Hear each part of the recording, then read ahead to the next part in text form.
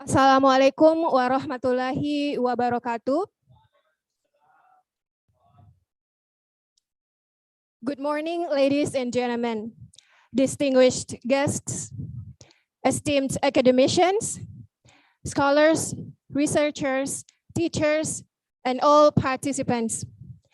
Welcome to the third International Conference on Physics Issues, hosted by Sub-Department of Physics Education, Faculty of Teacher Training and Education, Tadulako University.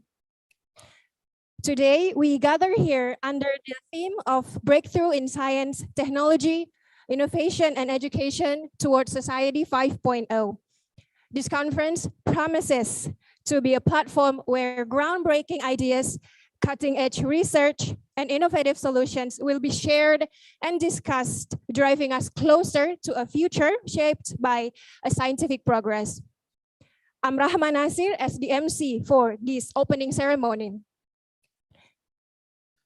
Before we proceed with the agenda, please rise for the national anthem, Indonesia Raya, as we honor and pay tribute to our beloved nation.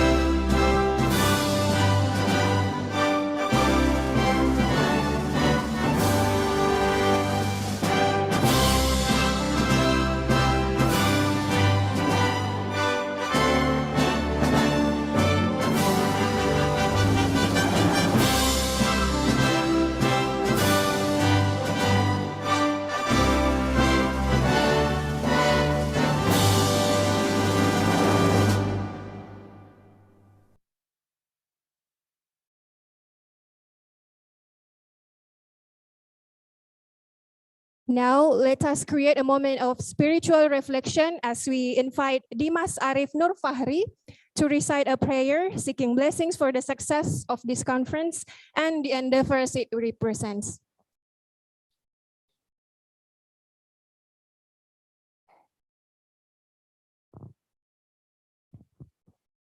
Bismillahirrahmanirrahim. Assalamualaikum warahmatullahi wabarakatuh. Ladies and gentlemen, let's bow our head and pray to Allah Subhanahu wa Ta'ala, so He will make this international conference a prayerless moment for us all. Please pray with me, for you who hold Islam and for you who hold other religions. You may pray on your own. Alhamdulillahirabbil alamin, hamdan yuafi ni'amahu wa yukafi mazidah. Ya Rabbana lakal hamdu kama yanbaghi lil jalali wa jikal karimi wa azimi sultanik. Allahumma inna nas'aluka salamatan fid din wa afiyatan fil jasad wa ziyadatan fil ilmi wa barakatan fil rizki wa taubatan fil maut wa rahmatan indal maut wa maghfiratan ba'dal maut. Allahumma fir lana wa liwalidayna wal lil muslimina wal muslimat wal mu'minina wal mu'minat al ahya wal anwat innaka samiu qarib mujibu da'wal ya qadiyal hajat. Allah, today Saturday 17th 2023 we gather here to attend the third international conference on physics issue whose theme is breakthrough in science, technology, innovation in education towards society 5.0. Oh Allah, may your light guide and bless us, help us to speak clearly, help us to listen to each other, respect each other, love each other, and make it among those you bless. Oh Allah, may your light protect us from unwanted temptation and sin, so as that what is right, and what is wrong. Lead us to do good deeds and abstain from bad deeds. Rabbana atina fid dunya hasanah wa fil akhirati hasanah wa qina azabannar. Subhanaka rabbil izzati amma yasifun wassalamu mursalin walhamdulillahi rabbil alamin.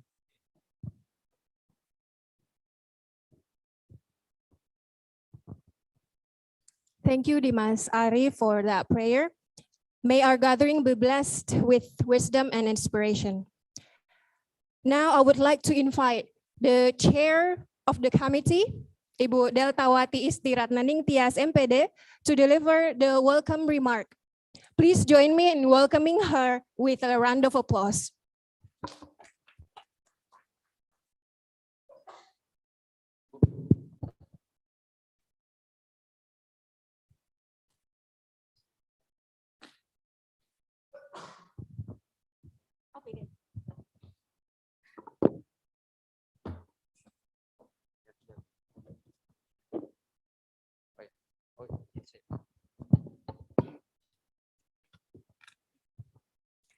Assalamualaikum warahmatullahi wabarakatuh. Good morning. On behalf of organizing committee, I am honored and delighted to welcome keynote and invited speakers, Vice Rector for Development and Cooperation Affairs of Tadulako University, Doctor of Science in Agriculture, Ayan MSc.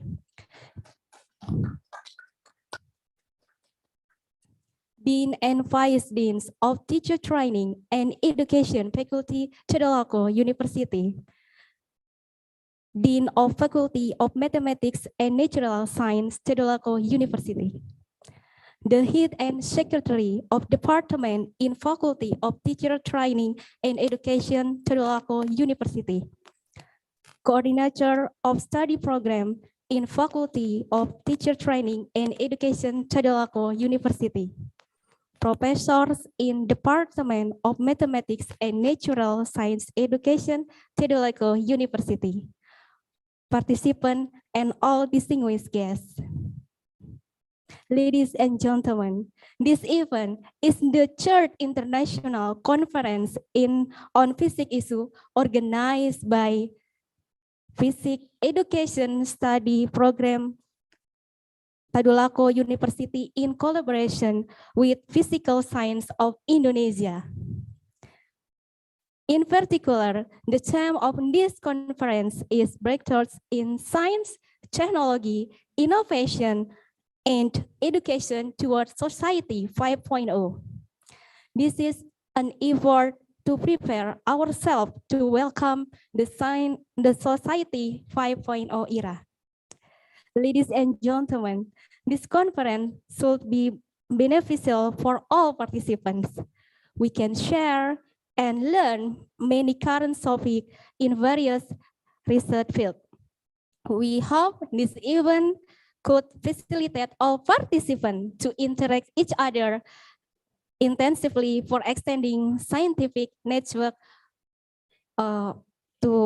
in future. We are pleased to inform that around 99 participants of 27 institutions that submitted abstract and full paper. This participant present by blended offline or online system covering varieties subject of physics and applied physics in learning. Ladies and gentlemen, especially there are 5 keynote speakers and 5 invited speakers come from USA, Taiwan, Japan, Malaysia, and Indonesia for plenary and parallel session, respectively. The keynote speakers are Professor Dr. Engineering Yudi Dharma MSc from Bandung Institute of Technology, Indonesia.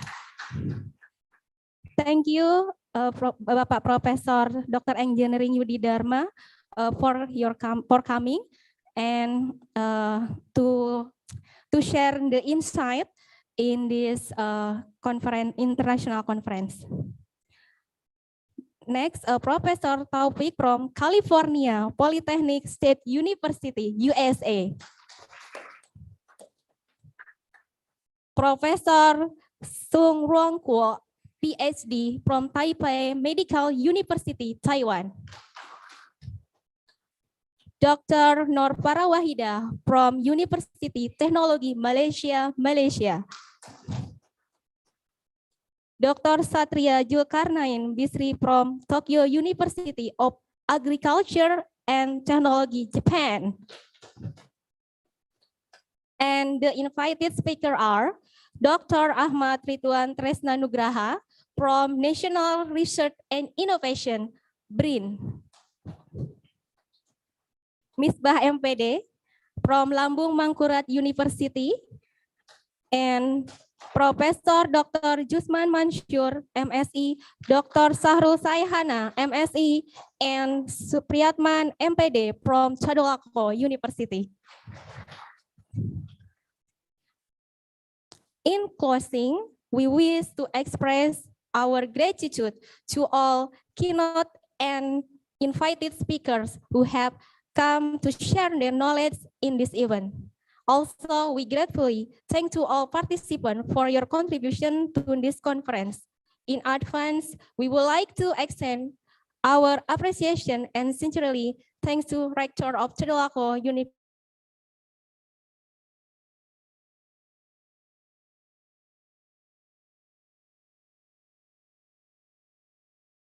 for support to this conference.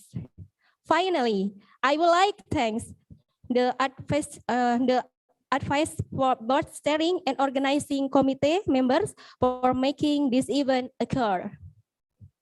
We wish all participants a very fruitful and pleasant scientific program of the conference. Thank you for your attention. Wassalamualaikum warahmatullahi wabarakatuh.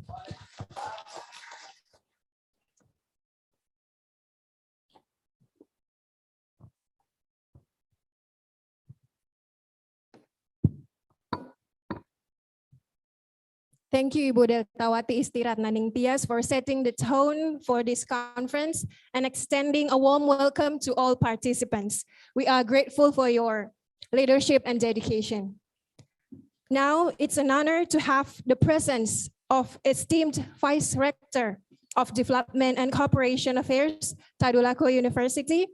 Please join me in welcoming Ibu Doctor of Science in Agriculture, Ayan Master of Science.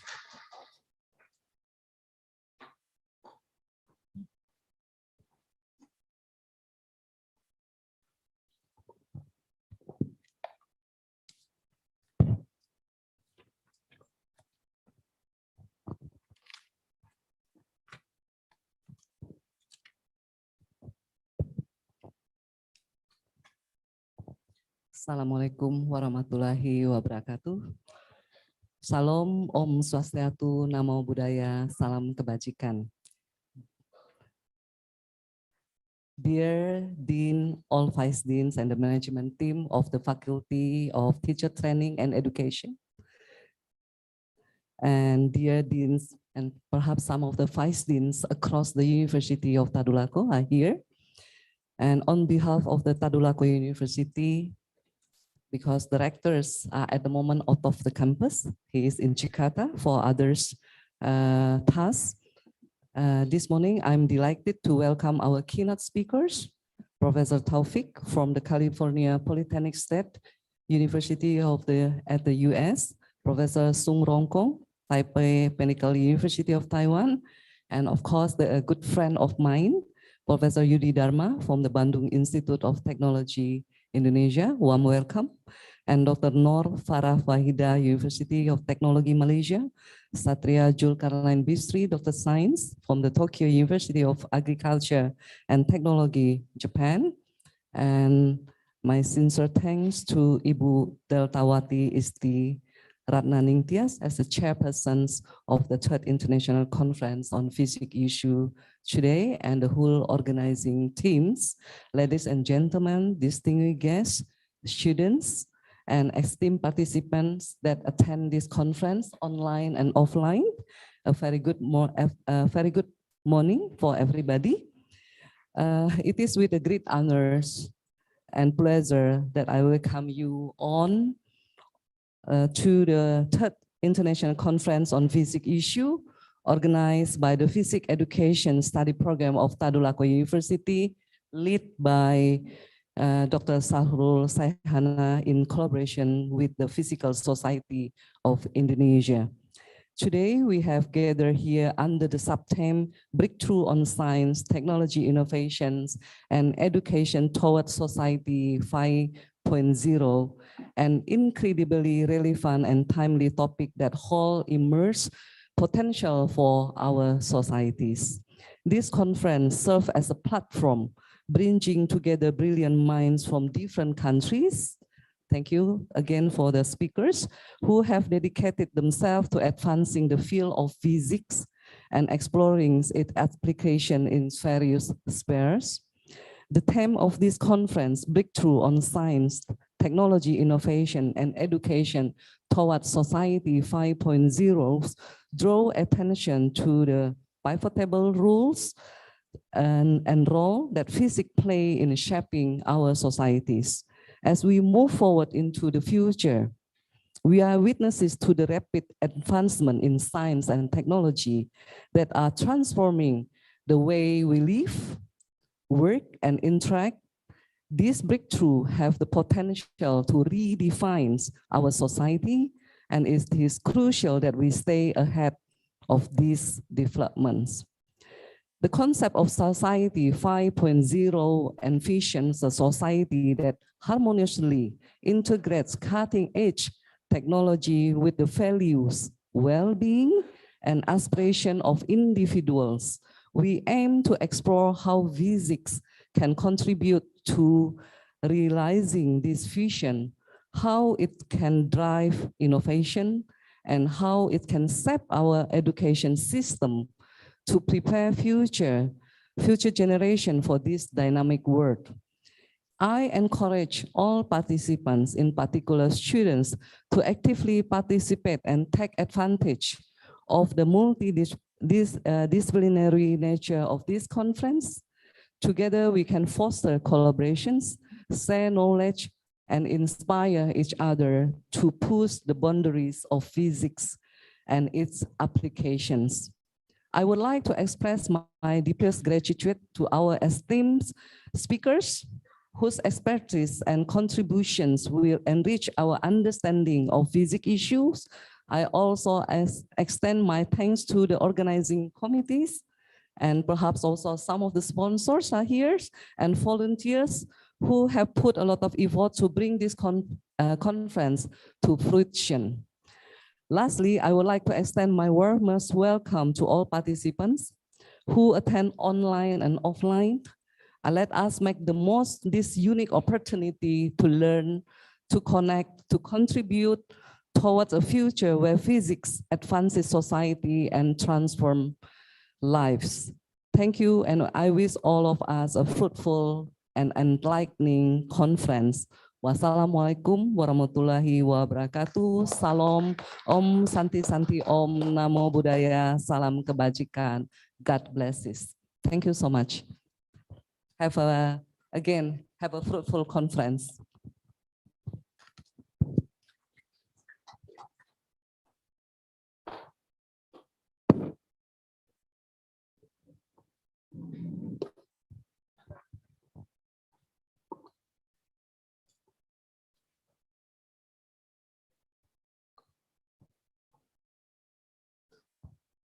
Thank you, Ibu, for your insightful remarks. We appreciate your support in making this conference a success. Before we conclude this opening ceremony, we would like to capture this memorable moment through a group photo.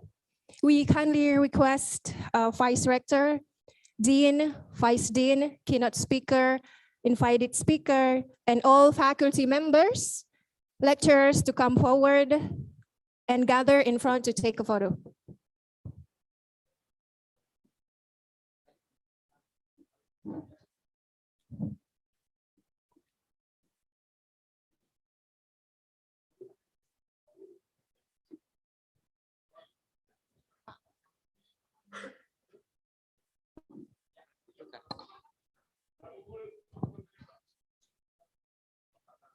Pak Pata.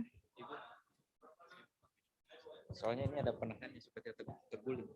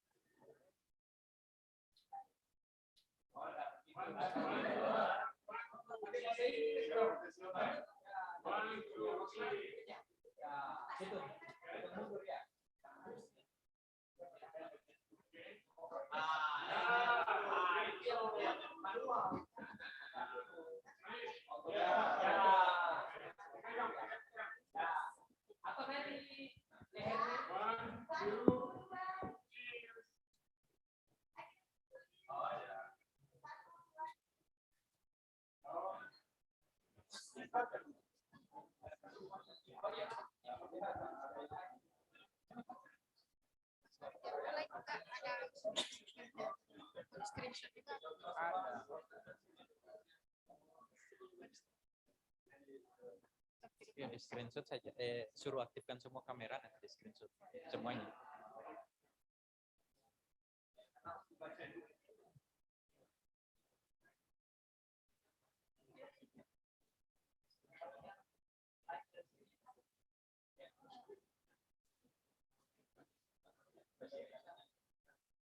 Now time to photo shoot.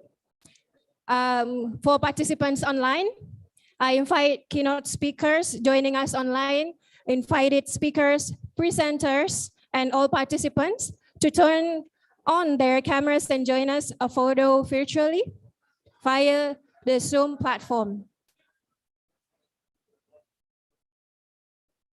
You have two slides. The first slides, take in 3, 2, 1. The next slide in 3, 2, 1. Okay, thank you.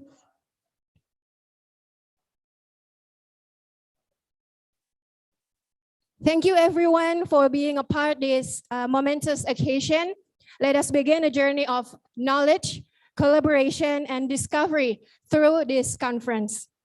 We wish you all a fruitful and enriching experience. I'm Rahma Nasir, and please enjoy the rest of the session. Wassalamualaikum warahmatullahi wabarakatuh, and good morning, everyone.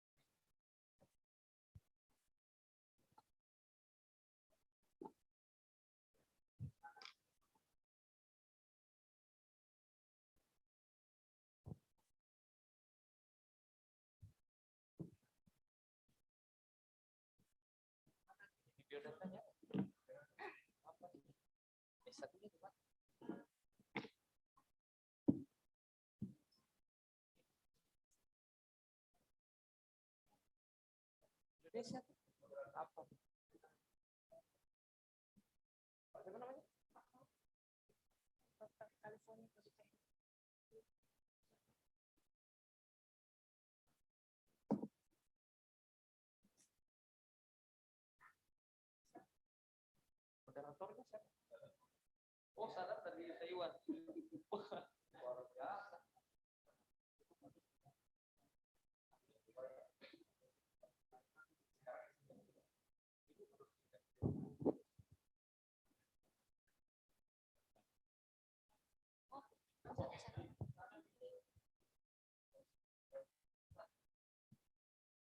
Our plenary session, the first plenary session, Pak Sadang Hussein, Master of Science, will moderate the first plenary session. And our keynote speaker will be Prof. Taufik from California Polytechnic State University, USA.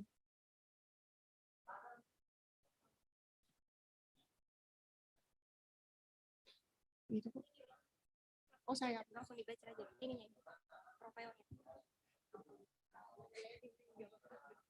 Gimana saya? Ini. Gimana? Ada di moderator, di file moderator. Iya.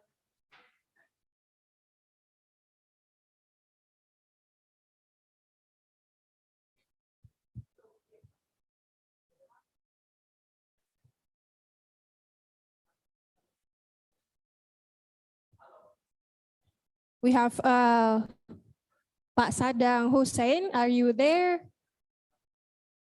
Is Pak Sadang Hussein joining us live already?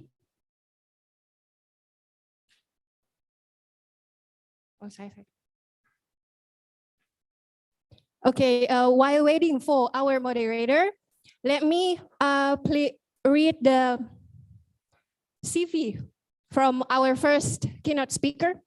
Professor Taufik is a professor of electrical engineering at California Polytechnic State University, USA. He received his bachelor degree from Northern Arizona University, USA, and electrical engineering and minor in computer science. He took his master's at University of Illinois, Chicago, USA, in the field of electrical engineering and computer science. He graduated with a doctorate from the National Cleveland State University, USA, in the field of electrical engineering. During his career as an academic, he has won many awards in various events, including the Outstanding Achievement Award in 2019, the Power Engineering Society Chapter Outstanding Engineer Award in 2013, the Outstanding Teaching Award in 2012. And I believe he has many awards I haven't said right now. In the field of research, he has developed a lot of research. Together with his colleagues, he managed to pocket the patents for system method and apparatus for a multi-phase DC to DC converter, multiple input, single output DC converter with equal load sharing on multiple inputs and zero voltage switching hybrid voltage divider. Currently, he is developing a project called the DC House Project in collaboration with 14 international partners. Okay, Pak Sadang already joined us. I like Pak Sadang to continue the session. Okay. Yeah, silakan Pak Sadang. Please, Pak Sadang. Okay, thank you very much. Sorry.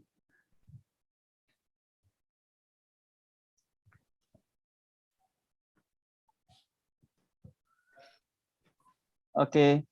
Assalamualaikum warahmatullahi wabarakatuh. Everyone can hear me? Okay.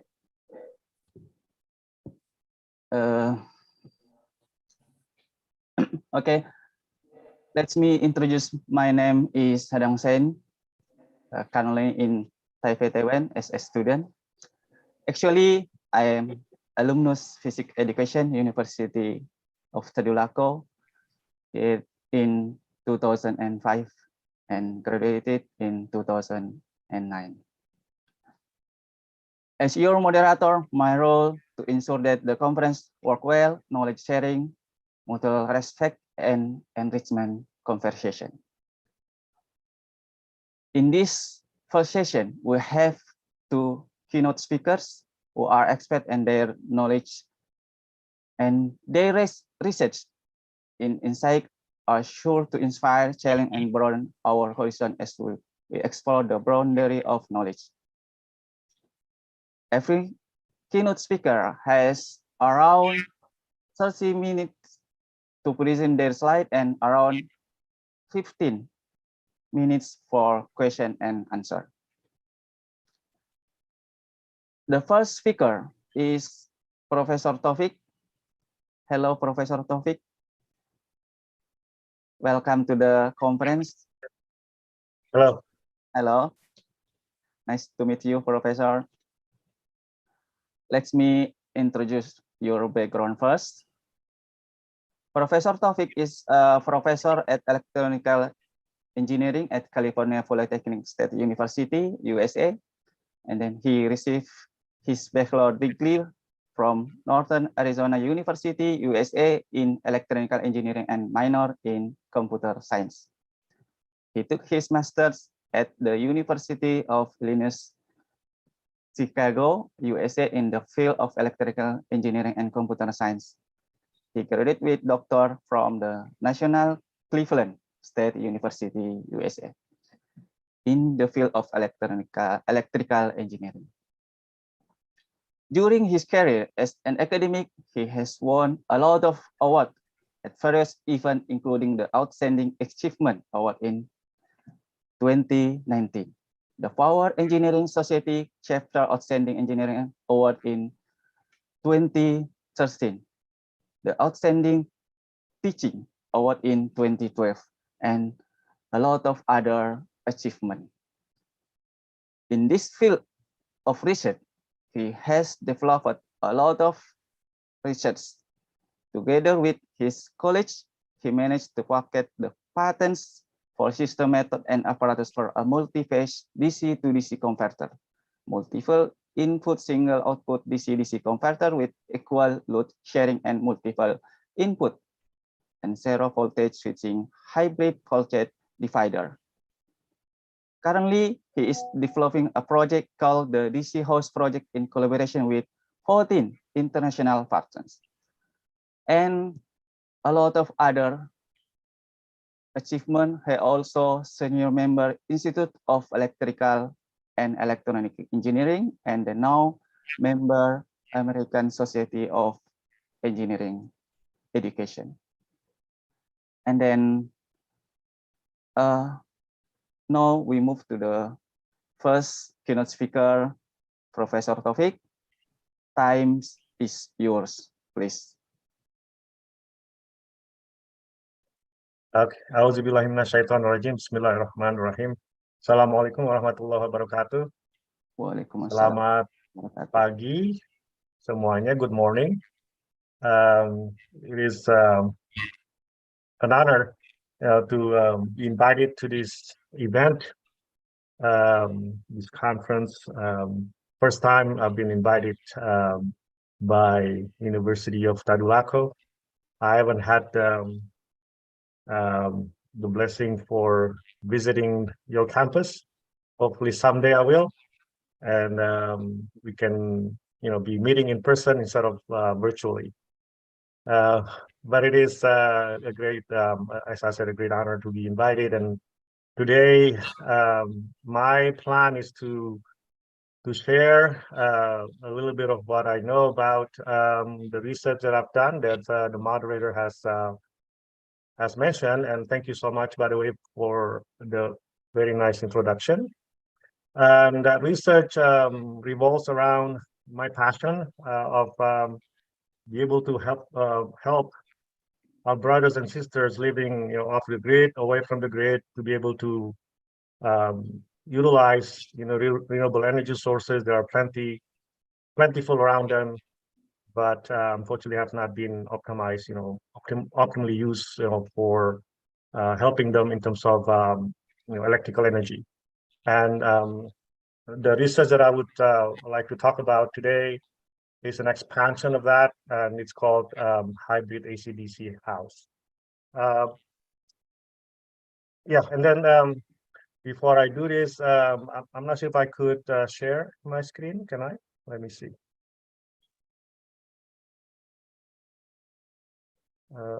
Sure, Professor. Let's see. I'm gonna try sharing the screen. Can you all see the screen, my presentation? Yes, yes, Professor. Okay. Go ahead. Oh, good. Thank you. Right here. Okay. Again, thank you so much for inviting me. Thank you for all of the academic staffs at the University of Tadulako, the committees that have put together this conference, and everybody in the audience, participants. I would like to introduce myself. My name is Taufik. I am originally from Indonesia. I migrated to the US back in 1989, and now I'm a full-time faculty member in the electrical engineering department at Cal Poly State University in the USA. And my background is in power, but mainly in polyphonics. And as I said earlier, hopefully someday we get a chance to meet in person, because that's what I would love to do before pandemic. I actually travel to Indonesia oftentimes and visiting, many campuses around Indonesia, but so far, mainly in Java Island. But hopefully in the future, I could also visit other islands as well. Just a little bit about my campus, because not many people know about Cal Poly State University. It is originally a polytechnic school, but in the US, there is no more polytechnic college, if you will. It's different from Indonesia, as you know. So now in the US, all of the polytechnic colleges, they have to convert to university, full-blown university, including Cal Poly State University. It was established in 1901, and it has about 22,000 students, and it offers quite a few degrees, bachelor's and master's. We are a non-PhD school. Our campus is the second largest campus area-wise in the state of California. And these are the different colleges that we have at Cal Poly. Engineering being the biggest college with about 6,000 students. As you can see, it is the largest. We also have the science and math, College of Science and Math on campus. along with business and agriculture, as well as liberal arts. And just so that you understand or have an idea of where we are located, if you look at the US map right here, we are on the West Coast. That's the state of California right there. It's a long state, takes about at least 8 hours if you drive from the south to the north.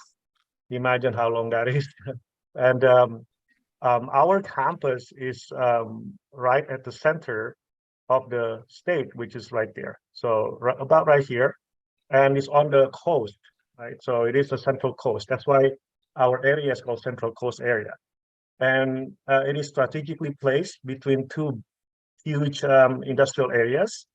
To the north of us, we have Silicon Valley, and to the south of us, we have LA, Los Angeles area, which what we call Southern California, and San Diego, another big industrial area.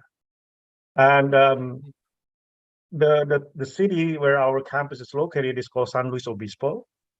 It is mostly a tourist place, a tourist destination. Here's the picture of the campus. As you can see, it's surrounded by rolling hills and not too far from the ocean. So we get the best of both worlds.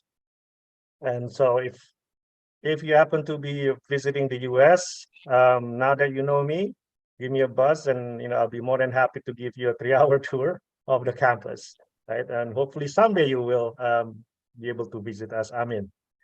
And just to share a little bit about the past collaboration that I've had with academia from other universities. I did have some visitors or students coming to do research for 3 months, 2 months with me on my campus here. For example, 3 students from the Philippines, 6 PhD students from Indonesia, 1 from Malaysia, and so on and so forth.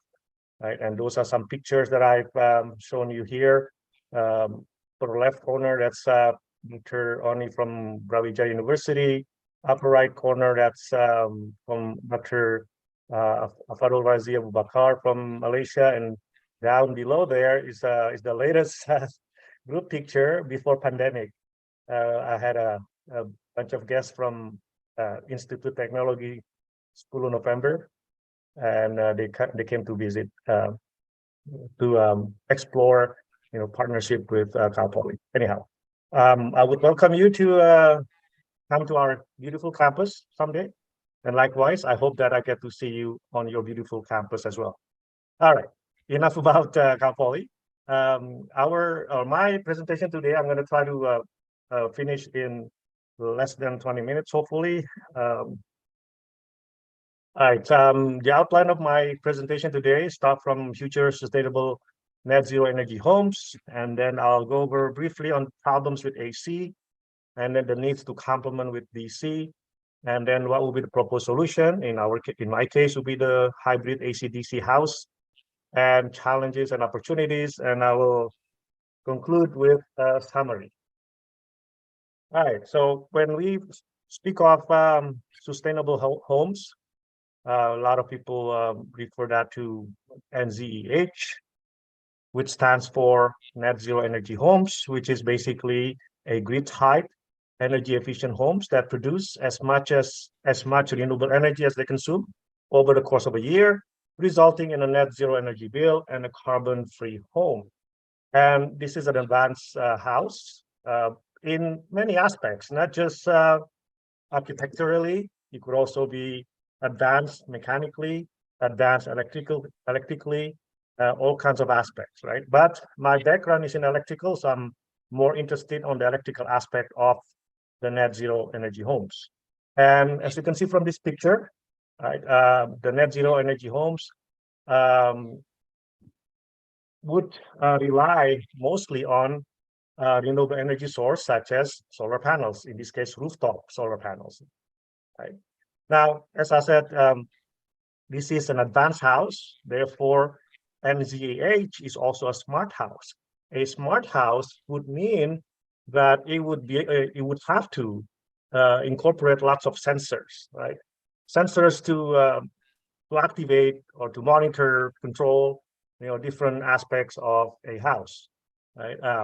Remote control, automations, you name it. Now, as we all know, sensors, all of these intelligent devices, they're small electronics, and these are devices that are operating in DC, right? And so as I put it over here on the slide, is that these technologies mainly require DC. However, as you know, our house currently is heavily dependent on AC, right? More legacy AC system, the Tesla Westinghouse system. And so if our vision for the future house is to be able to have a smart house that runs all of these DC devices, then if we are only sticking with AC, you could imagine the conflicting, what do you call it, objectives or goals, right? On one hand, the source is AC. On the other hand, more and more of these devices that we run in the house, the future house, would be DC. So it's going to be more challenging for us to transform or transition into net zero energy house if we were sticking with just purely AC system. Another problem with AC is this, right? You have more and more loads that are internally DC. Right? This is just an example, right? You see the wall plug on the left, right, which is AC, right, provided by PLN, for example. So PLN is outputting AC, which has this sinusoidal type of waveform. But then devices that we have, more and more devices and loads that we have at home are running DC, right, which is flat. So as you can see, there's a mismatch, right? Obviously, there's a mismatch from a plus minus, positive negative cycle type of energy to just one polarized, energy. So we have to convert, right? Practically speaking, we have to convert from AC to DC. And this, unfortunately, when you do the conversion, in the process, you're going to lose some power between 17 to 35%, right? So that's the problem that we're having if, let's say, we're sticking with AC with more DC loads. And then more problems with AC is this. In DC, there's only one type of power. Voltage and current, you multiply the two, you get V times I equals to watts. Right? In AC, it's not the case, right? Why? Because there's phase angle, right? There's phase angle involved in AC waveform, right? If the voltage is a sine wave, current is a sine wave, then it would be possible, it is possible for the current to either lagging or leading or in phase with the voltage. So therefore in AC, we actually have more type of power, right? We call instantaneous power, average power, right? In watts, reactive in bars, that's the unit, complex power in volt amps, and then apparent power in volt amps. In DC, there's only one power. In AC, you have to pay attention to 5 different type of power. So inherently, it will be more difficult to control, right? Because now you have to take into account, 5 different powers. Well, in DC, there's only one, so it's easy to control. And as such, AC would require, if you stick with AC, right, it would require some kind of reactive compensation, unlike DC. And this implies that you would need to somehow compensate for the reactive power, which means there's going to be increased current flowing through the line, and that would introduce more loss in the system. Overall bad, basically. All right. So I hope that I know, due to the short or limited time, I hope that I convince you enough to, to realize that we have problems with AC. Now, what is the solution then? Well, before we go to the solution, at least we should think about a way to complement the AC, right? And logically, if we want to complement the AC, then DC will be the other side of the spectrum, right? So now we have DC, and I would say, I believe we should complement the AC with DC, right? Why? Well, one reason, as I said earlier, is that increasing number of electrical loads these days are inherently internally running on DC. two examples right in front of you on this slide is this what is it, smartphones, right? So by the year 2021, there are about 2 billion, sorry, 2 billion smartphones around the globe. Now, when you plug in a smartphone into an outlet, right, you might be thinking, well, that's AC, but it's not, right? Because this smartphone is charging, when you plug it to the AC outlet, it's actually charging a battery, and battery is a DC. Now, let's just assume that every smartphone that you plug in would require 5 volts, right? USB 5 volt at 1 amp. Let's just say that's low, but nevertheless, let's assume that's 1 amp. And let's say you charge it for 1 hour, right? Then you get 5 times 1 times 1, right? That's 5 joules. But then if there's only one smartphone, of course, it's not going to matter that much. But realize that there's 2 billion smartphones in the world. So globally, right, if you account for the number of smartphones that we have globally, these small numbers becomes huge, because you can see that if you multiply 5 times 1 times 1 times 2 billions, guess what you get? 10 gigawatt hours. And giga, as you can see, that's 9 zeros. That's not a small number anymore, right? Now, that's one example. Another example, which I'm going to briefly state, will be LED lights. 10 years ago, right, rarely we saw LED lights, right? LED light bulbs. Nowadays, at least in the US, almost every single light bulb is LED, right? Why? Energy savings, right? And you can see that the increasing demand for LEDs, along with the decrease in cost, right? So it's just going to be more and more LEDs. And as we know, LED operates in DC, not AC. So therefore, more and more lightings in the future in our house would be DC based, not anymore AC. All right. Another thing, USB-C. I mentioned USB-C before, USB, but what's more interesting is USB-C, right? USB-C has become more and more popular these days, has become more and more, what do you call it, prevalent in terms of interfacing AC to DC, right? Portable devices now more common now to use USB-C than the previous USB type, such as USB 2 and USB 3. But now we have USB-C, and USB-C is an awesome technology. Why? Because initially, from the power point of view, initially the target for USB-C is to be able to provide 100 watts. Now, if you think about it, in the future, or it's actually almost there now, a USB-C can actually provide as much as 100 watts power to a device. 100 watts is not a small wattage. It's quite significant for an electrical load at home, right? You can power your laptop, you can power your small fridge, you could power, easily TVs, right, with 100 watts. So imagine in the future, instead of having an AC wall outlet, you can actually have, USB-C outlet. And you've seen those already, right, in several hotels, right? These days they have, USB plug on their wall. But unfortunately, behind the wall, there's still AC to DC, right? So what we would like to have in the future is a dedicated DC line, so that we don't have to convert AC to DC. Anyhow, that's the initial target, 100 watts. Look at what happens here. Just recently, that target has been upgraded to 240 watts. So imagine you could actually get 240 watts coming out of one single USB-C. That's a lot of wattage. A lot of wattage means you could power bigger electrical loads, DC electrical loads in the future. Exciting, right? So that's why another reason why I think we need to complement AC with DC.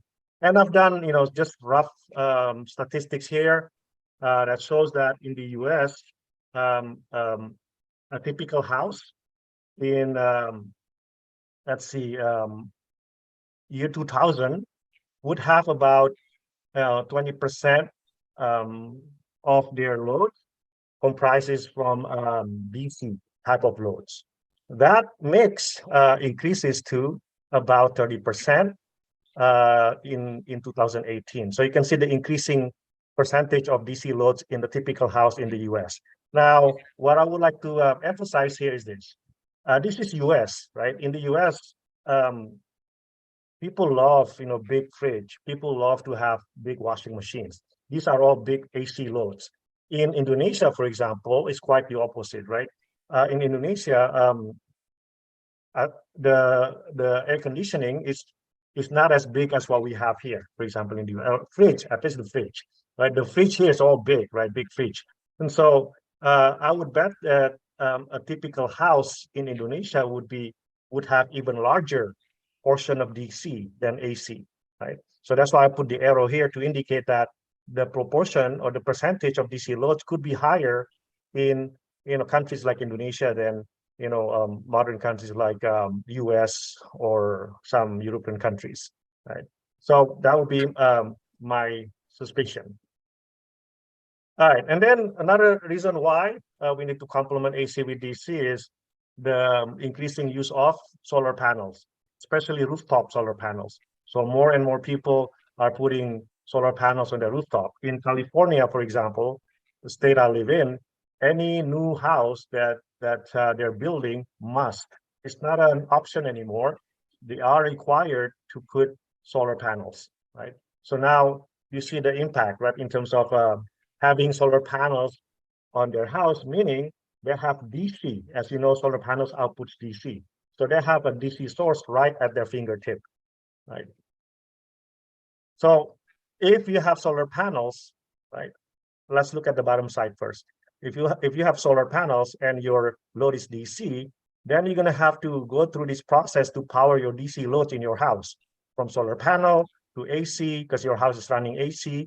And then from AC, your load is requiring DC. So you have to convert to DC again. And then from DC, you have to regulate the DC. So another DC to DC converters. Imagine the losses, right? The amount of losses. And I would much prefer having the top diagram right here, the top system right there, where if you do have a solar panel, any DC source in your house, then why not have just DC bus? If you have a DC bus, then you could just do one DC to DC converter to power your DC loads, right? So that would be much more efficient. And I talked about smart homes, so I won't go through this anymore. Increasing interest in using, smart devices for your house, and these devices are DC operated. Along with this is the energy storage, right? I'm not sure what's really happening in Indonesia, but in the US, there is a push for having, or a push for from the state government to have energy storage at a residential scale to help with the mismatching between solar panels and the actual load profile. That's a separate issue that I could talk about at a different time. But basically, the energy storage is there to be able to match the conflicting demands between load and excess energy from solar panels. So you would need eventually you would need energy storage if you put up more and more solar panels on the rooftop. And energy storage, as you know, is DC. They're not AC. All right. So then, what am I proposing as a solution? So initially, I proposed this, right? DC house, but DC house is more suitable for off the grid type of application. Any areas not reachable by PLN, by the grid, would be, I would say that would be the perfect system here to just run pure DC. You don't need AC, just pure DC. Right. So that's the DC house.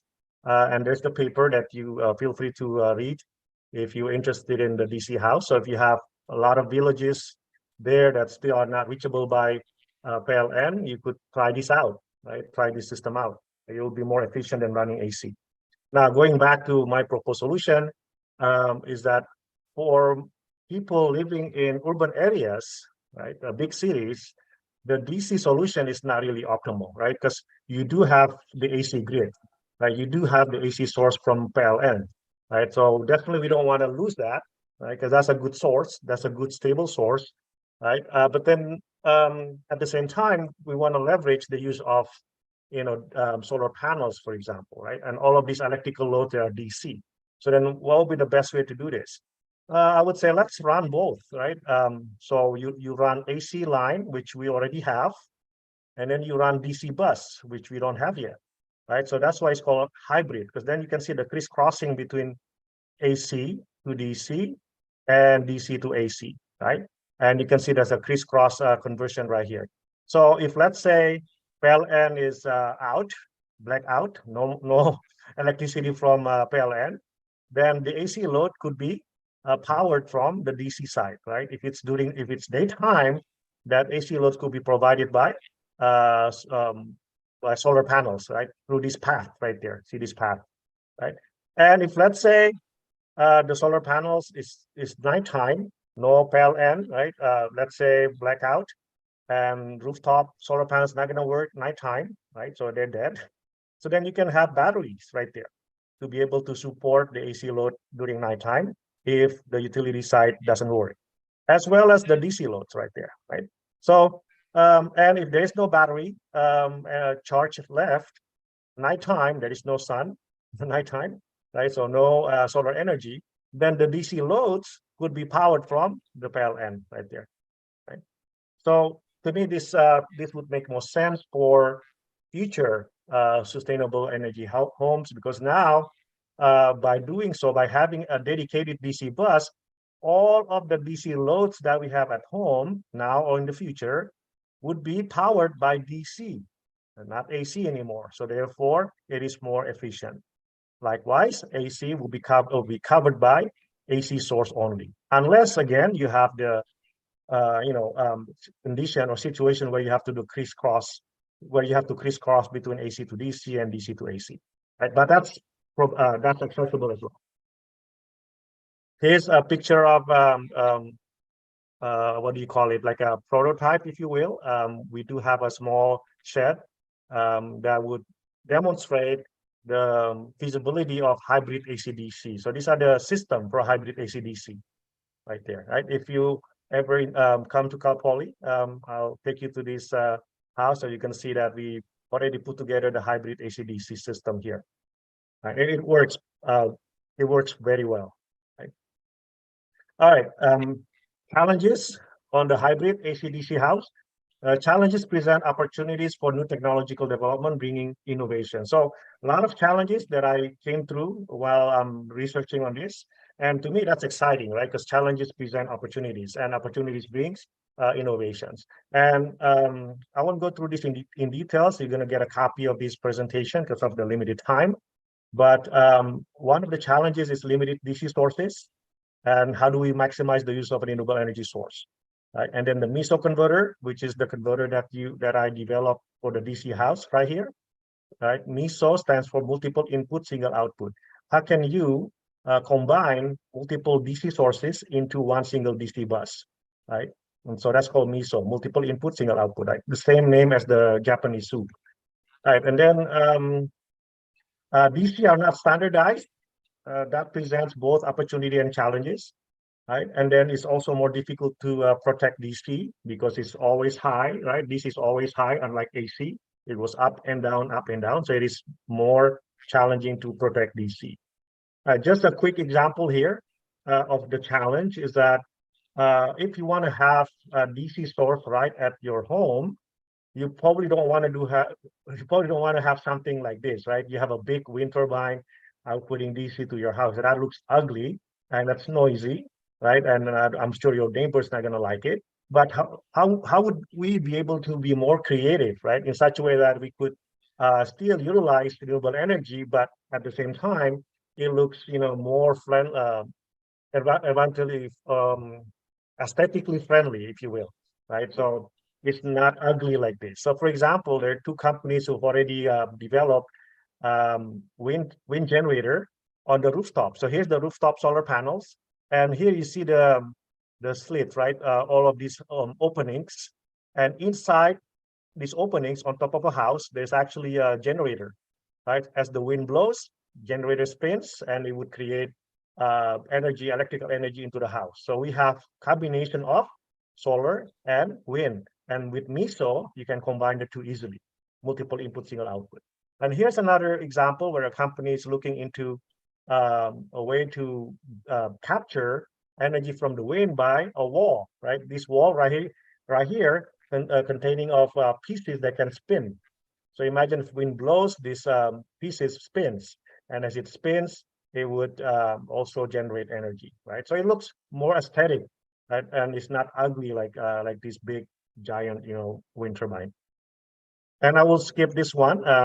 We developed a play park generator so that kids can play while generate energy at the same time. And kids are very full of energy, so if they want to play, why not charge phones while they're playing?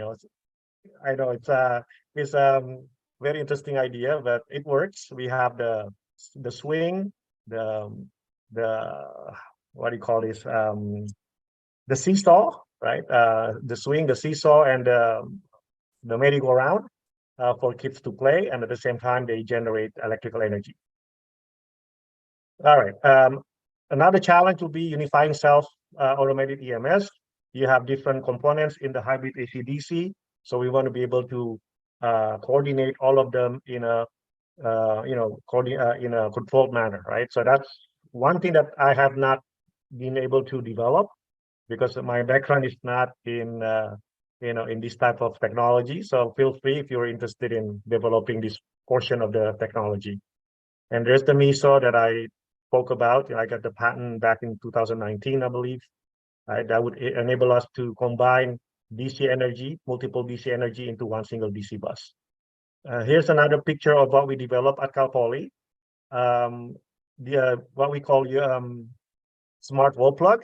DC is not standardized. If you have AC, everything's running at 220 volts AC, right? So if you buy AC appliance out there, then it's all standardized to 220. But if you have DC load, they're not standardized, right? So DC load can come with 9 volts, 15 volts, 12 volts, all kinds of voltages. So it will not be wise to have multiple wall plugs, right? For DC, let's say, oh, I have wall plug for 9 volts. I have another wall plug for 12 volts. That's not smart, right? So what I'm proposing is to have just one wall plug for DC, and this wall plug is smart enough to figure out, hey, the DC load requires 9 volts. The DC load requires 12 volts, right? So we've done it at Cal Poly, and we are version number 4 right now. It works, but I'm still not happy with the performance. So feel free to follow up on that. Briefly, this is the protection. Again, as I said, it is not easy to protect DC because it's always high, right? Always flat. There is no zero crossing, so it is harder to break the energy. All right. Opportunities for improving the hybrid AC/DC house. We can start with picture of a village here in Indonesia where you have cluster of homes. So why not create like a network of AC or DC bus, right? So you have hybrid AC/DC, and you can either have an AC or DC bus where houses can exchange energy from one to the other.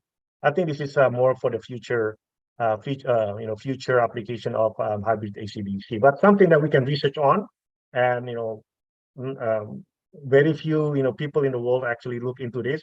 That's a big opportunity for us. So why not, right? I'm gonna skip this because we are running out of time.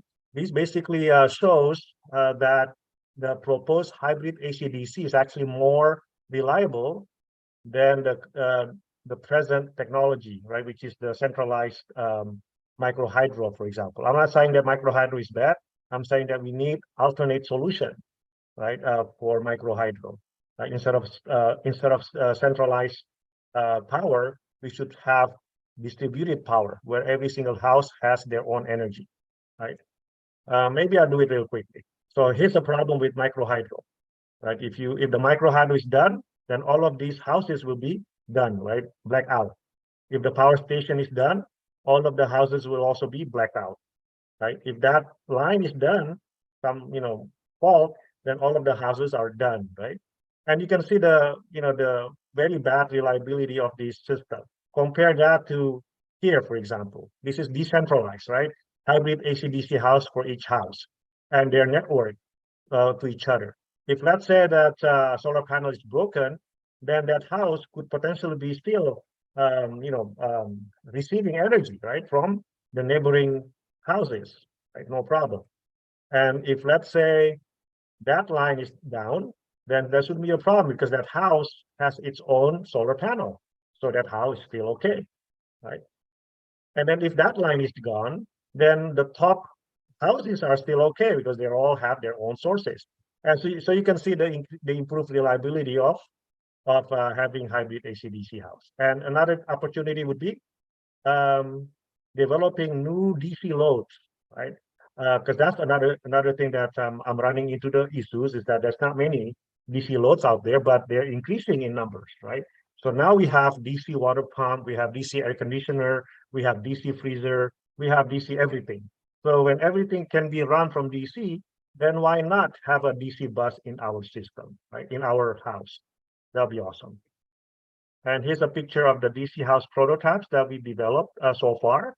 One in the US on our campus, and then Indonesia with Universitas Pajajaran, and down there is with Philippines, Technological Institute of Philippines, in Quezon City. Right, they have. I was invited to stay there for a month and to help them build this house with the DC house system. So ironically, kind of maybe curhat a little bit is that I've been promoting DC house technology in Indonesia for years, but guess who's interested first? It's not Indonesia, it's Philippines, right? So Philippines, the one who invited me first to spend a month there and built this first DC house in the Philippines, right, on their campus. And then Pajajaran, follows that, and beautiful house in Pajajaran. And then there's a government office here also next to Pajajaran University that runs DC house system. And if University of Tadulako is interested, feel free to contact me or any university in the audience. If you're coming from different universities, if you're interested in building a prototype on your campus to develop this technology, more than welcome to do so. All right. I know I went fast, but as a summary, my point is let's collaborate on hybridizing electrical system. I think this is the way of the future, right? If we just keep postponing it, then we'll be lagging again. We want to be at the forefront of this technology, and I'm inviting you to collaborate on this exciting field to be in, right? Leveraging renewable energy, and then developing hybrid AC/DC system in our house, in our buildings, our office, what have you, right? Lots of challenges means a lot of opportunities, and and these are the references. And with that, I will conclude my presentation because I'm already at 30 minutes. All right. I hope that you learned something from this presentation, and thank you so much for listening to this presentation and for giving me the opportunity to share my interest and my passion and a little bit of what I know about DC house system. With that, billahi taufiq wal hidayah. Assalamualaikum warahmatullahi wabarakatuh. Waalaikumsalam warahmatullahi wabarakatuh. It is outstanding presentation from Professor Taufik. Okay, let's move to the question and answer. Hello, all of the participants inside and then via online. You can ask question inside. Maybe the committee can help me, and then if you want to ask question, you can raise your hand. I check first.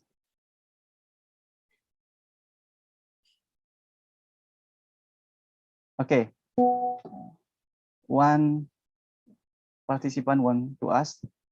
Mr. Sahro Sehana, please ask your question. Okay, thank you. Assalamualaikum, Prof. Taufik. Waalaikumsalam.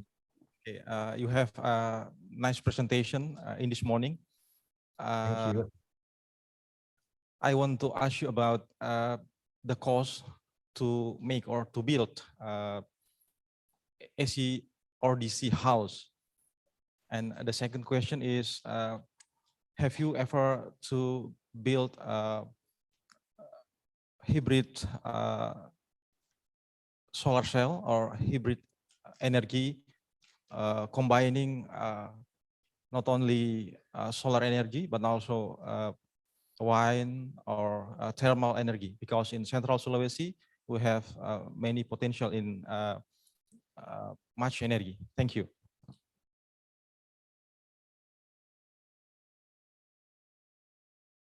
Okay, direct answer, Professor. Okay, okay.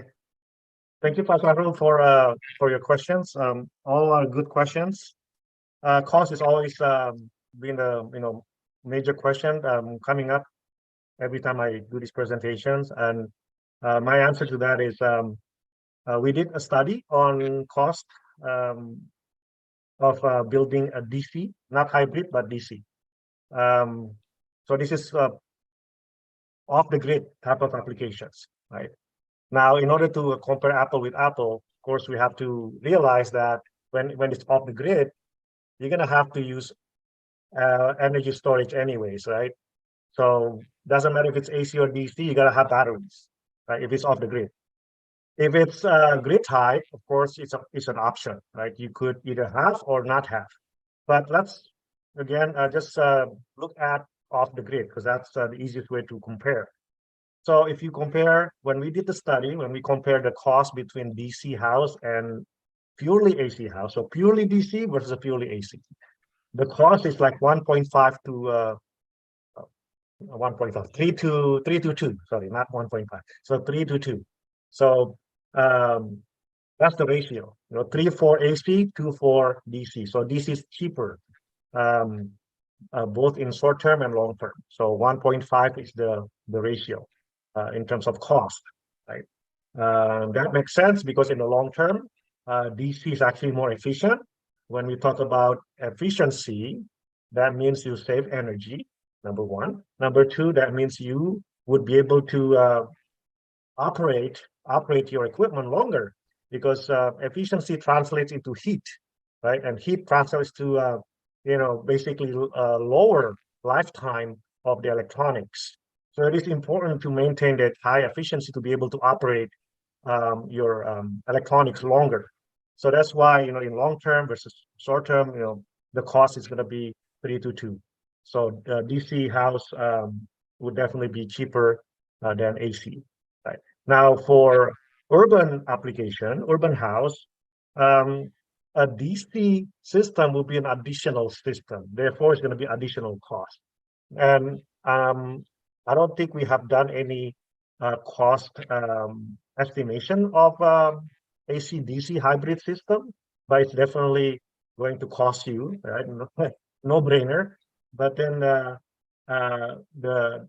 upside of that is that, or the selling point, I should say, is that in the long term, right, the rate of return or the break-even point, right, should be studied so that we know the incentive, right, for people to be able to install hybrid AC/DC.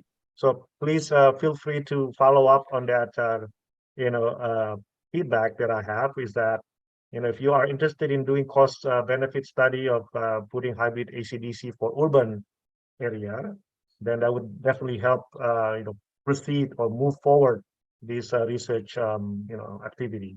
So I'm going to need your help for this. All right. And then in terms of whether or not I've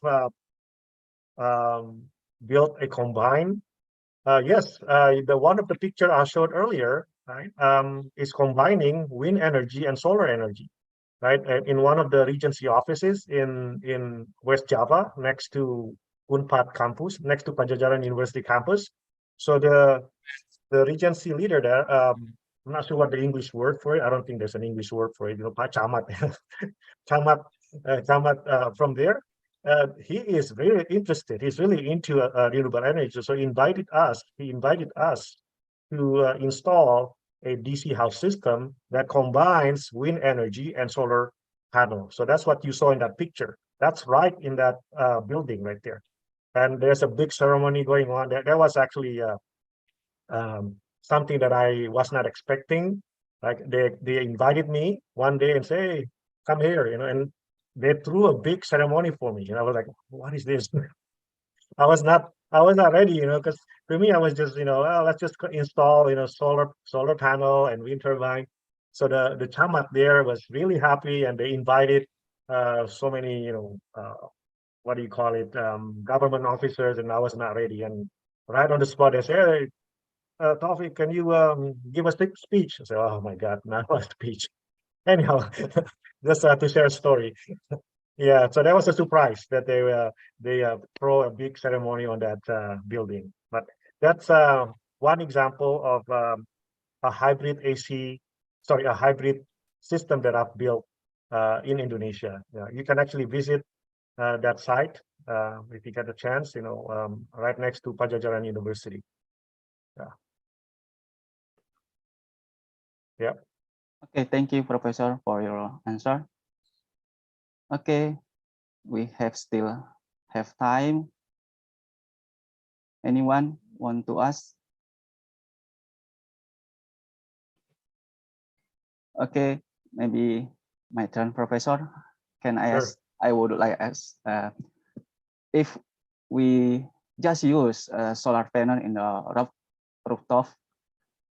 Do you have like specific requirement to uh, use just one house, like for example in Indonesia about a simple house, like something like that?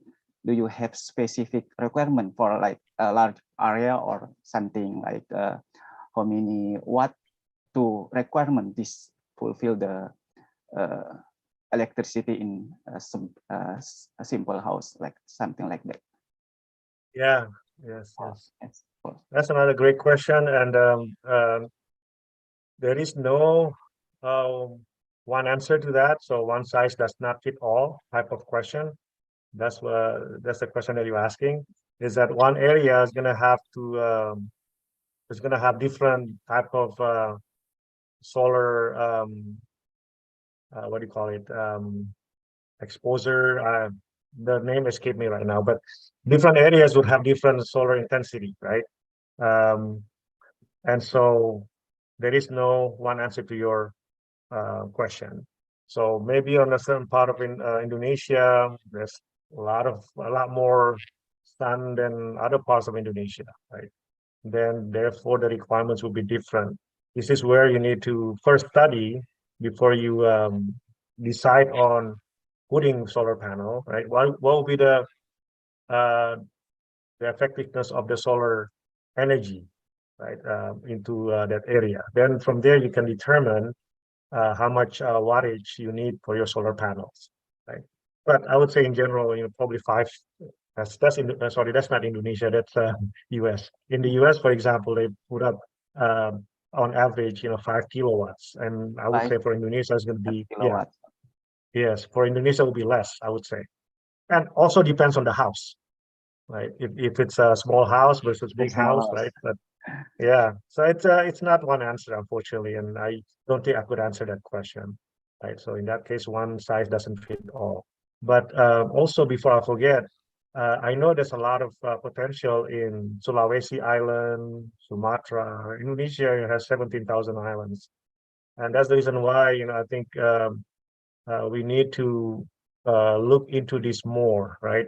It's been overlooked for a long time. I think it's time for us to be able to, be the leader on this technology, and that's what I'm challenging you.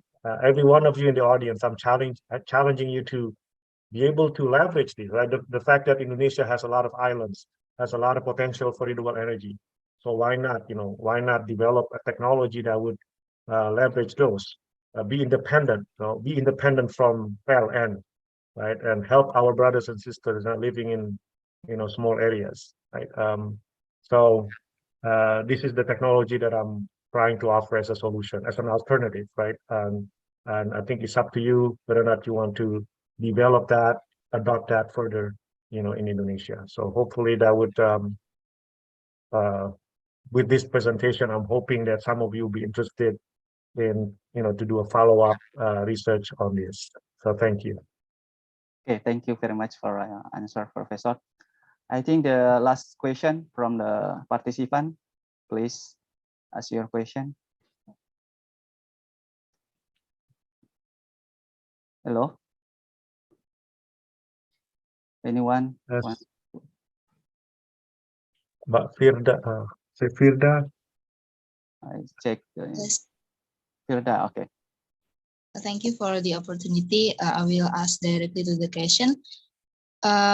Maybe my question would be a little bit or slightly out of topic, but still have correlation with renewable and sustainable energy. In this case, maybe solar cell.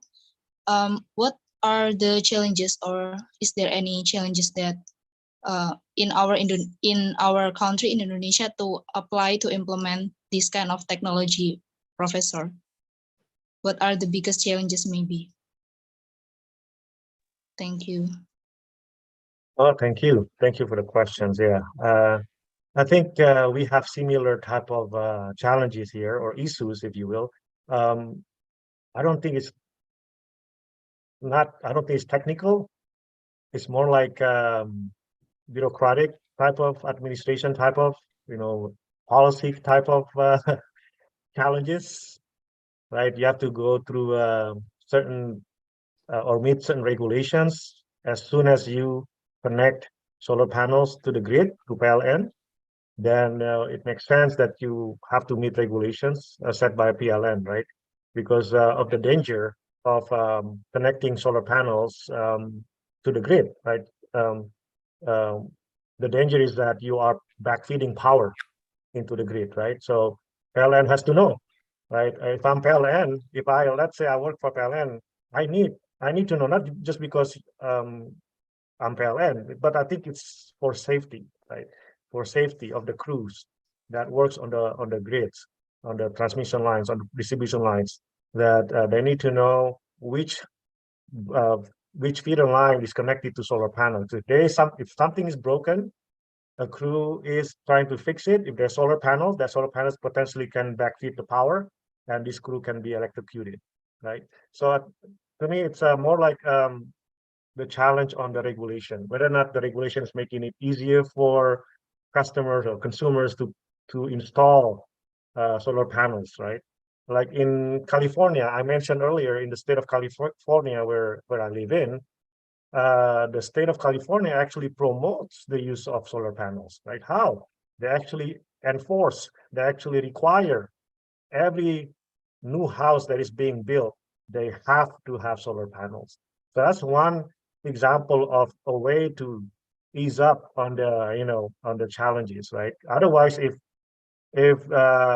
the government or state government or PLN, whatever it is, making some regulation that would be harder for consumers to install solar panels, then of course it's going to slow down, the rate of the uh, use of solar panels. Right? But likewise, or on the contrary, I should say, if the government or the utility company supports this type of what do you call it, technology, then it would accelerate the use of solar panels, right? Now, that's the challenge if it's grid tied. If it's non-grid, if it's on what do you call it? If it's off the grid, then I don't think there's that. I don't think that challenge is there, right? It's just a matter of money, right? How much money you have, and how much of skilled people to put up the system, right? So I think that's something that we need to think about if you want to, develop off the grid houses using solar panels, right? And these days, I think the technology is mature enough that you don't need. I don't think you need an electrical engineering degree to put, solar panel together. You can, especially with Google and with YouTube videos, what have you. I think it becomes easier for people to just install solar panels. That's off the grid, right? If it's not connected to PLN. So I would say the challenges comes from when the solar panels is connected to the grid. If it's off the grid, it's much easier, right? Less challenges. I hope that answers your question. Okay, thank you, Professor, for your nice sharing and nice presentation. I think it's enough for us for the first keynote speaker. Thank you very much. And then see you next time, Professor. Yeah, thank you. Again, thank you for everybody. I hope to be able to meet you in person someday. Okay. All right. Bye-bye. Bye-bye. Okay, we move to the second keynote speaker. Maybe already in here. I check first.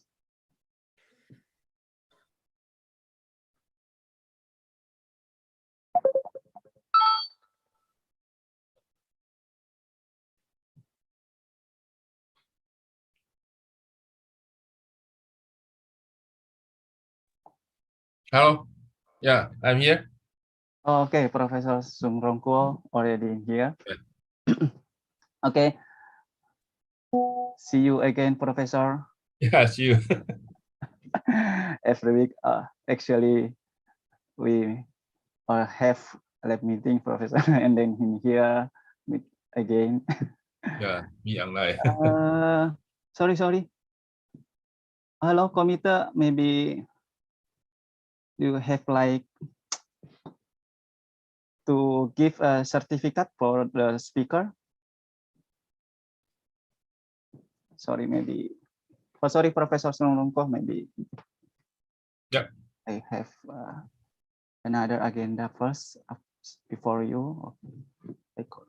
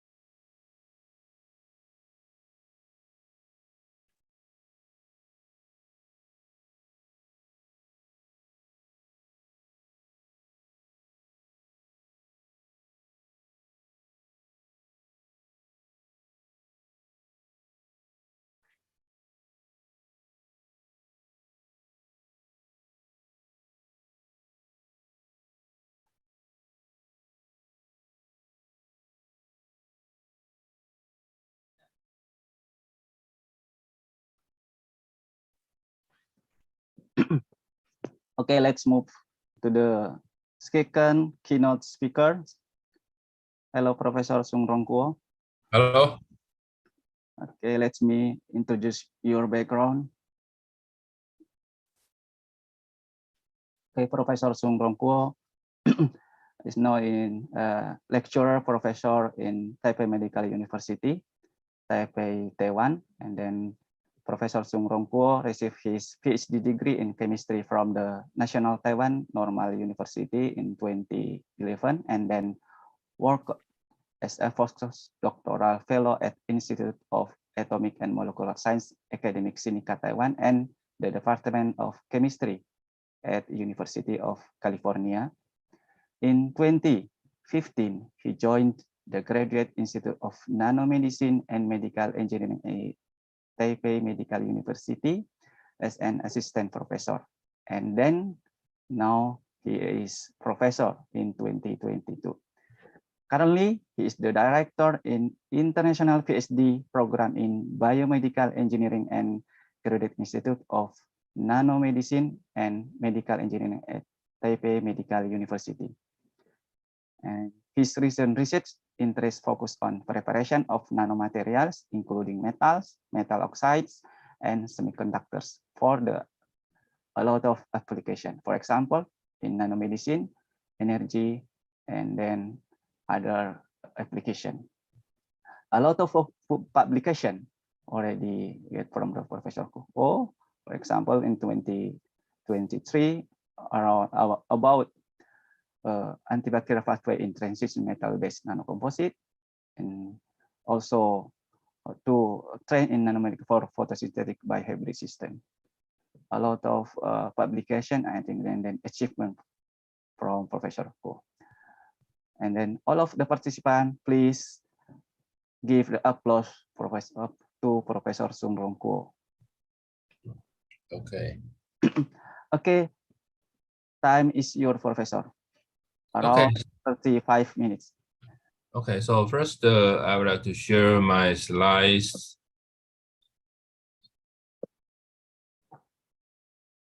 Okay. Yeah, we can see, Professor. Okay, so first I would like to thank for the invitation from the conference and for the Satan. Yeah, so it's my pleasure to join the conference, the third international conference on physical issues. And today, my topic is related with the fast-dependent, so molybdenum sulfur nanosheet for efficient photothermal interaction with the inactivation of bacteria. So for here, we in my group we use the nanomaterial for antibacterial application and based on photothermal effect. So I come from Taipei Medical University, and my institute is the nanomedicine and the medical engineering. So basically, we have prepared a lot of nanomaterial and try to apply this nanomaterial in practical application. First, we use the nanomaterial for antibacterial application. My name is Chong Guo, and this is my email. So if you have any further questions, you also can email to me for further discussion. So first, I would like to introduce the some nanomaterials. Basically, this is the most important material in our lab. We use for different application. As we know that the nanomaterial, so the size is from 1 to 100 nanometer. So from here, 1 nanometer to 100 nanometers. So there are a lot of different nanomaterial can be used for diverse application. And so, for example, we have different types of nanomaterial, including the micelles, dipsol, dendrimer. So this three about the organic. So it's the organic molecular composition. And the further is the gold nanoshell. So we have gold nanomaterials with the different coaxial structures. And also the quantum dots, also the nanomaterials can emit the fluorescence. So we call it as quantum dots. This is also a nanoparticle, but can emit the fluorescence. So furthermore, we have polymers. It's also a very important materials, so composition for nanomaterials. So these are the various nanomaterial can be used in the biomedical applications. So you can see here from 1 to 100 nanometers. So there are a lot of nanomaterials. And small is the glucose, and even for the virus, as we suffer a lot of years, several years for the COVID-19 is a virus. So it's bigger than the nanomaterial. So therefore, there are also a lot of policy use the nanomaterial to fight virus. So especially for the COVID-19 virus, and the bigger is the cells, and also the tennis ball. So basically, we focus on the very small size materials, and because the diversity, so we can use for various applications.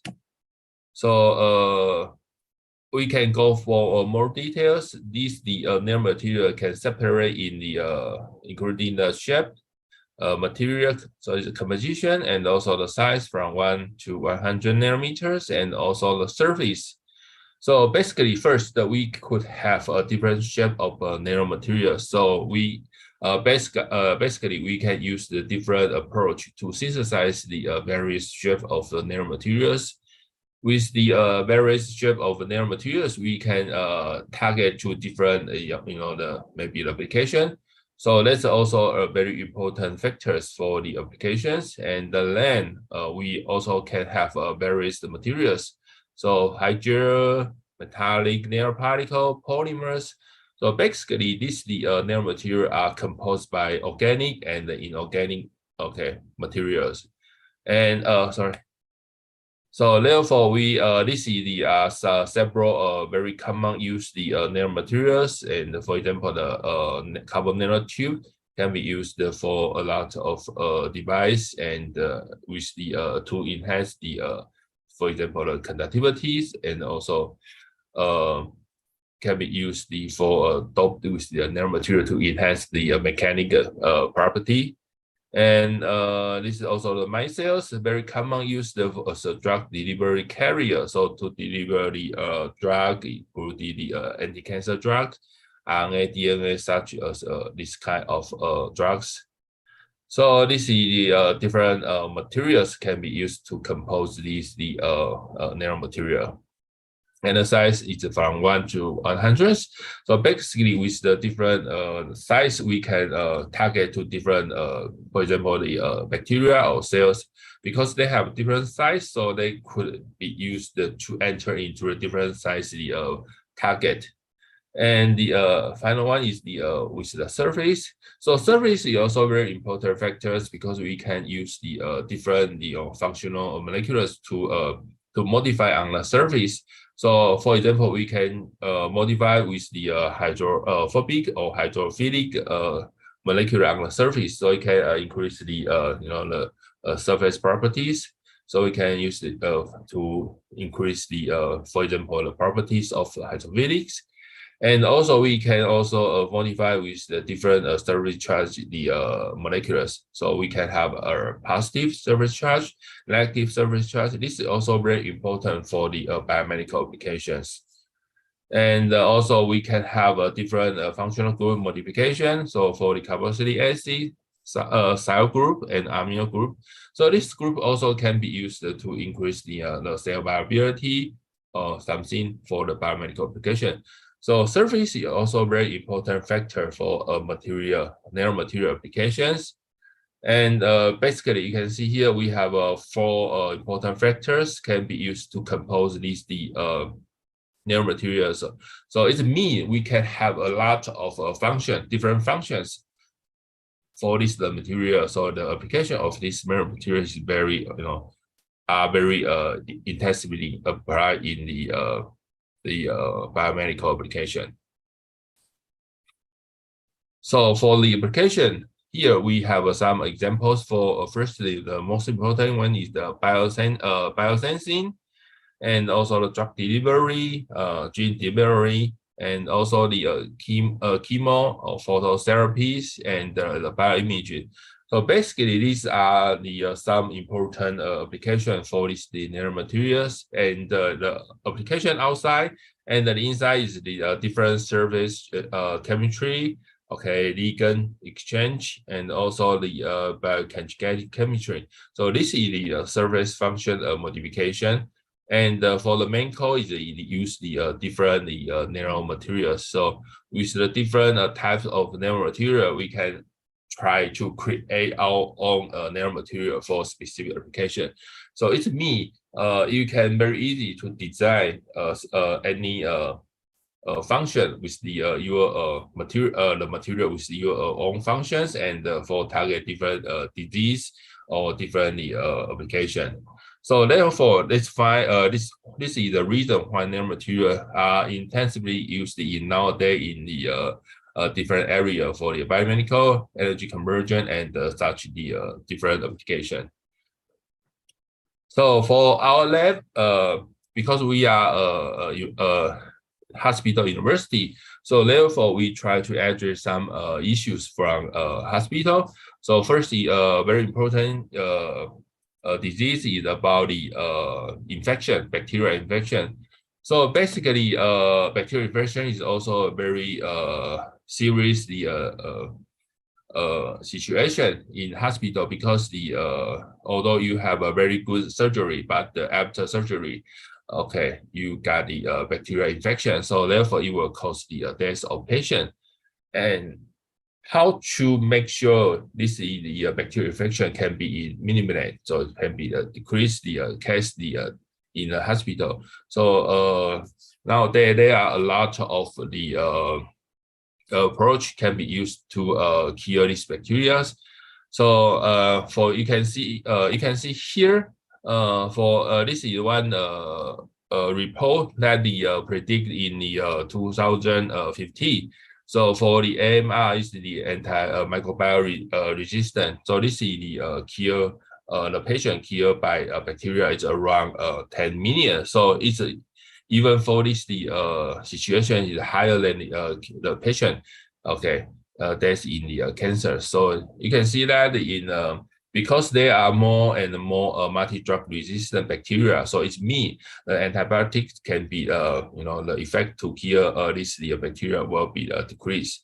So therefore to try to design, okay, create a new antibiotic with the nanomaterial is the essentially very important topic in the material science. So therefore, we try to design our own materials, use our own nanomaterials to fight this the bacterial infections. So this is for your information. So it's a lot of increase of the patient case, okay, and the patient death in this the bacterial infections. So therefore, it's also a very important topic. So if we can have a very good design and with the very good high efficiency for the antibacterial application by this the nanomaterial.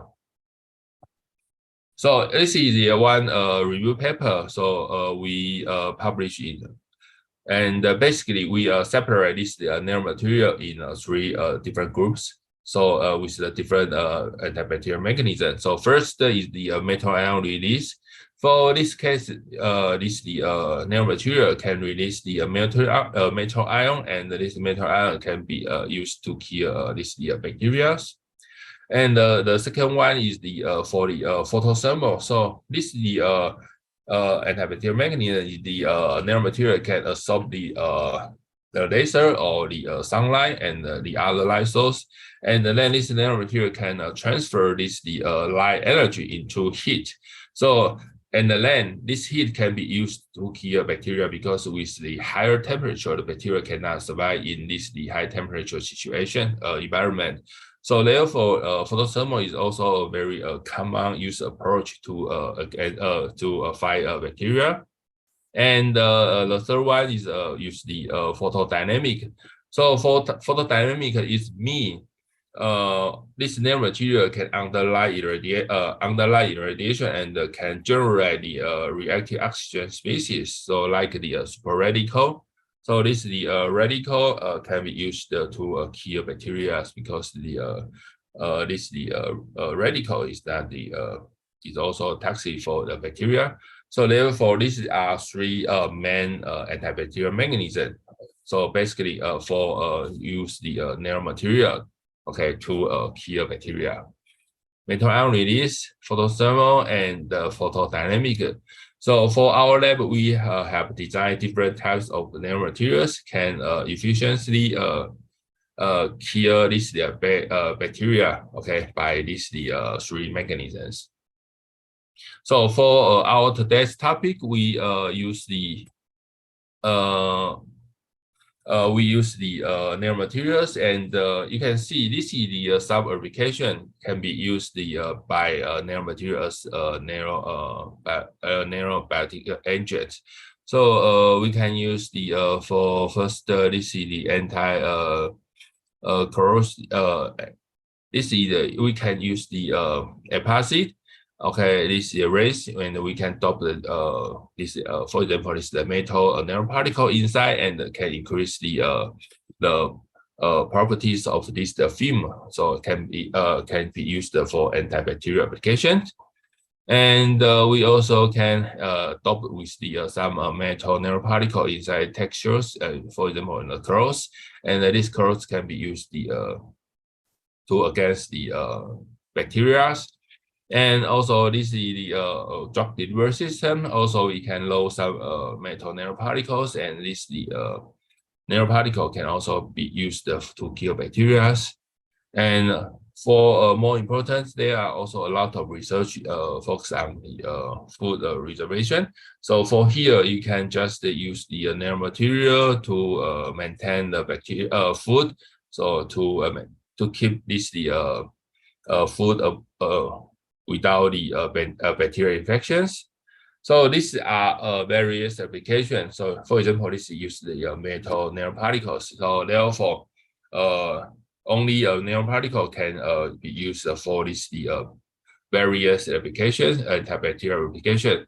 So therefore, if we can create some different materials, and this material can also show the antibacterial efficiency. So it would be very helpful for the further design of antibiotic. So based on the nanomaterial. So for this the topic, we try to use the transition metal is the molybdenum. So it's MO. Molybdenum is here, molybdenum. So it's in the transition metal. So you can see in the transition metal, there are some electrons on the electron located in the d orbital. So therefore, they will have a lot of very interesting properties for this the transition metal. So therefore, we try to design use this the transition metal as nanomaterial as antibiotic agents. So because it's a very interesting properties.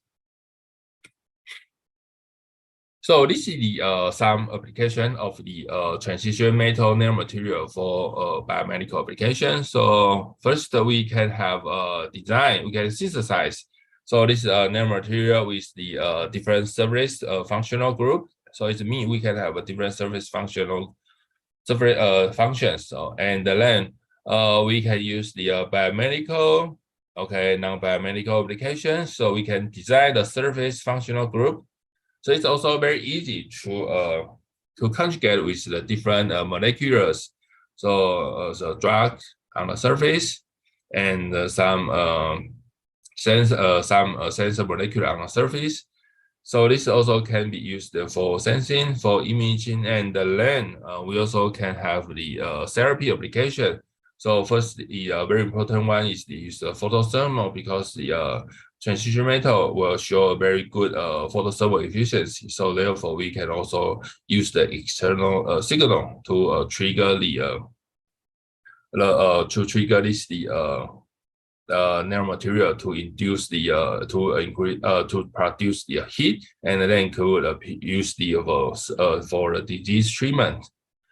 So this is the therapy and also the therapeutic. So it's combined with the therapy and the diagnostic. So it's the dual function. So we can diagnostic, sensing, and then we also can therapy. So we call it therapeutic. So combine this different applications. So we can see. So for the transition metal is also a very good target material. Okay, nanomaterial for disease. Okay, to for the bacteria, antibacterial applications, and also most important is the biocompatibility. So for this the nanomaterial, I mean transition metal. Okay, nanomaterial. So it's the show very high biocompatibility in the cells. So therefore, it also show very potential, promising application for this the nanomaterial. So in the future, in the clinical, okay, not now, but still have a lot of work need to do to push for the clinical trial application. but the properties of this transition metal with the high biocompatibility, that's good for the clinical application. So compose, combine these properties. So we can see metal, the transition metal nanomaterial are very suitable, for the antibacterial applications. So therefore, for here, so this is the MOS2 molybdenum sulfide. So we try to use this MOS2 because it's this is transition metals, and then it's very important. There are two properties. So for first is the 1T. 1T is mean this is the metallic phase. So it's this MOS2 with the metallic properties. And for 2H, it mean this is semiconducting. So for semiconducting, it's this is the MOS2 with the semiconducting properties. So it's very interesting with the same composition, the same materials, but only with different lattice. They will show the totally different properties, metallic and also the semiconducting properties. So therefore, we try to investigate. So if we can, if we use this two different phase of the MOS2 for antibacterial application, so we try to figure out what's different. So the efficacy or the performance. So with this two different phase of MOS2, so we'll show any difference. So you can see for the 1T, so it's more condensed. So it's like the this is octahedral phase, and for is just like the planar, triangle, planar, triangle. So therefore it will show because the lattice crystal phase different, so it show different properties. So that's very interesting based on the transition metal. So with the same materials, but we show the different phase. And even more, there are more phase, but first we try to demonstrate the metal and the semiconducting phase difference. So this is the overall concept for this paper. So here we have 1T metallic and 2H, so the semiconducting phase, MOS2, so it's a narrow sheet. So we try to compare different efficiency from these two transition metals. Here we use the near-infrared laser, with the near-infrared laser irradiation. So this is the narrow sheet, this is transition metal narrow sheet, MOS2, will absorb this the near-infrared laser energy and then transfer this the light energy into heat, and then we can use the heat to kill bacteria. So this is the illustration. So for this is the water molecules. So solved on the this is the MOS2 materials, and then when this the MOS2 material nanomaterials absorbed and transfer into heat, the light energy into heat, and this the water molecule can absorb the heat and then release and to the surrounding, to the environment, and increase the temperature of environment. So therefore, we can increase the median temperature, and then with the increase of the temperature, so the bacteria can be killed. Okay, so for here, this is the method. It's very easy. So without very complicated device, we only need the autoclave and also the hydrothermal process. So this is the some precursors. We just I'm sorry, the word is too small. So this is the different conditions. We try to synthesize this the nanomaterial, this is the MOS2 nanomaterials, and this is autoclave. After we just load the precursor, for example, only need the molybdenic acid and also thiourea. So these two precursor.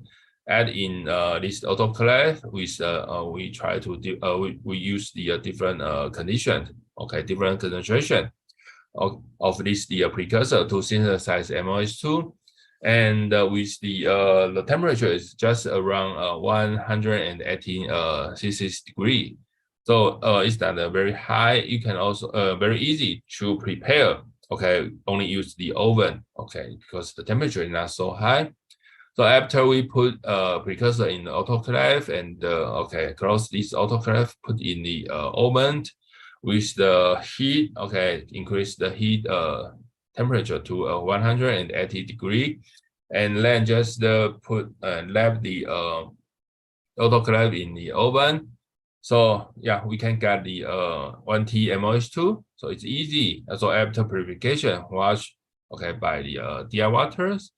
So after that, we can further use the this fumarance with the just need to heat this 1T MOH2 to 300 okay Celsius degree, for 1 hour, and then we can obtain 1T from the first step, and then we can obtain the 2H MOH2. So after this, the two-step okay process. So you can see it's very easy. You don't need to very high. You don't need to have a very high tech device. Only need oven. Okay, so we can get the 1T MOH2 and the 2H MOH2, and then after preparation, we need to characterize the nanomaterials. So for here, first we use the scanning electron microscope to check the morphology of this the 1T and 2H MOH2, and you can see just like a very beautiful flower, and it show that flower-like structures, and compared to 1T and 2H, that's very similar. So therefore, we need a further characterization. So we use the transmission electron microscope to check the morphology. So you can see compare 1T and 2H, it show the nanosheet like, so it's a nanosheet. So it's a very thin sheet. So and the size is just the sheet for around less than several nanometers, but the width is around hundreds nanometers. So it's also a very similar structures, right, by the TEM. So therefore, we need the further characterization. So we use the high resolution transmission electron microscope to see the lattice.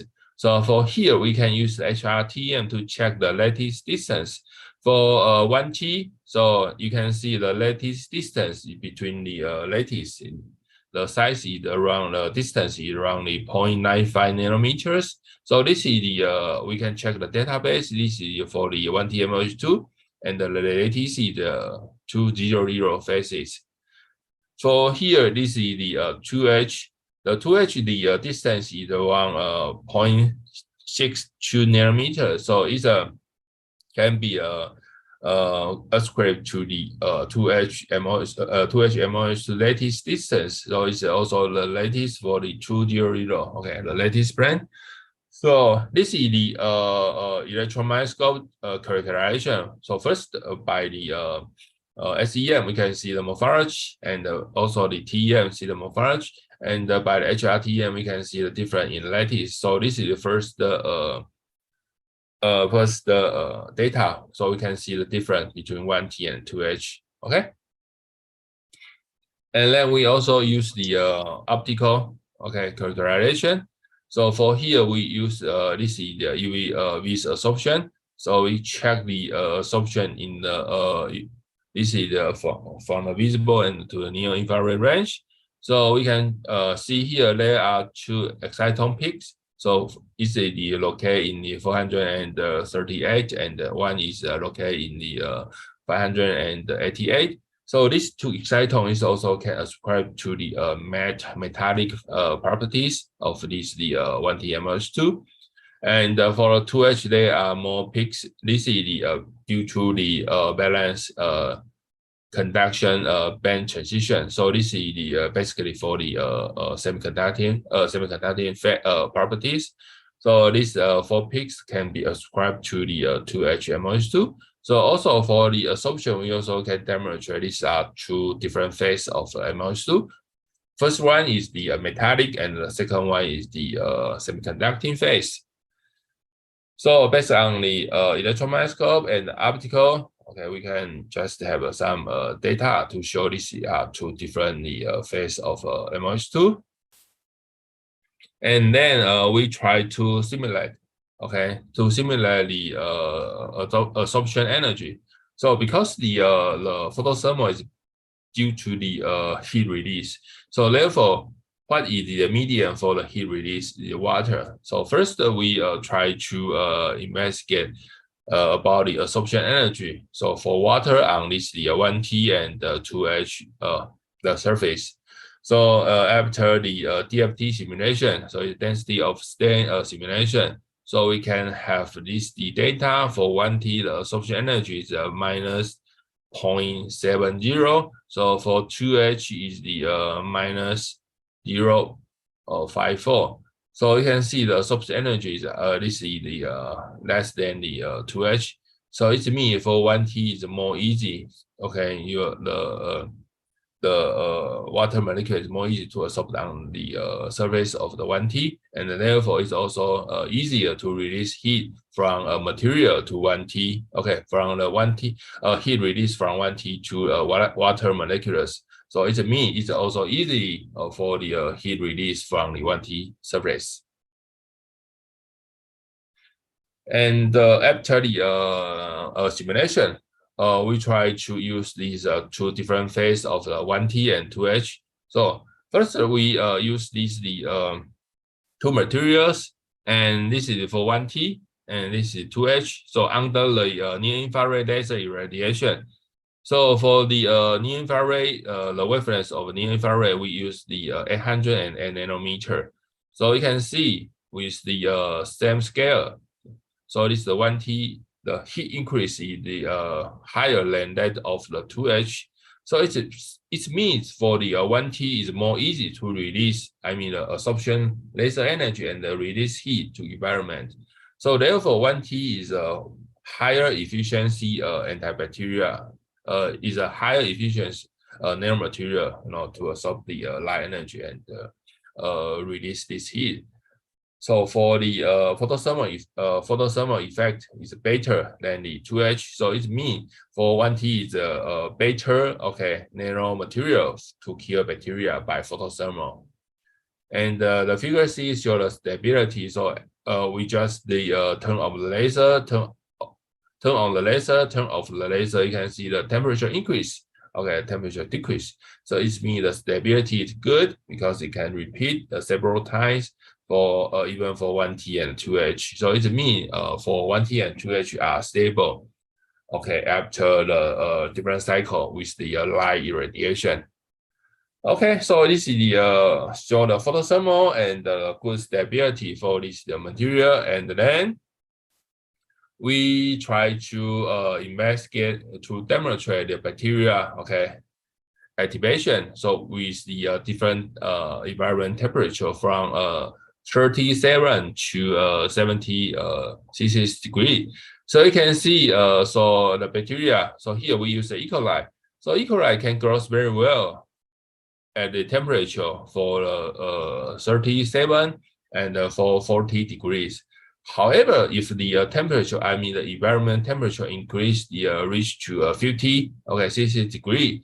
So as you can see here, the growth rate decreased, and even though there are no more growth of E. coli, at the temperature in the at the 60 and the 70 Celsius degree. So it means when the environment, so the temperature increased to 55.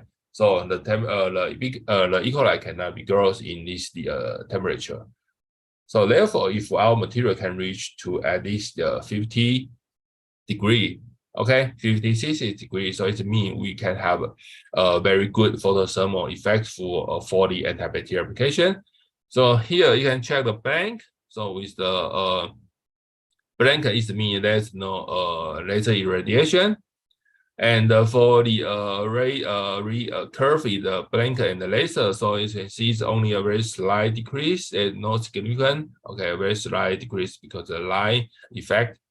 And you can see for 1T, so this is blue curve, as you can see without laser. So there's only very minor effect. And after we use the laser, okay, after laser irradiation for 1T, so you can see the antibacterial effect is pretty amazing because there's almost no E. coli growth during the this situation. 1T culture with E. coli and then with the laser irradiation, there's no bacterial growth. So it means there's a very good antibacterial effect combined with the 1T nanomaterial, nanosheet, and also the near-infrared laser. The photothermal therapy is pretty good.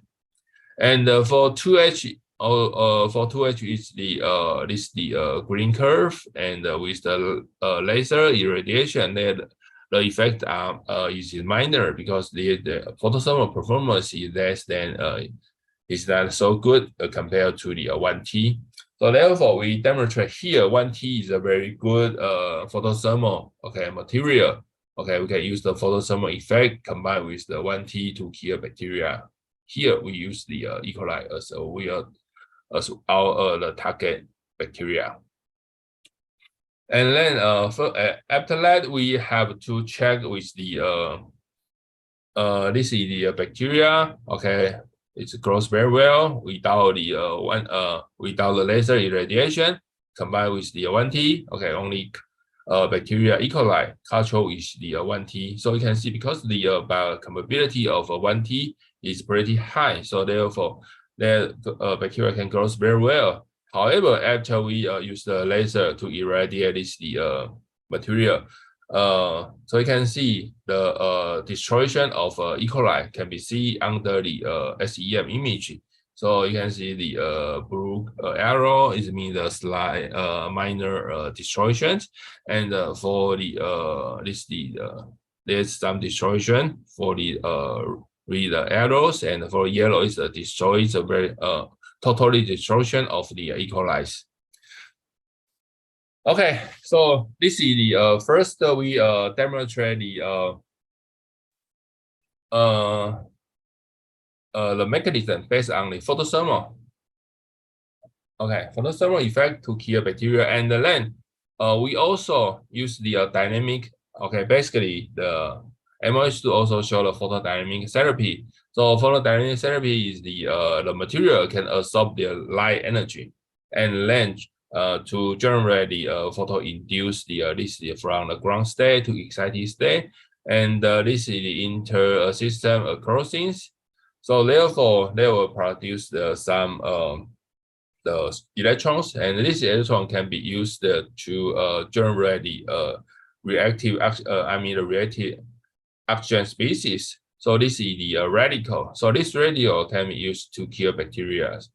Okay, so it's also a radical. So can be used to destroy the bacteria. So this is the photodynamic therapy. Okay, and with the same, okay, this is totally the same material, MOH2, and it also shows the light-driven antibacterial application. So for first previous case, we use the near-infrared, and in this case, we use the sunlight.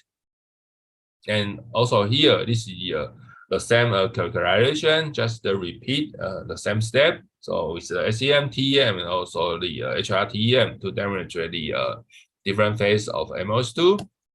And furthermore, we use the index mapping to check the MO, okay, element of MO and also the element of sulfur.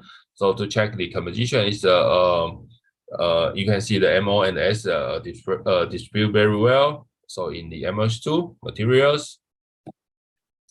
And here, this is the X-ray diffraction pattern of the 1T and the 2H.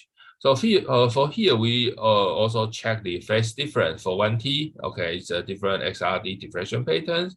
So with the different peak positions, we can also demonstrate this is 1T and this is 2H. Okay, metallic semiconducting phase. And for the XPS is the X-ray electron. Okay, this is the spectroscope. So it also can demonstrate differently balance the oxidation of 3D in the 1T and in 2H. So this also demonstrates the 1T, okay, metallic phase, and also the 2H of the MOH2. Furthermore, we add the one more extra data for the Raman. So it also can very clear, okay, demonstrate is the 1T and this is 2H, okay, MOH2. So we have a different Raman mode, J1, J2, and J3. So different mode from the 1T, and this is E2G and A2G from the 2H, okay. So from Raman, we also can check the different totally. Okay, you can see the different Raman spectra. So it's also demonstrate the different phase of 1T and 2H. And this is the bacteria growth curve. So we combine with the E. coli with the light. So for here, this is sunlight, simulated sunlight, and 2H and 1T without sunlight, and here 2H and 1T with the sunlight. So you can see, although the effect is not so good compared to the photothermal, however, it also show the significant effect. So with the sunlight irradiation, so we can check here for 2H. So it's 2H and this 2H with the line. So 2H and 2H with line. So it's a slightly increase in for the to inhibit the growth of E. coli. And for 1T, so it's only not a significant increase. Okay, 1T, okay, with the line, 1T with line here. So here is the 1T and the 1T with line, and 2H blue and also 2H dark blue with the line. So as you see here, 1T and 2H also both show the photodynamic effect for the antibacterial application. And then furthermore, we would like to try to figure out the RH generation. So this is the radical generation. So we check the generation of a radical. So under the 1T with the line, 1T without line, and 1T 2H with without line, and 2H with line. So it's E. coli only with line. So you can see the generation. So the 1T MOH2 with the light will can produce the bags, you can produce the RH is higher than other groups. So it means 1T also can have a better photodynamic effect. And we check the generation of this radical RS. So here this is the RS. Here this is the condition. We use the EPR electron permanent resolution spectrum. So here this is the RH generation, and this compare. We check the database. Okay, this is the action. This is action. This is oxide, superoxide. So we also check the bacteria growth for E. coli, and this is the E. coli incubated with the 1T MOH2 and with the light irradiation. This is before and after light irradiation. Also can see the destruction of the E. coli. So it also demonstrates the efficiency for 1T with the light sunlight, and also can show the photodynamic therapy and photodynamic antibacterial activity. So this is the overall mechanism. So this is sunlight, and this is the 1T, and when we irradiate with this sunlight on the onto the 1T, so the energy can this the 1T MOH2 can absorb the sunlight energy and then produce the electrons. This electron can further react with the oxygen and then produce the superoxide. And the superoxide is is a reactive oxygen species. So this can be used to kill bacteria. So this is the overall mechanism. So here we provide two cases. One is for the photothermal by 1T MOH2, and the second one is also the MOH2 1T also, but with the light source. So with the different light source, we can have a different application by this the MOH2 nanomaterials. Okay, at the end, I would like to thank the excellent PhD student in my lab, Satan, and also the Squani and the other members, so for their great effort to contribute with this excellent work. And this is our CE campus, although we already moved to new campus, but there's no good photos. Okay, maybe in the future I can repress. Okay, thank you for your attention. So it's very welcome. Any questions and comments? Okay, nice sharing, Professor. Okay, move to the question and answer. Please raise your hand if you want to ask question.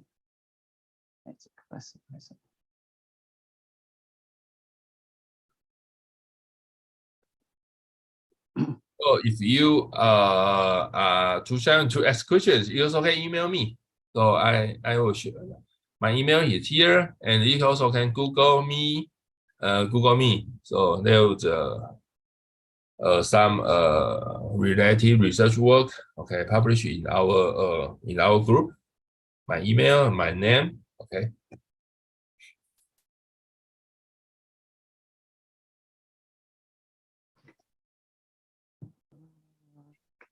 Okay, anyone want to ask? Okay, please. On site, please. Please. Okay, ask your question.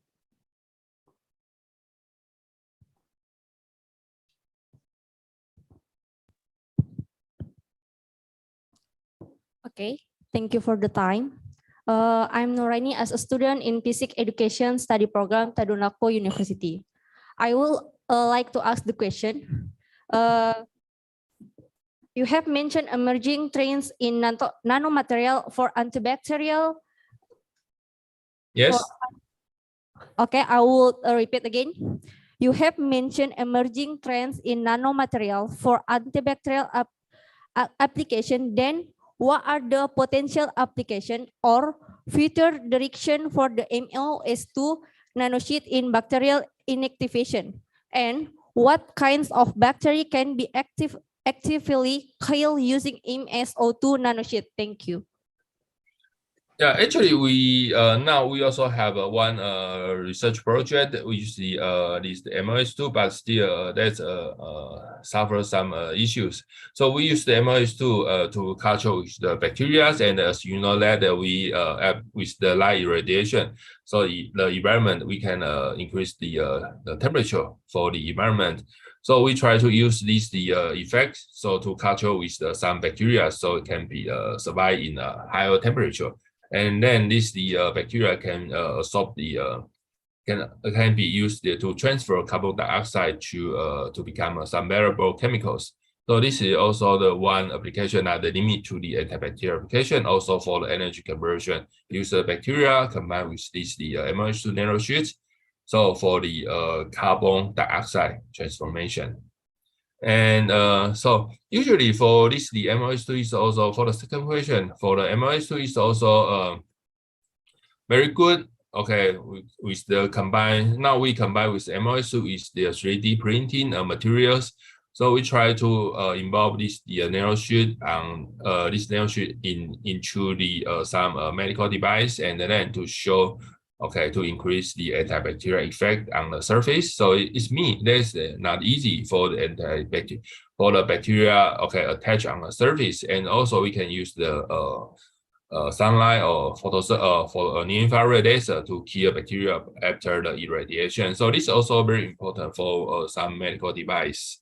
Okay, so I hope this the answer can satisfy with you. Thank you.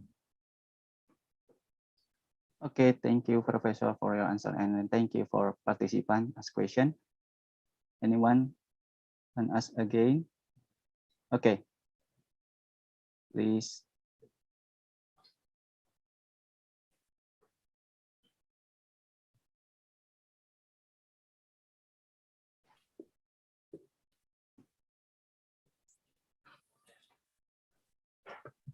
Test.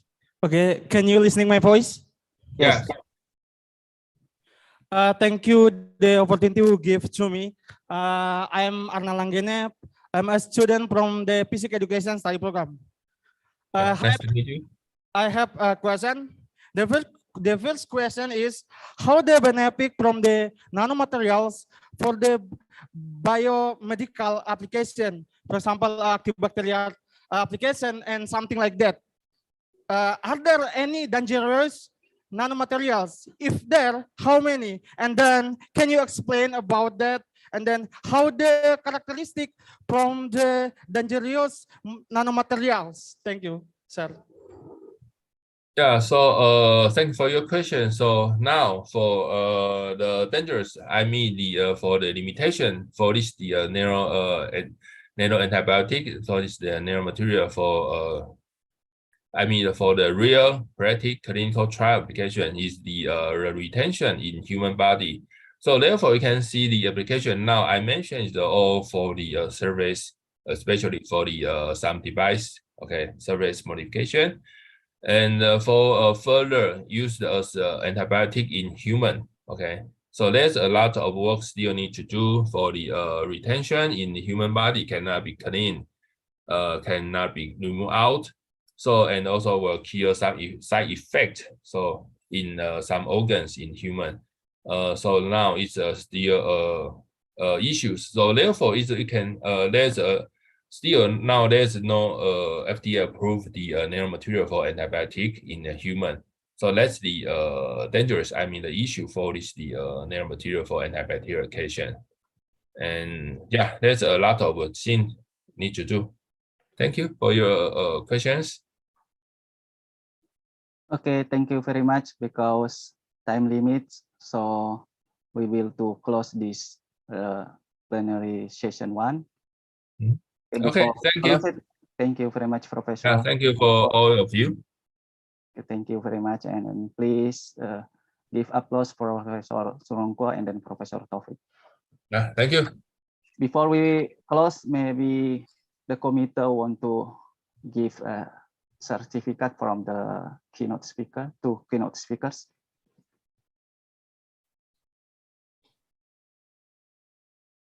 Okay. Certificate to Professor Surongko. Thank you, Professor, for your I participation. hope you can join in the future again. Okay, Professor. Thank you very much. Yeah. And then another certificate, my Professor Taufik still in here. Okay. Yes. Okay, Professor Taufik, we will give a certificate. Please, committee, show the certificate. Okay, this is certificate. Thank you. To Professor Taufik. Thank you for your. Thank you very much. Okay, we will close this first plenary session, and then I return the. This is the session to Master of Ceremony. Thank you very much. Assalamualaikum warahmatullahi wabarakatuh, and good morning.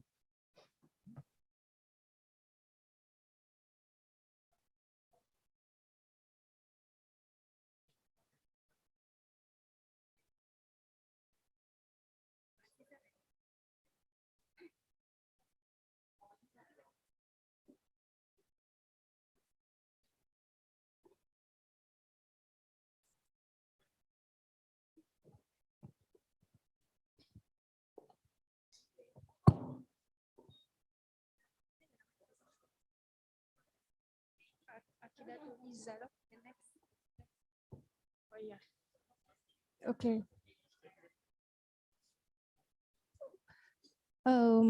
Now we already enjoy a discussion in plenary session, and the first plenary session all the way from USA and Taipei Medical University, Taiwan. Now we move to plenary session, the second plenary session, and the moderator will be Ibu Akidatul Isa SPD, joining us offline right here. We invite, please give a round of applause for our moderator, the second plenary session. And The keynote speaker for the second plenary session would be Professor Dr. Yudi Dharma, MSE from Institut Teknologi Bandung, Indonesia. Please give a round of applause for our keynote speakers.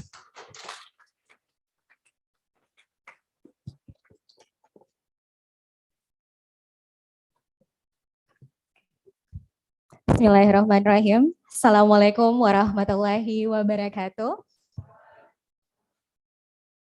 Good morning, ladies and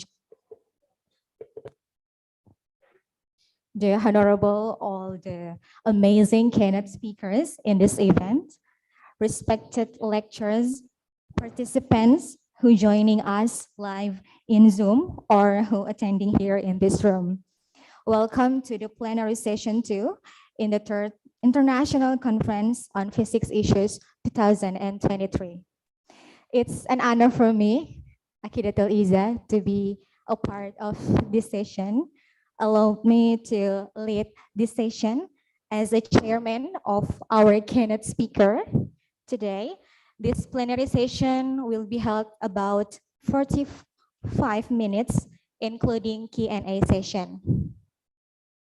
Our keynote speaker today is a professor of advanced materials and multifunctional devices in the physics study program, Faculty of Mathematics and Natural Science, Bandung Institute of Technology. And now he is already here, Professor Dr. Yudi Dharma from Bandung Institute of Technology, Indonesia. I would like to express my gratitude for coming here, sir. Welcome to Palu, Central Sulawesi.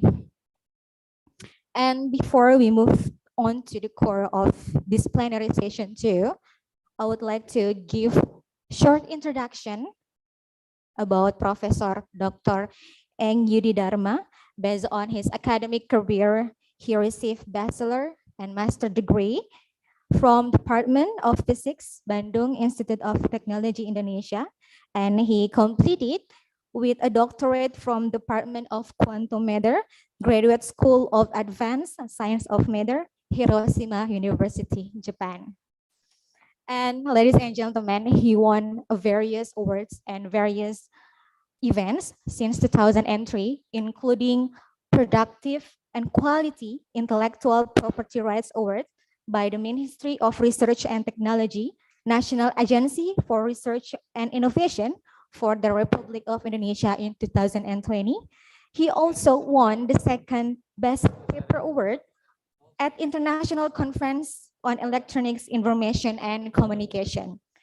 And also he won Best Presentation Award at Student Conference on Innovative Electronic Topic in Suita campus of Osaka University in Japan. So a lot of achievement from our keynote speaker today, and that was so inspiring and so amazing. And currently, he is actively involved in several organizations, including a member of the Indonesian Mineral Downstream Expert Team at the Coordinating Ministry of Maritime Affairs and Investment, or Kemenkom Marves of the Republic of Indonesia. He also member of the team for compilation and self-management of potential inventory of rare earth metals at the Ministry of Energy and Mineral Resources, and founder and vice president for the Frontier of Knowledge at the Indonesia Academy for Young Science. That was organization that our keynote speaker involved. Well, ladies and gentlemen, for our keynote speaker today, I would like to invite Professor Dr. Yudi Dharma. Time is yours, sir.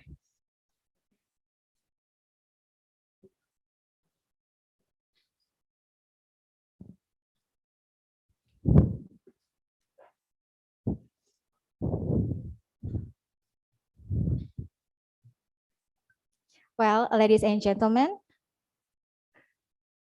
this session will be 45 minutes, and if you have another questions to address in this room, you can raise hand. And if you are participants in online or via Zoom, you can raise your hand by using a chat box or maybe the feature in the Zoom. after our keynote speaker already gave his presentation.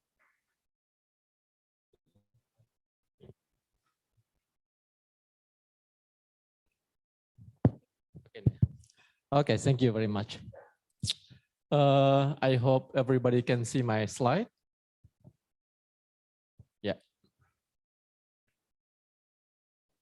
Wait a second.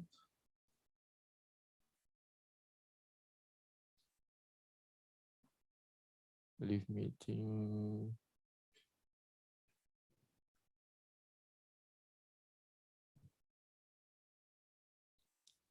Stop share. Wait. Sorry.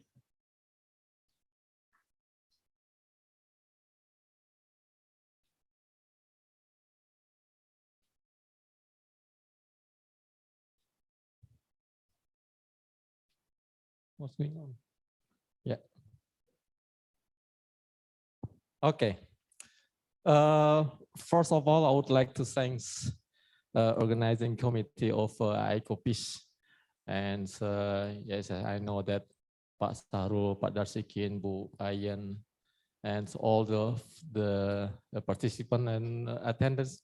I also see that not only students, I also see the university student. I also saw the high school students, and I hope that I can entertain and deliver all this topic in a simple way. So this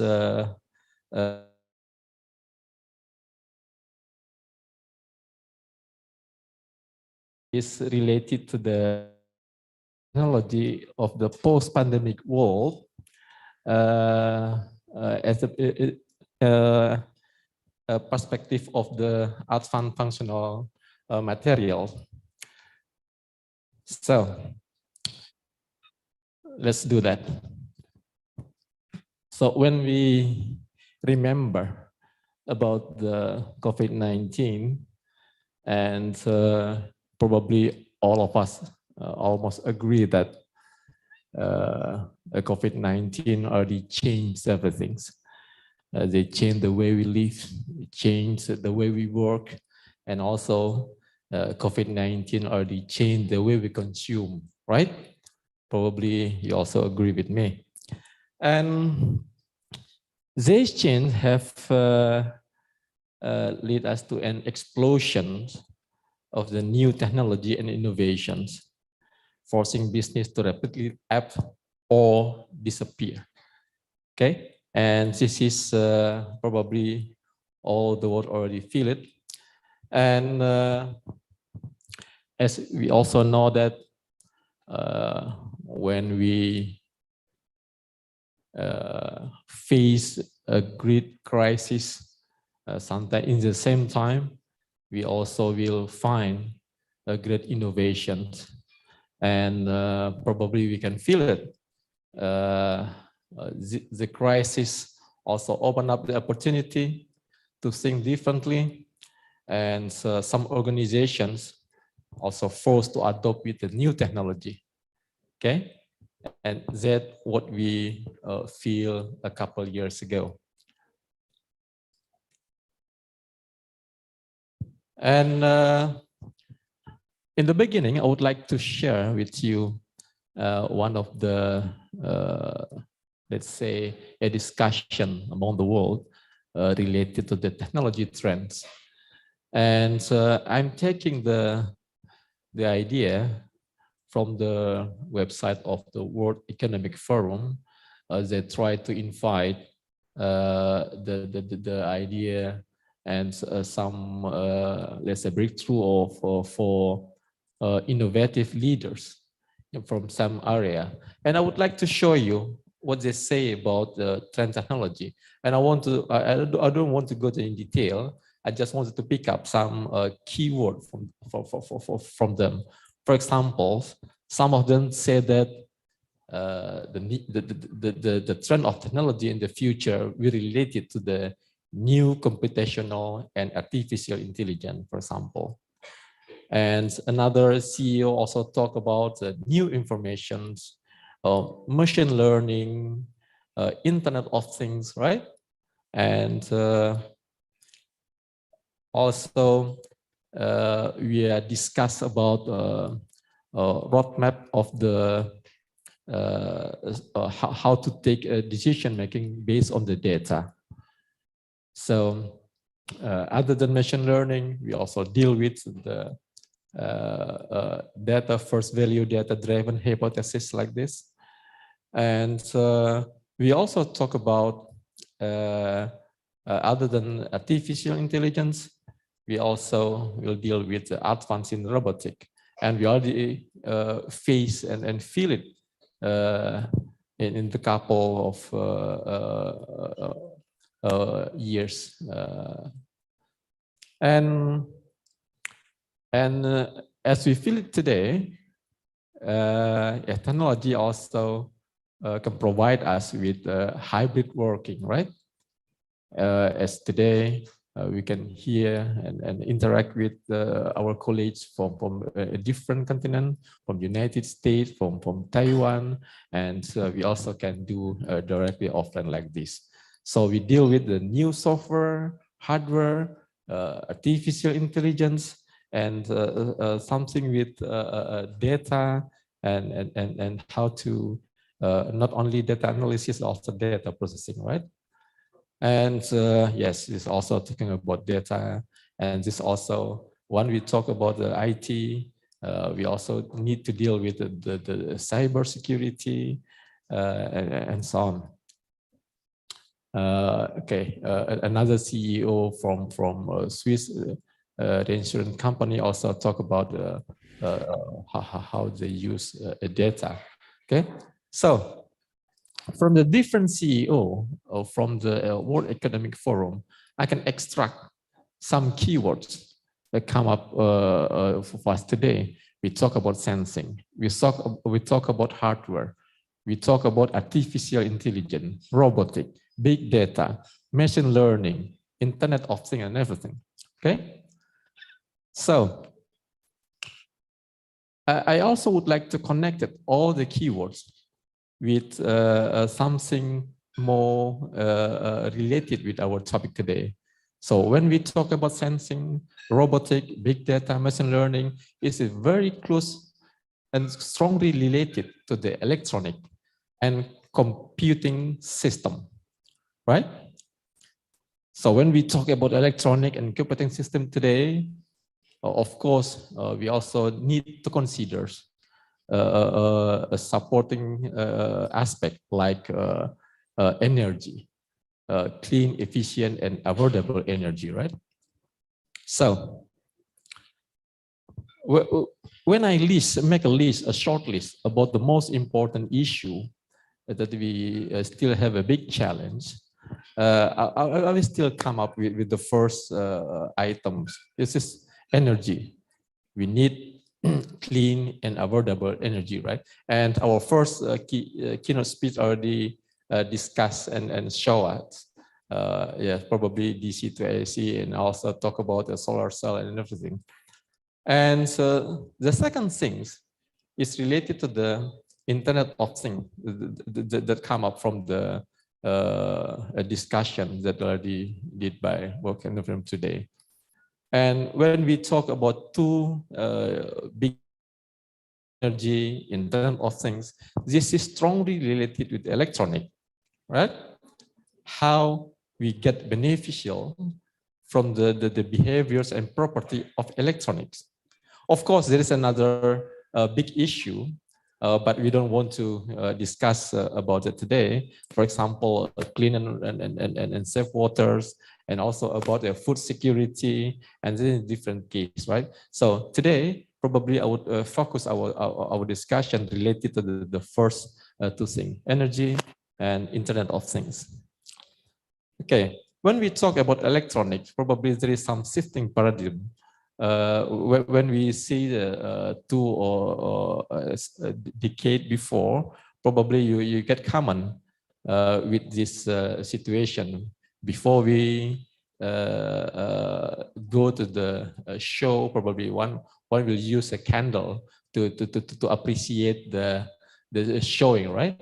But today, probably a little bit different.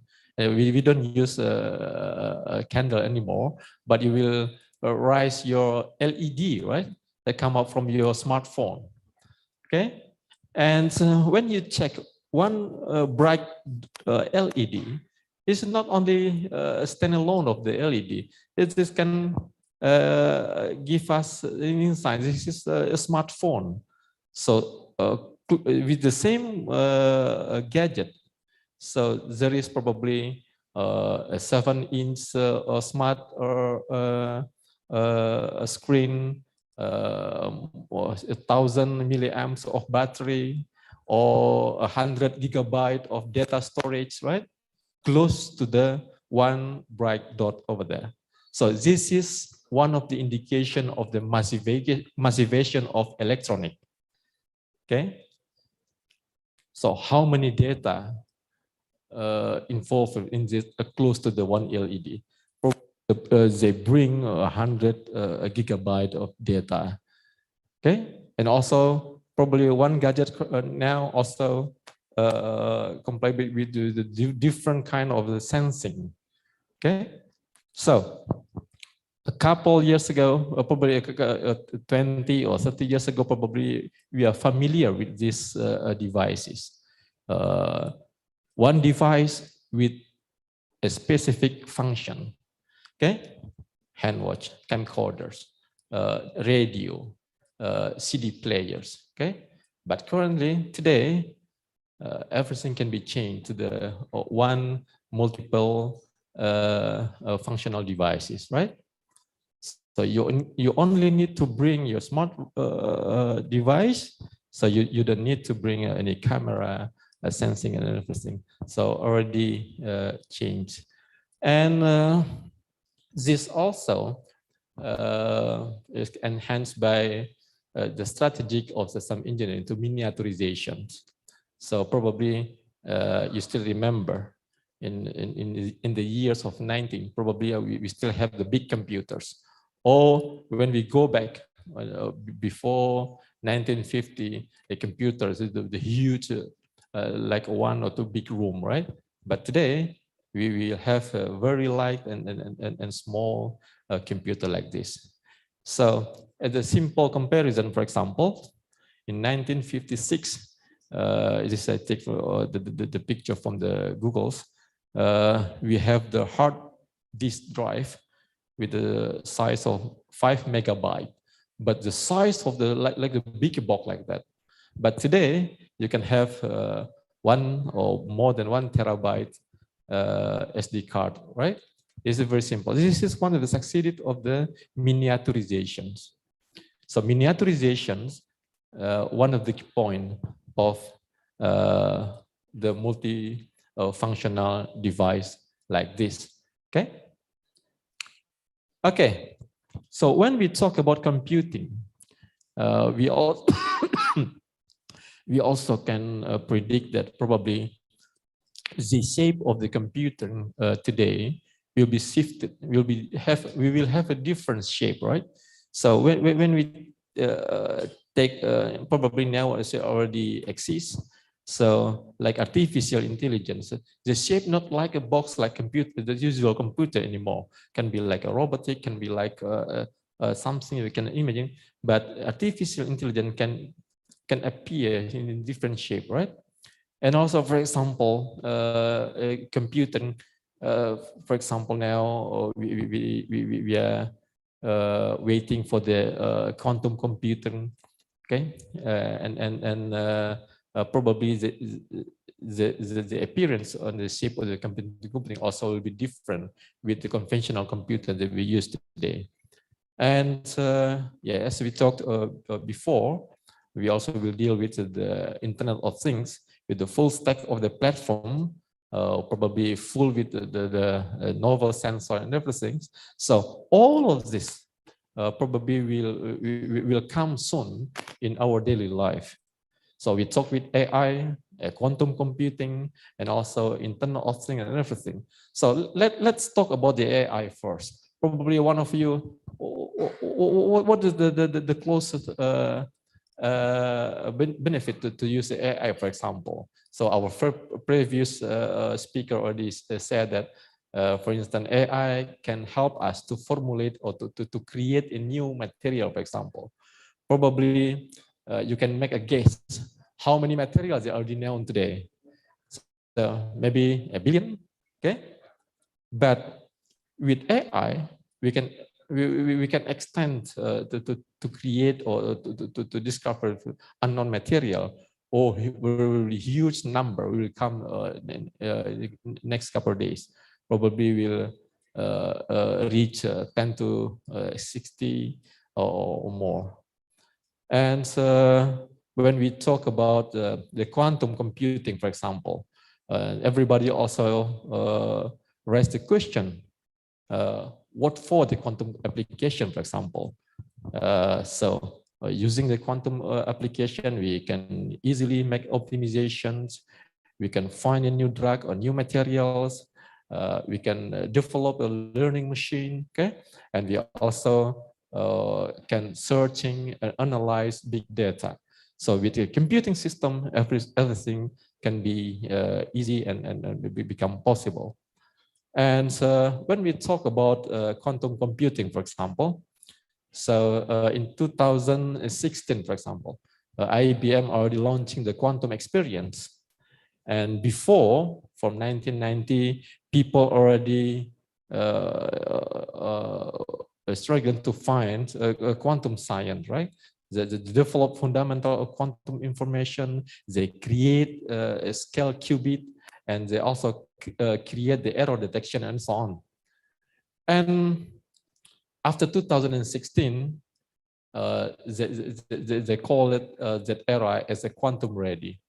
So they can increase the quantum volume from the core algorithm development, and they also already develop a system infrastructure and software enablement. And today, we already come to the quantum advantage, right? So people from IBM, Google, and also lastly, Intel already launched the product. A couple of days ago, Intel they produced a 12-bit chip that probably will be changed again in the near future. Okay, and this is what happened in 2016, for example. IBM already launched the quantum experience, and they already invite more than 100,000 users, and more than 1,500 college and school already try to benefit from this quantum computing. And in 2020, IBM also already launched the quantum computing system, right? And probably you know that there is some fundamental difference between the quantum computing and the conventional computing, right? So we not use a bit anymore. In quantum computing, we rely on the quantum bit as the quantum system, information system.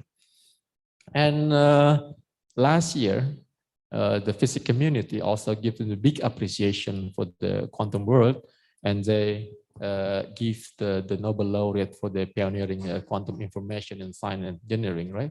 So I think this is one of the milestone and of the quantum computing era. Okay, when we talk about quantum computing, so last time, probably in 1980, people still focusing in miniaturizations, which means they deal with how to create the devices with very efficient in energy consumptions, and then are compact in density, and trying to follow the Moore's laws. But today, to realizing that the quantum computing density is not enough, we also need to consider the error rate, and the complexity. And from this schematic view, in the future, we will go to the center of the circle. So we need to take into account the complexity, error rate, and the energy consumption, or toward in the middle. So this is one of the good formula to deal with or to get the quantum computing system in the future. So when we talk about AI, IoT, quantum computing, so we still need some conventional devices that we use today, right? Or we need memory devices that can help us to put in everything as a data storage and data processing. So memory device, still one of the important devices. And today I would like to show you what we deal with quantum based data storage in our laboratory. So I would like to remind you about, let's say 20 years ago, people say that there is top 5 in physics. And they also predicted at the time quantum dot, one of the good and the best system. The physicists hope that quantum dot might one day form the basic of the quantum computing. And today we already feel it and found that this prediction can realize it. And so, for instance, I want to show you some schematic conventional memory and quantum dot memory devices. And this is some parameters that can be found. For example, there is 2 main points in the memory devices that probably all of you bring the memory device today, right? In your mobile phone, in your laptop. There is memory operations, and we also deal with the time. The storage and the erasing time become the most important. But besides that, we also need to consider, so one of the most important things is how long the data can be stored, the retention time. So, okay, there is some a problem, some issue for the quantum dot memory devices where the retention time is very low, or where there is a consensus, there is some expectations that the conventional memory device already reached the average time to store the data is around 10 years. So when we save store our data today, in the next 10 years, our data is still safe, right? But for using the memory device, a quantum dot memory device, that time cannot be achieved nicely.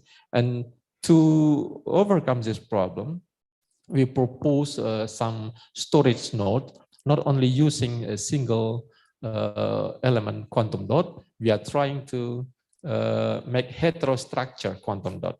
It means we try to combine, to engineering the band gap energy of the electronic storage. Here, we use a germanium that embedded by into a silicon quantum dot. And so what we get here, so we can see the result. So by selecting the tunnel oxide below the 2 nanometers, and then we can check here the retention time can more than 10 years without deteriorating the memory operation time.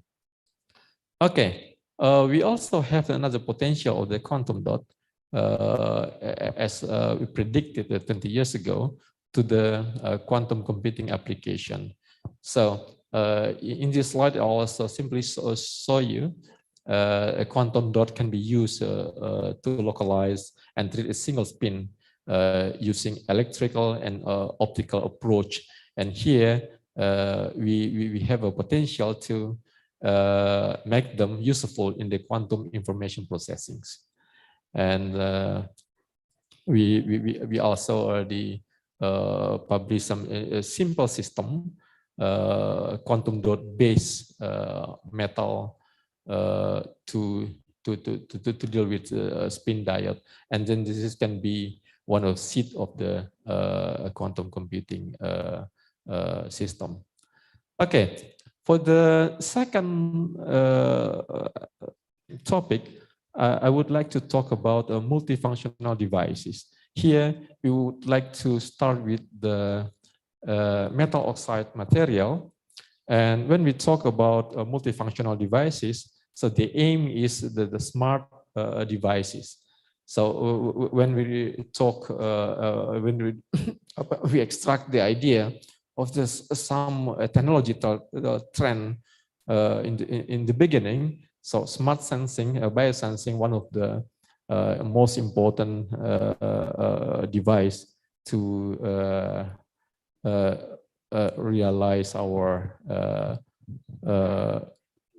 smart device in the future. So when we talk about smart material, probably one of you can check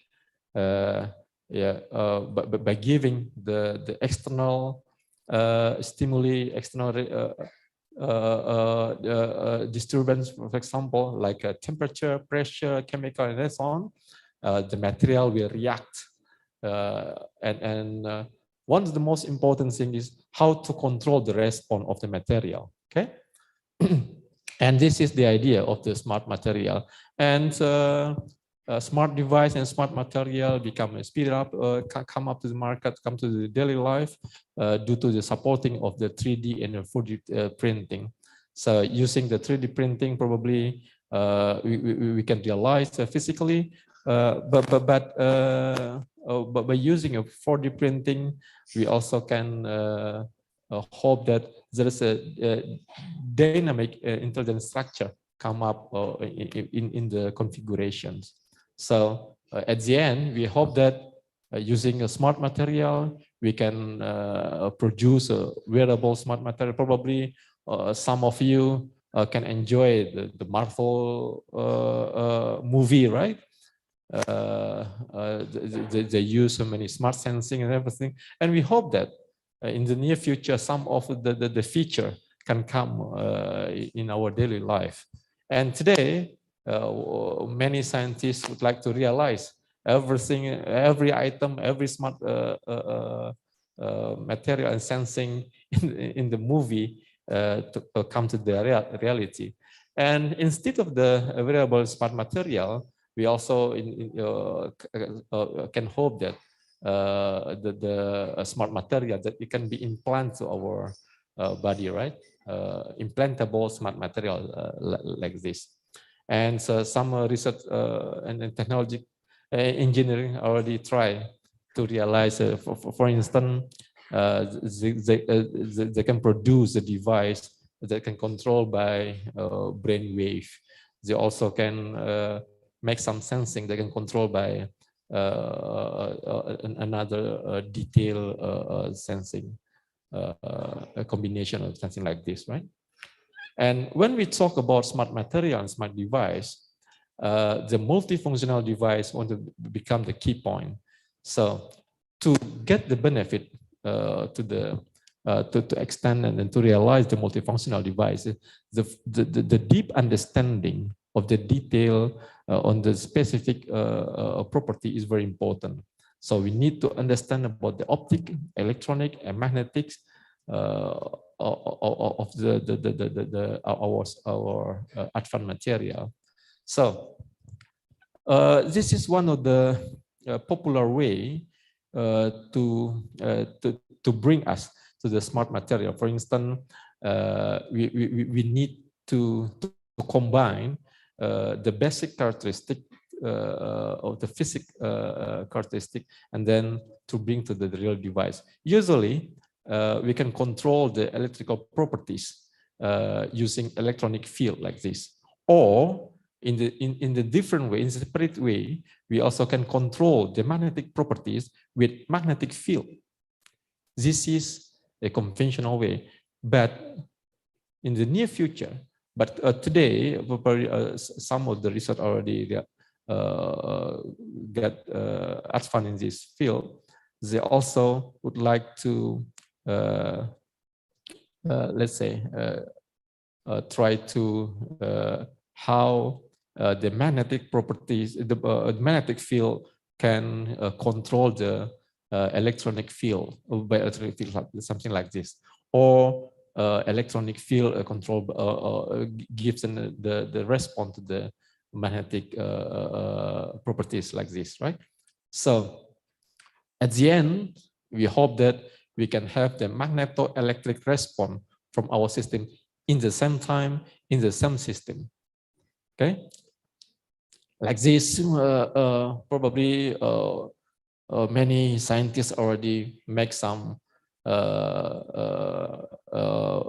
let's say, sectors like a ferroelectronic, ferromagnetic, and ferroelectric, and then by combine more than one ferroic behaviors, we will have the multiferroid system, something like this. So multiferroids, one of the way to have the multifunctional devices, okay? But this still have a challenge because to simultaneously put ferroelectric and ferromagnetic in the same system, it's not easy. This is one of the technical and the fundamental reason. Ferroelectric normally appear in the material with the high crystallinity, and they possess formal 3d0 electronic state and so on. And that behavior is not likely appear in the ferromagnetic material. So we need to do some let's say engineering, like the solution to solve this problem, trade-off between the ferroelectric and ferromagnetic, already did by the different scientists, like they introduce a composite material that take a benefit from the interface effect, give some doping and make superlatives and so on. And in our laboratory, we also deal with this problem, and we use one of the old-fashioned material, zinc oxide. This is metal transition, metal oxide material. But we hope that by understanding this new functionality, old-fashioned material like the zinc oxide can have a new prospect for the future application. So we try to again to explore more about electronic, optic, and magnetic from zinc oxide material, and this is some result. We can see that our collaborator, our college, already succeeded to learn about ferromagnetic in zinc oxide, and also they can find that mutual ferromagnetic and ferroelectric in one small system. And we also already show that some optical properties that can be beneficial to the photonic or photoelectronic device application. And we also try to learn some fundamental optical behaviors of this system. And from our previous result, we can conclude that, okay, zinc oxide have a potential to become the multiferroid system. And then we also try to combine and study more about another opportunity for the application. For example, something like this, we try to develop our system with different kind of synthesize technique. Sometimes we use sputtering, sometimes we use PLD and also MOCVD and everything. And then we try to modify, even modify the inside of the material. We give some doping, or we also try to modify the surface of material. And then we check what happened. Okay, so but by using a different kind of environment, and then we come to the unique and sometimes surprising result. For instance, but by changing the surface of the material, thin film material, we can hope some optical effect that can be appear before. For instance, here we can found that the strong green emission from the zinc oxide after we treat with the hydrogen annealing. So and you can see here the S growth of our zinc oxide, like here opaque and dark. But after we anneal it, we can see the changing of the appearance.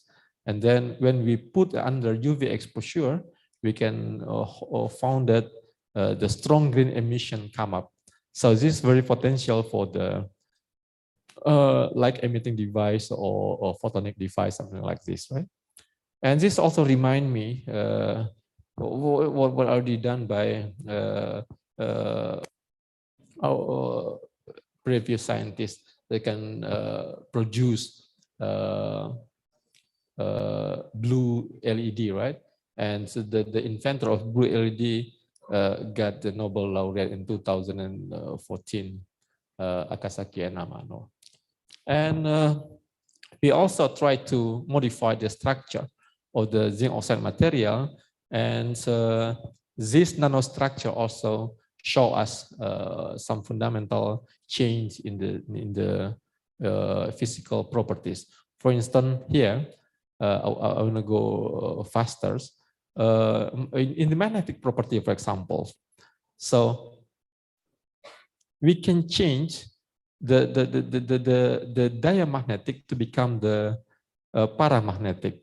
And at the end, by using another treatment, we also can change the behavior, the basic behaviors of this material. You can take a look here. We can modify the paramagnetic zinc oxide to become the ferromagnetic zinc oxide. So in a simple way, and this is some reason I don't want to talk in detail. If you have a special interest, we can discuss later on. Finally, we can produce ferromagnetic semiconductor zinc oxide. Okay, and this is one of the I think interesting part because we can expect this system to become a new electrode that can keep the spin current exist after a device operation. As we know before, the interface between source and drain in the gate when we use a spin field, spin FET, there is a liquid spin current, and we hope that using the ferromagnetic semiconductors, this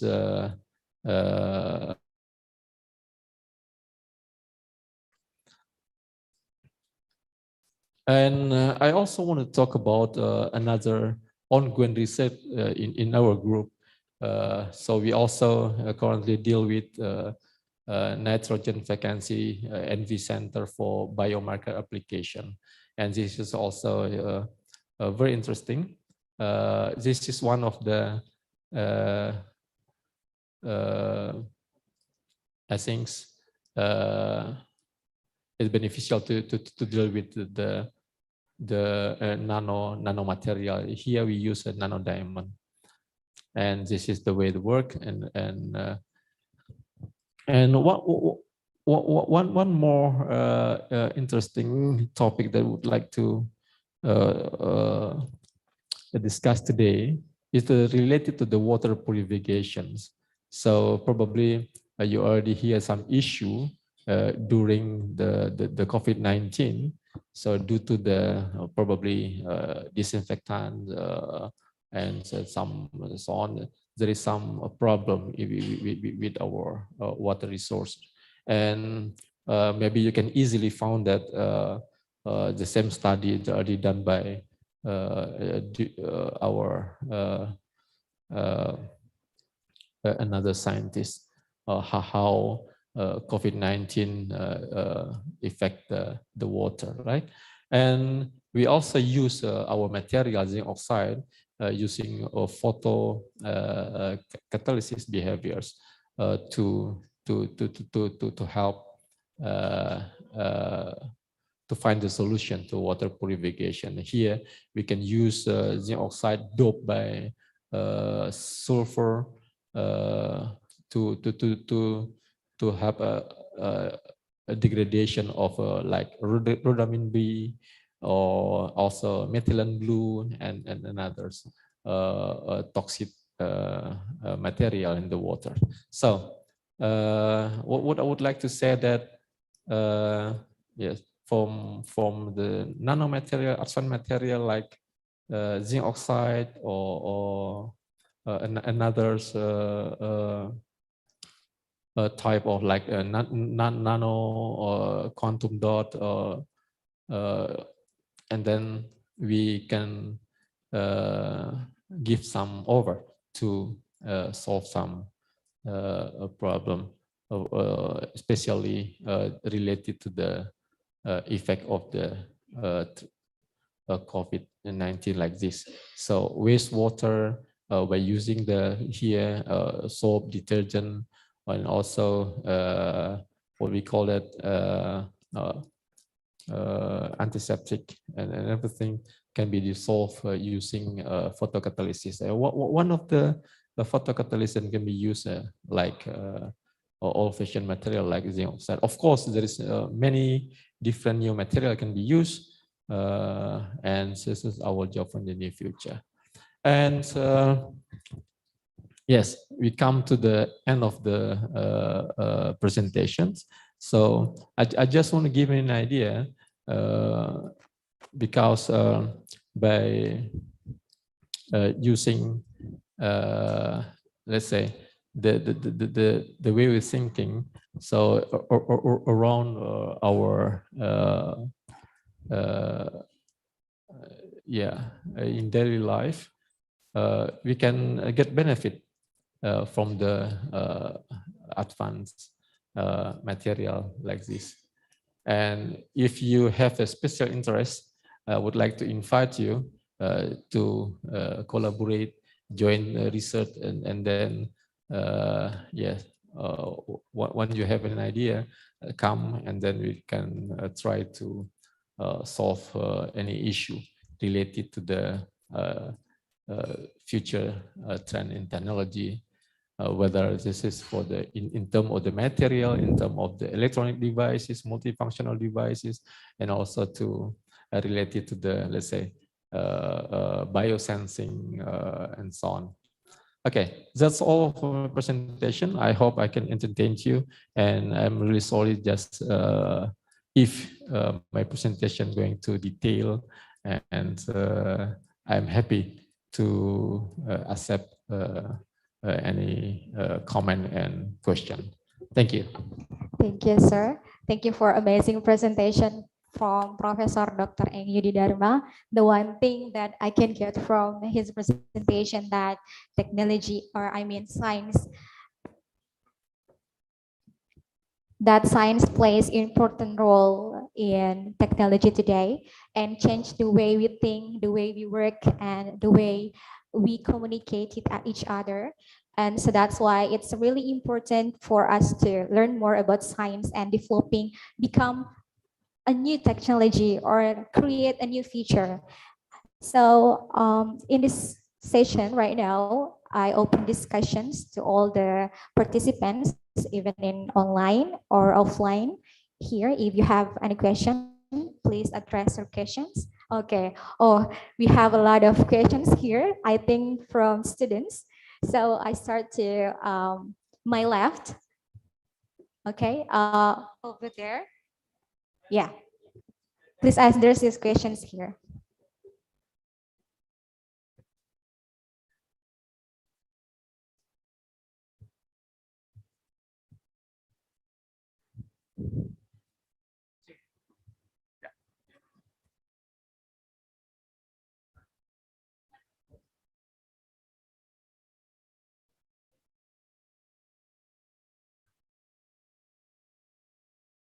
Check.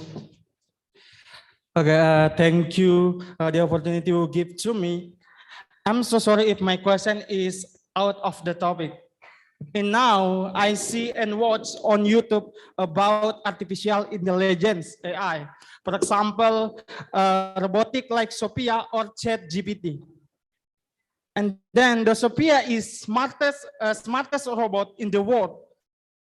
And I was watch on YouTube Sophia speak and listening like a humans.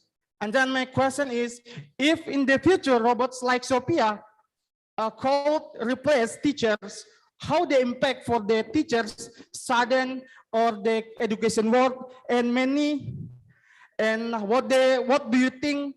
How many teachers cannot find the job again because the rise of AI, and yeah, that is my question, sir. Thanks. Okay, thank you for the first question. And I think he was so excited to ask the question to our keynote speaker today. And keynote speaker, can you answer Okay, directly? very interesting questions. Yeah.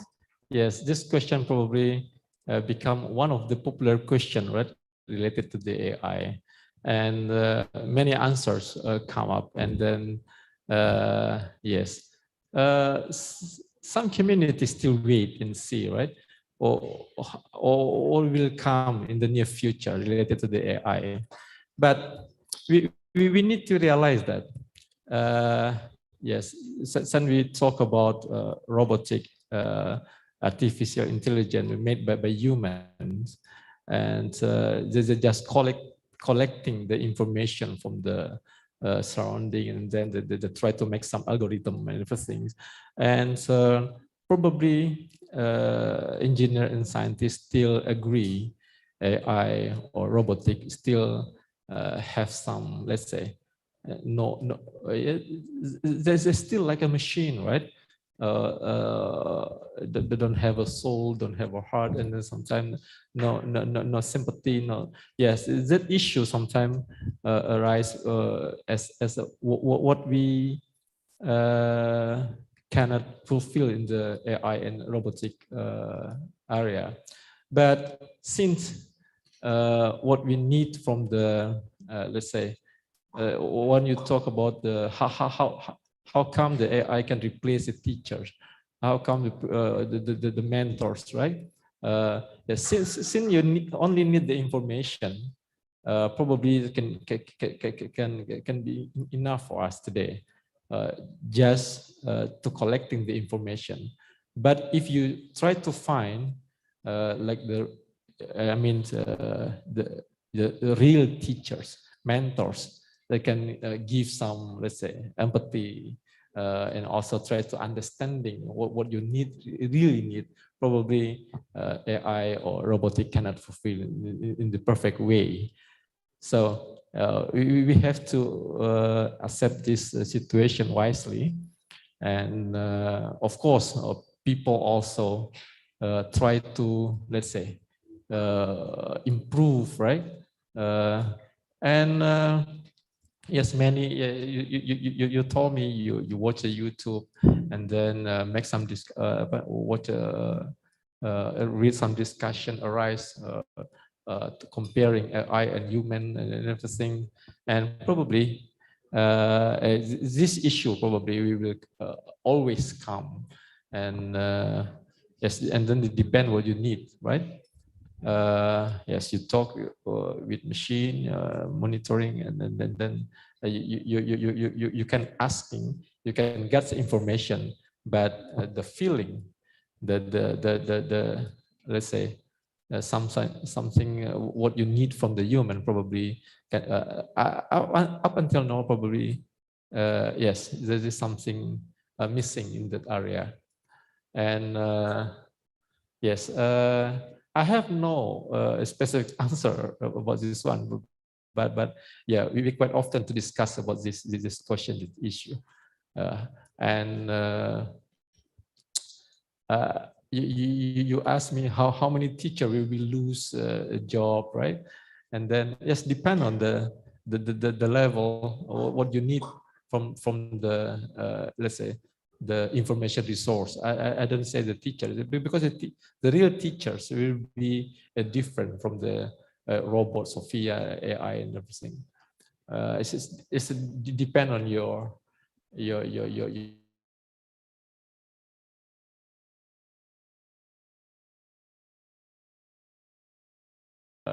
happy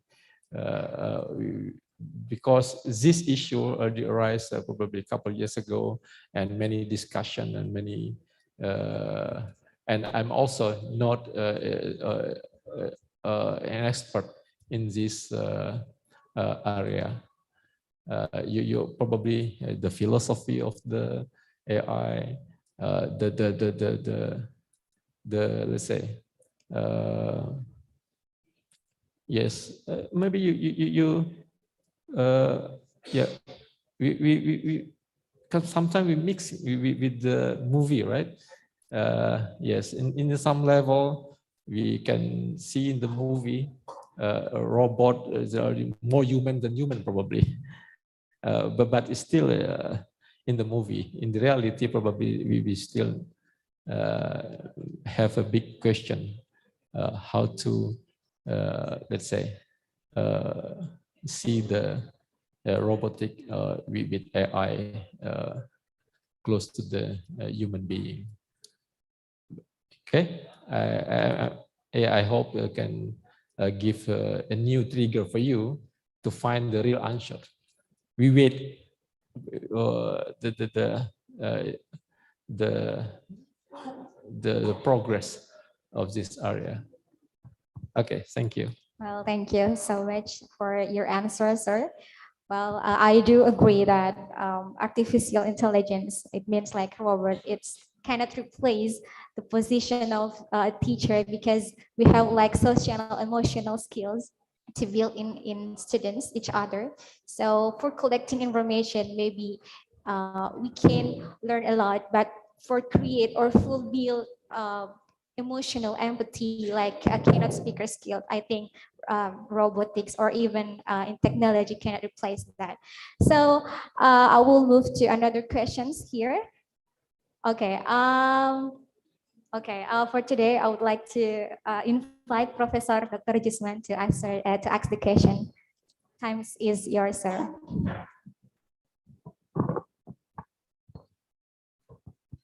Thank you for this opportunity. I would like to ask you about still about AI, artificial intelligence. Maybe you have a prediction about the increasing of use of AI. Maybe in 5 to 10 years to go, we can get a situation of the increasing of AI in utility and so on.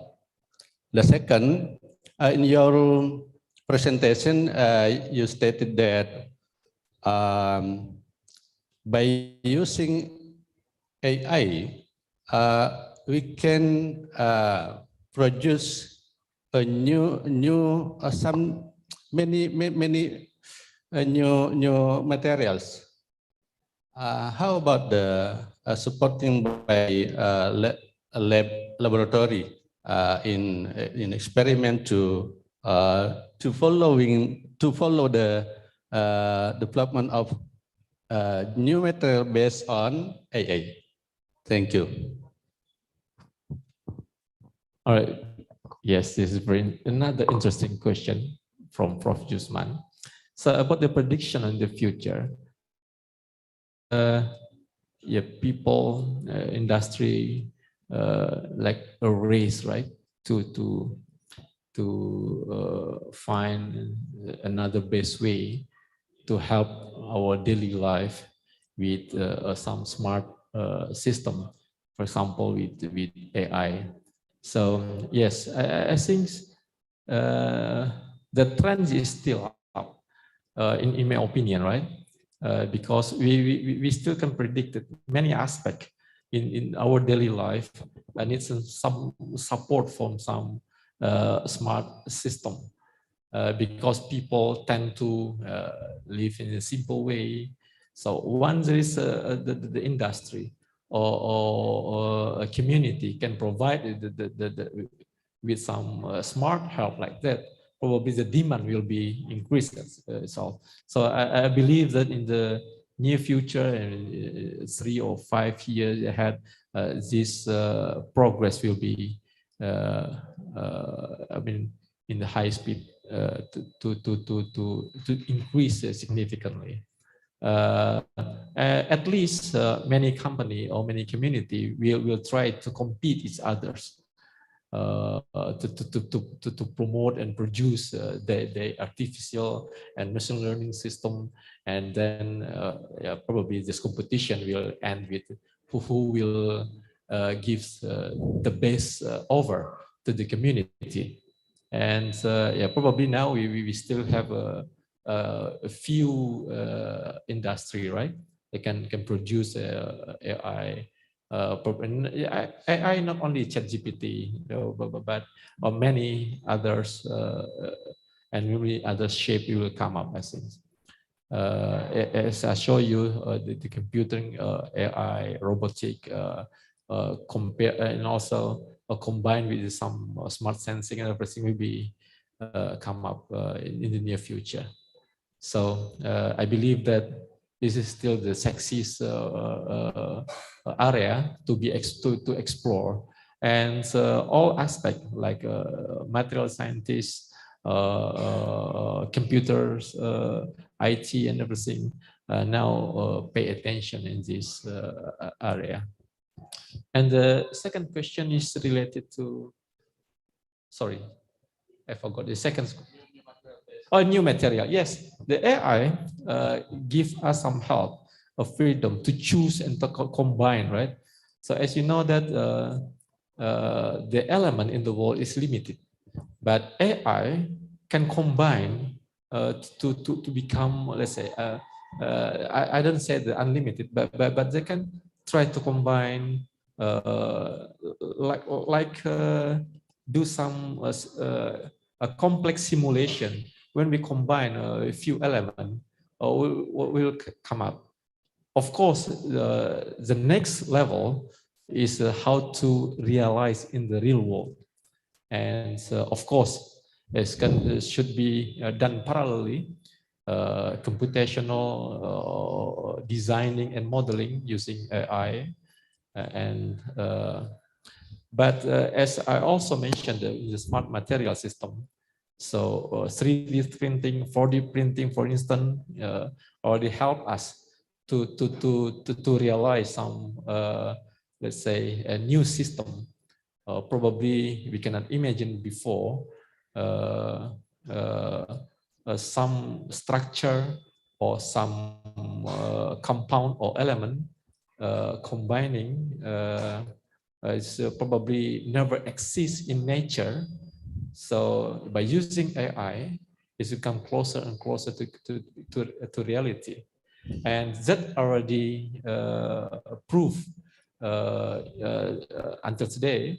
So many new materials, new structure, new compound with the new properties, with the new physical behavior characteristic already come up. Okay. Probably, yeah, like for instance, in the let's say piezoelectric material, or also what I discussed today, multiferric materials. Sometimes the basic formulations can be done by computational. Of course, AI can help us to speed up, to find the best compound, the best configurations, to find the certain characteristic that we want. And when we talk, when you ask me about the readiness of the experimental world, of course, it still need the time. But maybe some people already start to develop that system. So when we talk about the synthesized system using the complex smart synthesized system, right? And this also can be found easily, already done by robot itself. So because sometimes that material is not safe, or rare materials, and people already start about it. Yes, just wait and see, and probably people or colleagues from Tadulako University also have an idea, and we can try to develop together. Okay, thank you. Thank you so much, sir. So maybe I will move to online.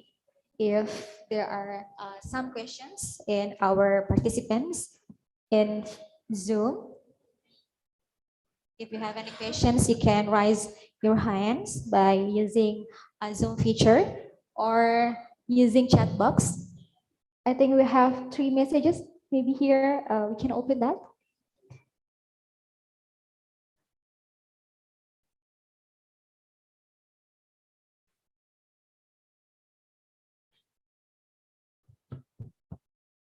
Okay, I think there is no one questions. And well, Yeah, I will this is give from a student. one question from students, our beloved student from high school, please. Well, can we give applause for our students from high school?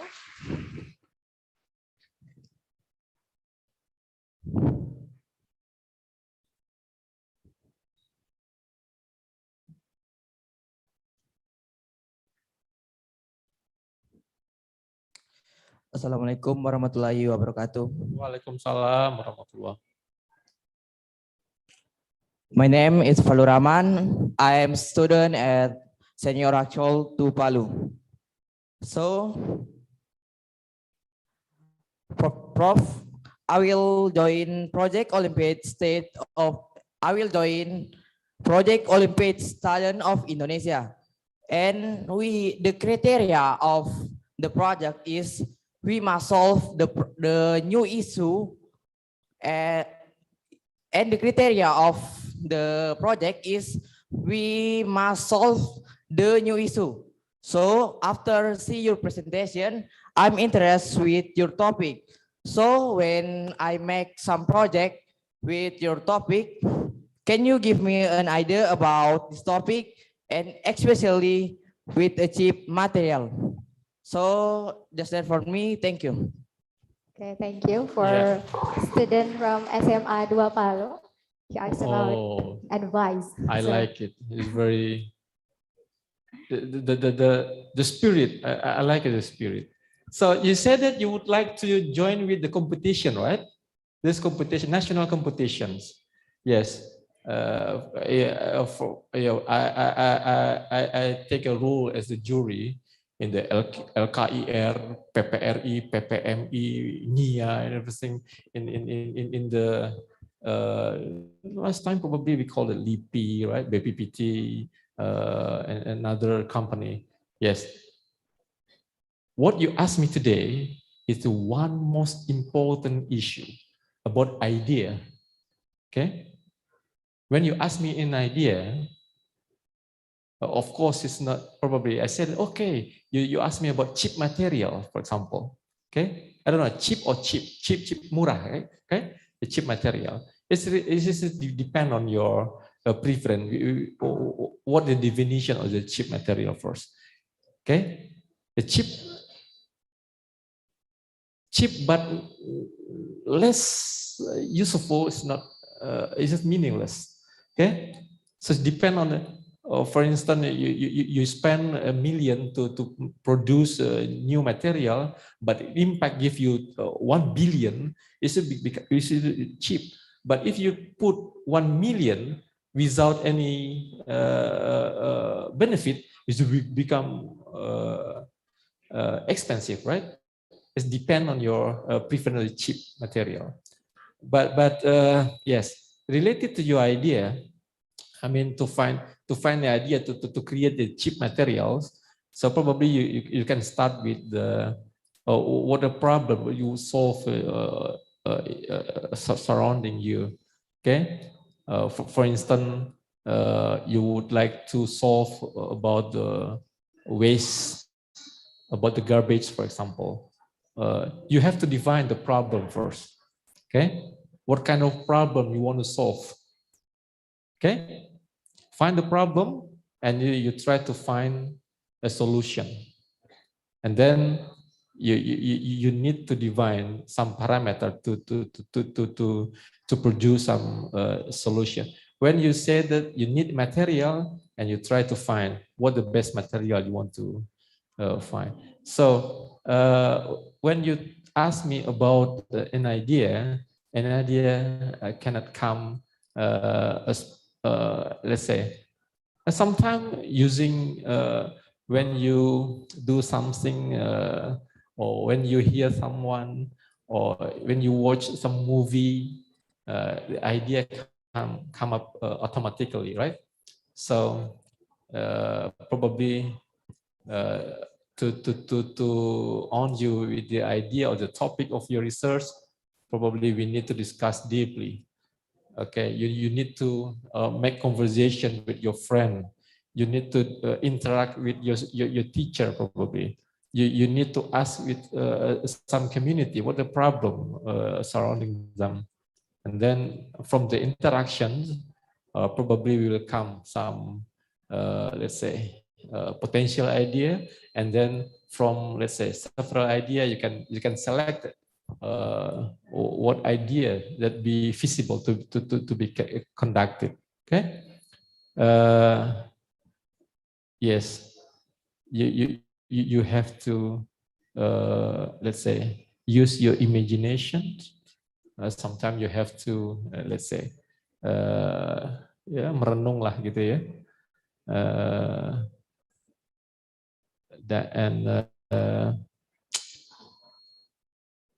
Yes, the most important things on yourself with the rich information from the every sectors. Okay, find the information as much as possible, and then from the information you can select it. Which one is the problem? When you find a problem, you try to find alternative solution. Ask your friend, make a discussion. Hey, we have a problem. Any idea how to solve it?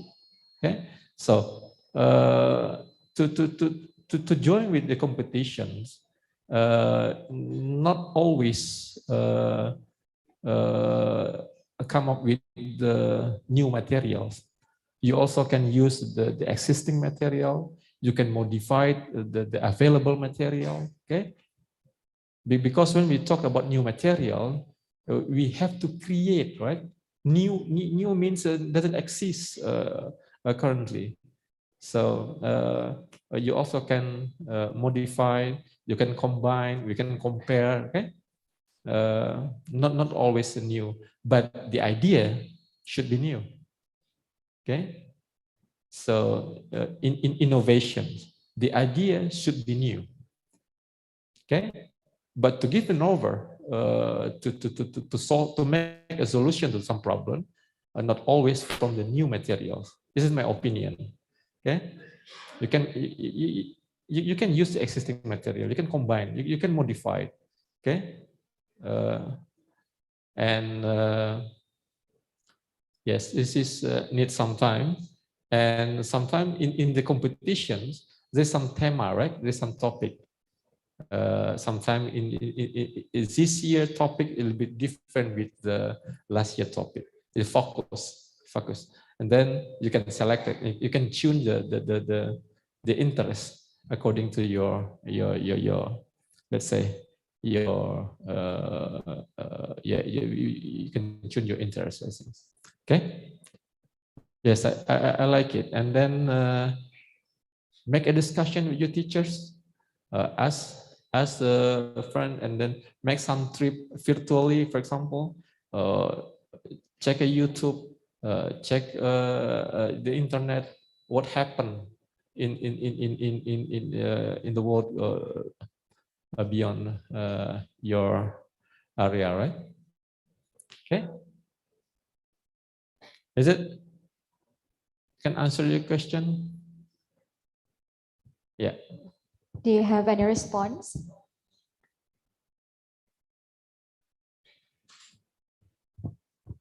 Okay. I think it's enough, sir. So can we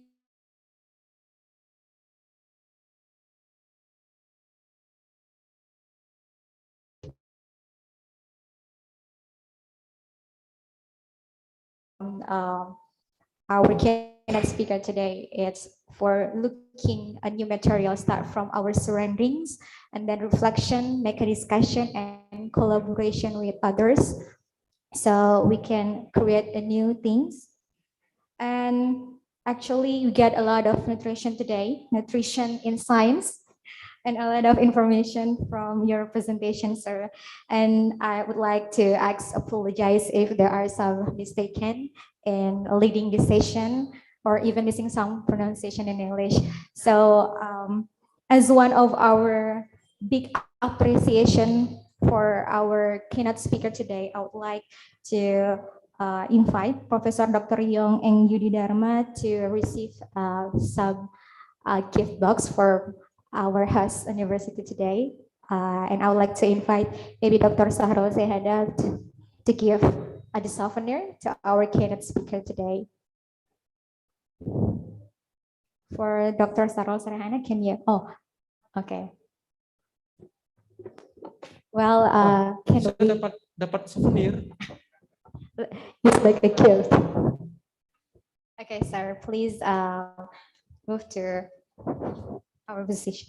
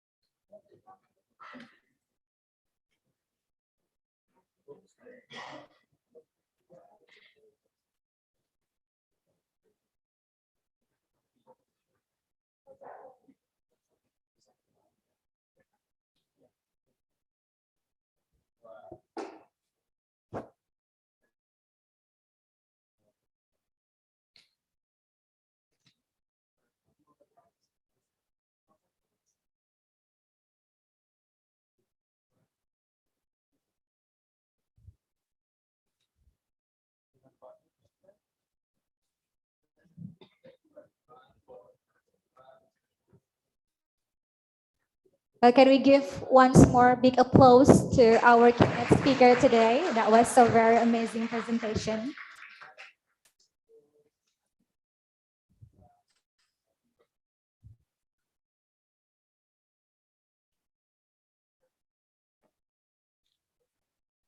And for all the participants who has a lot of questions for our keynote speaker today, can meet in another occasion later.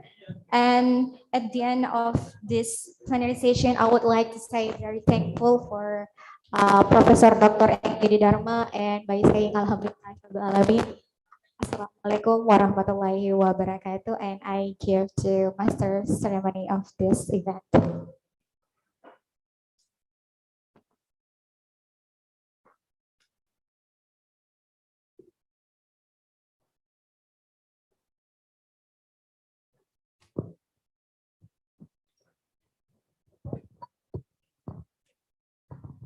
Okay. Okay, thank you very much, Ibu Akidatul Isa, for moderating the second plenary session. To all participants joining us offline and online, we still have a plenary session 2, third and fourth plenary session, and the third plenary session will be begin at 1 p.m. and to all participants joining us offline can enjoy lunch. And please do remember, come back at 1 p.m.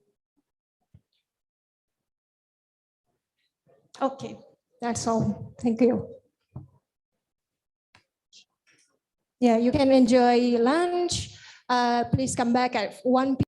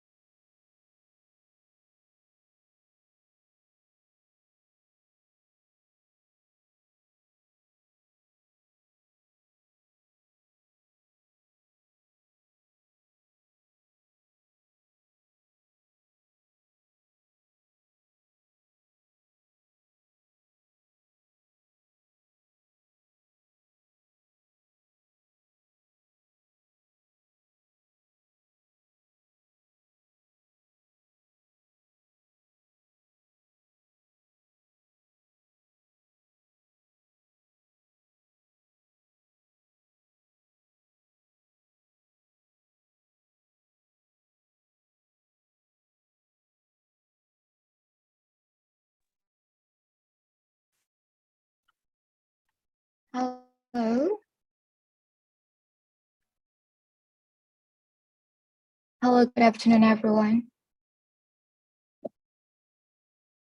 So, I'm just checking whether it would not already join us today.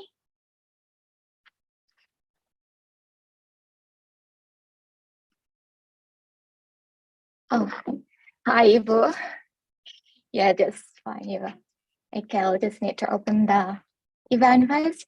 Hi, everyone. Hi, ladies and gentlemen. Hi, I would like to welcome all the participants who just joined us, and also I would like to say welcome back for the participants who have joined us since the morning and then come back again, or come back again and listen to the next session.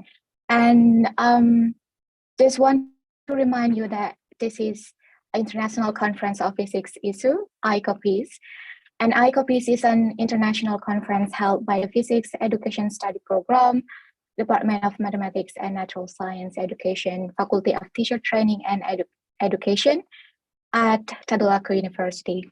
And the theme of today's conference is about science, technology, innovation, and education breakthrough towards society 4.0.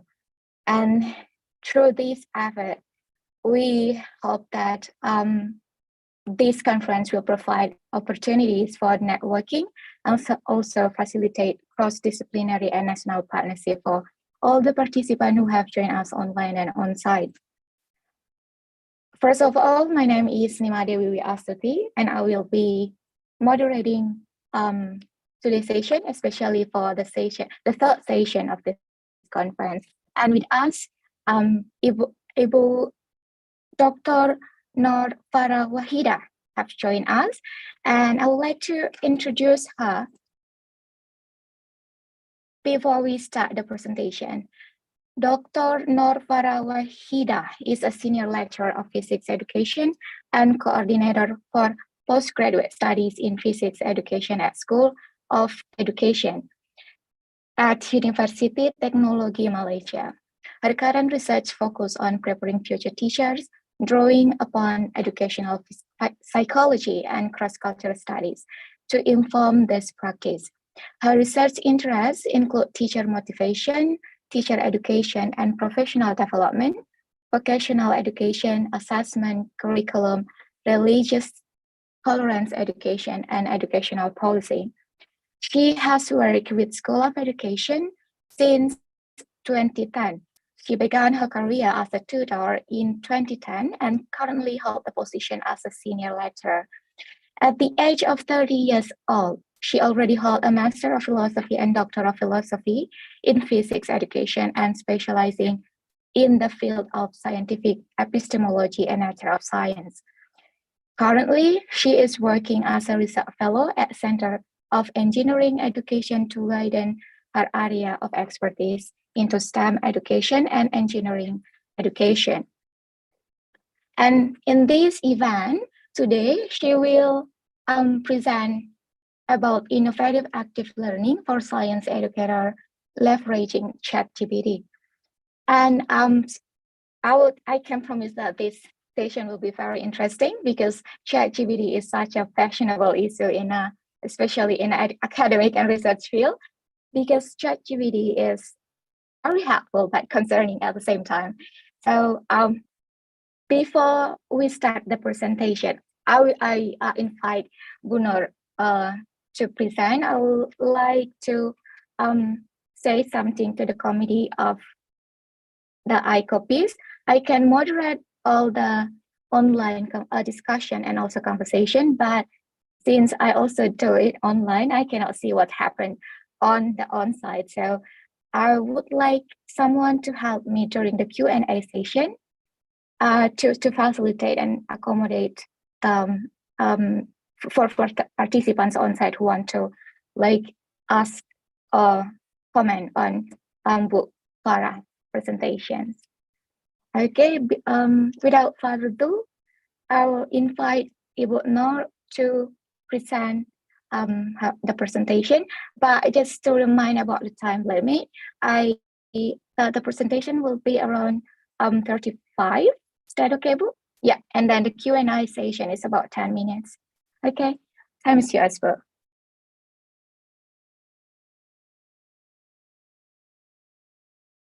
I hear your voice. Okay. Maybe someone can make Bu Nor.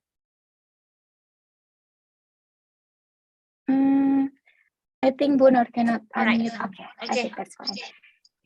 Okay.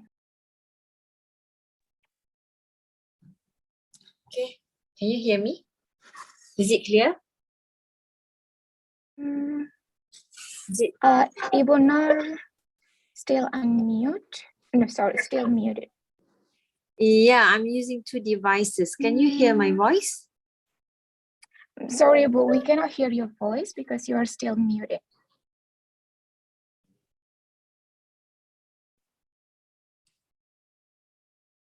Can you hear me now? But we still cannot hear your voice.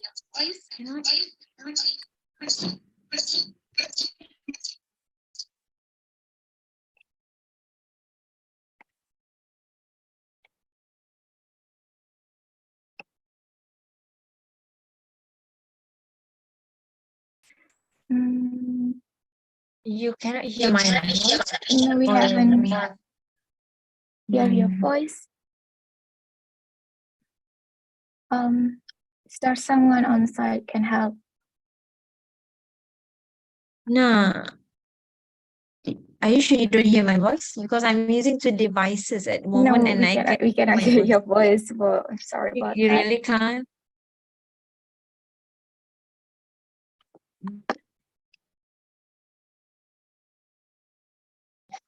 Let's see it. Let me check.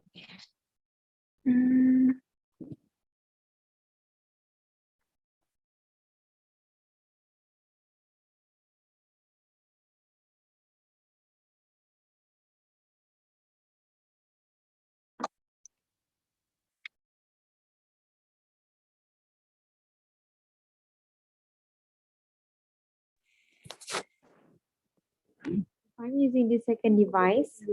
Can you hear me? Bu Wiwi, bisa dengar suara saya kalau saya guna device? Saya ada masuk guna dua device. Bisa tak?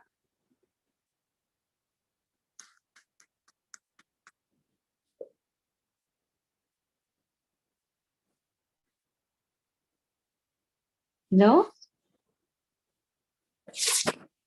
Bu?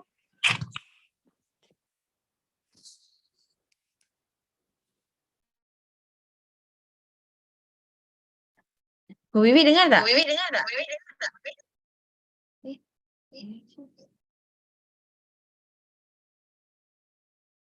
Hello? I think it's not right.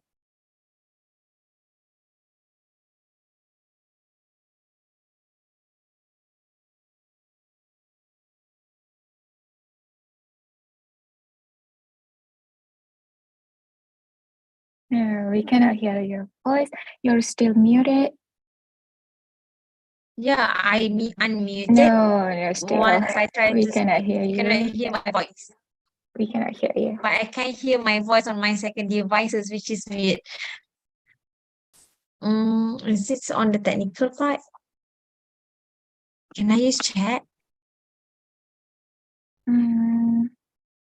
So what about share your screen while waiting for the voice?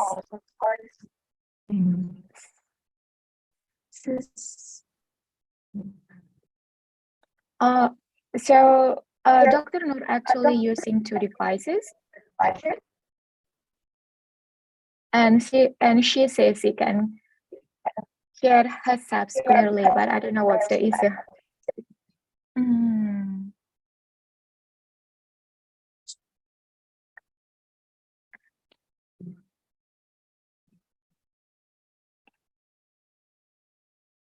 I'm just checking whether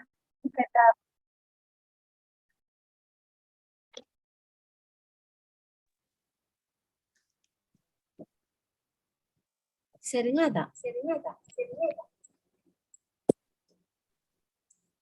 Bu Wiwi tak dengar juga ya? Oh, yeah. No, I can hear you. I think Oh, the now problem you is can hear me. Okay. yeah. But I Is it hope better? I'm asking also people on site whether they can hear you or not. But I haven't got any replay just to make sure that everyone on site also can hear you because I'm not on site. I'm so sorry for the technical glitch. Yeah, that's okay. I think that's mine, but no one respond to me. Just it's difficult. Yeah, because we Yeah. cannot. I just asked. But I think it's fine. Now I can hear your voice. Yeah. So hopefully, for the participants online and on site who happen to join also online, can you give response to the chat whether you can hear it clearly or not?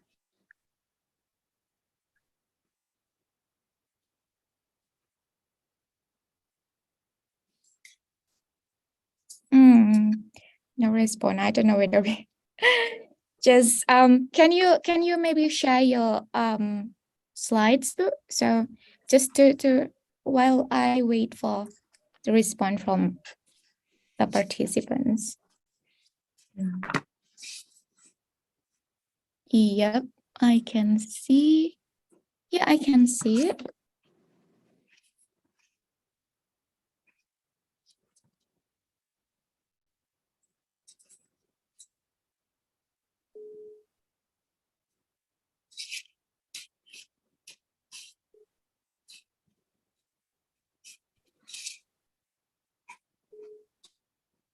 And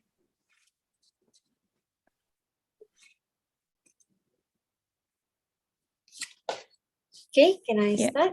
Is it better? I think so. I think so because I tried to call and yeah, someone say that it's all good. So yeah, good. Without further ado, the time is yours. All right, thank you again, Bu Wiwi. Assalamualaikum warahmatullahi wabarakatuh and good afternoon. Again, let me introduce myself. My name is Dr. Farah from School of Education, Faculty of Social Sciences and Humanities, University Technology Malaysia, and I feel very honored to be invited today as a keynote speaker, and I'm giving one of the most sensational topics in the education, which is applications of artificial intelligence in teaching and learning, with the topics innovative active learning for science educators leveraging ChatGPT. In UTMs, our core businesses is training, teacher training, meaning that we train a lot STEM teachers from physics, chemistry to maths. So having these programs, meaning that we have been dealing with lots of issues among science educators. Apart from having pre-service teachers, we also train in-service teachers who already serve Ministry of Education. So between these two groups of teachers, we have similar problem, which means regardless of their experiences in teachings, there are some issues that remains relevant in their fields of professionalisms. The first one is their subject matters. Second is their pedagogical knowledge. With the recent changes and things keep on changing nowadays, and they need to be agile in coping with the changes that keep on coming in their professions. Teachers have their struggles making a change within their existing practices. Whereas students, on the other hand, they also have their challenge, and it is because they need to have equal access to the quality teachings and classroom practice. So meaning that for Malaysians especially, we are now in the era that we want to build a curriculums that can provide quality physics educations. So having this in mind, communicating between curriculum practitioners, policymakers, and teachers can be challenging because we face lots of resistance for change. This is due to not a good or well-structured interactions between policymakers, curriculum practitioners, teachers, and students. So meaning that sometimes we are at the stage of policymakers, we have a good documentations, a good plannings, a very ideals in terms on how we want to project the visions, but when it comes into practices, somehow it being translated differently because of the issues like resources. We are unable to make sure the policy document is being translated in the way that we hope it should be. So having this in mind, some of us may not realize that why on the first place, policymakers are so keen in making change in the curriculum's development. So those who have experience in curriculum research, you may have gone through some of the philosophical discussions on the histories of the curriculums. Okay, I just want to briefly describe on where we are right now and why some of the countries, they are so good in making change in their curriculums. So we begin with the behavioral era in begin around 1920s, in which that the focus is more on the outcomes-based education. So meaning that we have certain standard that we intend to achieve. So we try to design the teachings and learning and the content to be able to bring students to achieve those particular outcome that we put as a standards in the curriculums. Okay, from the behaviors in 1920s, some of the countries, they begin to move into managerials and systems. So managerials and system, they somehow come across the similar times around 19th era as well. So meaning that having established behavioral, then they move into managerials because they go into the governance structures on managing the curriculums, making sure that the system workable for the society. And after they establish these curriculums, some of the countries, for example, back then, Malaysia as well is one of the countries, we move into academics. When we move into academics, this is when we start seeing people talking about constructivisms. Even in Malaysia, we started to see constructivisms in the curriculums in 2003. So it's being stated explicitly in the curriculums, stating that we are moving towards a constructivism, more student-centered learning needed, and we believe that students are entitled to be able to construct their own knowledge.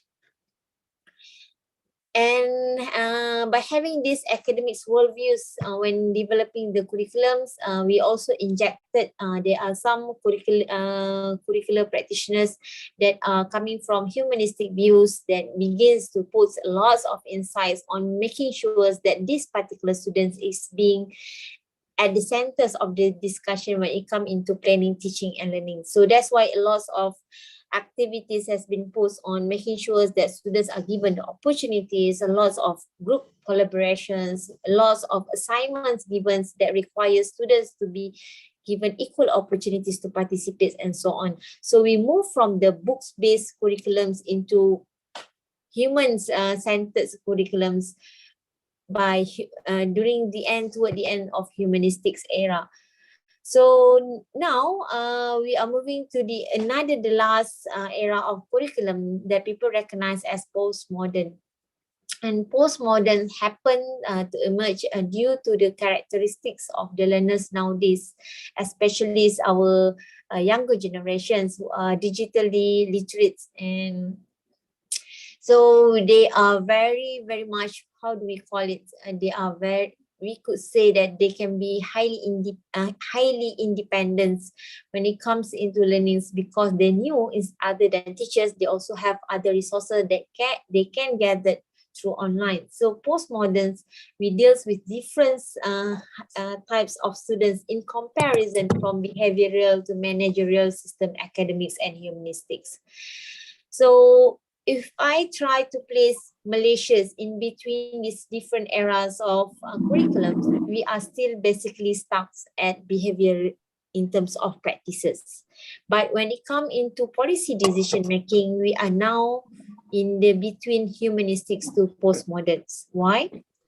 Because now Malaysia is moving towards on abolishing some of the old practices such as exam-oriented system. We are now making sure a lot of changes made to meet the demands in the postmodern societies. But Yeah, trust me, it's not easy. So this is how Malaysia makes a curriculums change. It's begin by changing our curriculums bersepadu sekolah menengah, which is elementary schools curriculums which was introduced in 1988 into curriculum standard sekolah menengah, standardized curriculums for elementary schools. So the changes, if you read by the documents as a teachers, the comment that you get from them is nothing much is changed. Basically, it's the same. They just changed the syllabus. So you get these remarks indicating that people who are at implementer stage, they don't see the changes as how curricular practitioners see or visualize the changes. When we make the changes from the KBSM to KSSM, our intention is actually to move our curriculum from the academics and from the behavioral practices into postmodern. We want to make sure that we are able to cater to these needs. The first one is the changes in terms of the teachings. We want to provide more autonomy to design and implement assessment for teachings. So back then, during behavioral, we have syllabus. So they have what amounts of content that need to be delivered is already been stated in the policy document. But with the recent curriculum, we only have standard. When we have a standard, meaning that teachers have the autonomy to design the content to make sure that it follow the minimum requirements by the standard and making sure this content is being delivered according to the standards of the delivery. So we are playing around with the word standard nowadays. Secondly, we looking into the content of the curriculum in which is being revised horizontally and vertically. We have new topics introduced. We also have transdisciplinary or cross-disciplines curriculum such as environments and technology as part of their requirement in teachings and learning. So for example, if you are teaching religious studies, pendidikan agama Islam, you still need to include some of the technology or environmental issues in your discussions. And the others, most controversial initiative taken as a change in Malaysia is in-class assessment, or what we call it as PBD, Pentaksiran Bilik Darjah. So when we introduced PBD, in-class assessments, teachers was like, we don't like it because we are used to exam-oriented system with a standardized tests that we have like yearly or quarterly every year. And now they have to do in-class assessments rigorously. So they don't have the capacities because all of these teachers, they are being trained during their teaching training degree using KBSMs as the reference. We haven't yet have fully graduated teachers, students from degree that train using KSSM. So that's why we have lots of resistance coming from all the in-service teachers because they are all coming from the era of KBSM. So making a change is difficult, convincing them that they are actually capable on making this workable it requires a lot of efforts and investments. As for the learning necessities, like I mentioned previously, sorry for the misspells there, we abolished lots of national examinations. Previously, we have national exams for standard 6, 12 years old.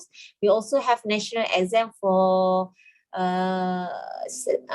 elementary, which is a secondary at the age of 15 years old.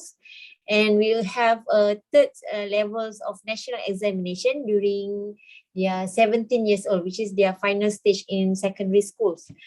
But now we only have one national exams remains before entering tertiary level. Okay. Second, we make student-centered learnings as something that is commonly used in as part of the teaching and learning activities. Although previously teacher may have lots of activities involving students in their teachings and learnings, now student-centered learning is being branded as a way to make sure that their teachings practices somehow include students' opinions in building knowledge and understandings. Other than that, there is no more streamings, meaning that there is no classifications between weak students, okay, excellent students, but we introduce learning package. So we have like STEM A, STEM B, and STEM C. This is also part of the initiative taken by Malaysians to increase enrollments in science streams. Other than that, there is also an increase of learning hours for STEM subjects from between 96 hours to 112 hours a year. So this is an examples of STEM package for KSSM curriculums in Malaysia. So if you can see here, we have the variations to make sure that most of the students attracted to be part of the STEMs groups.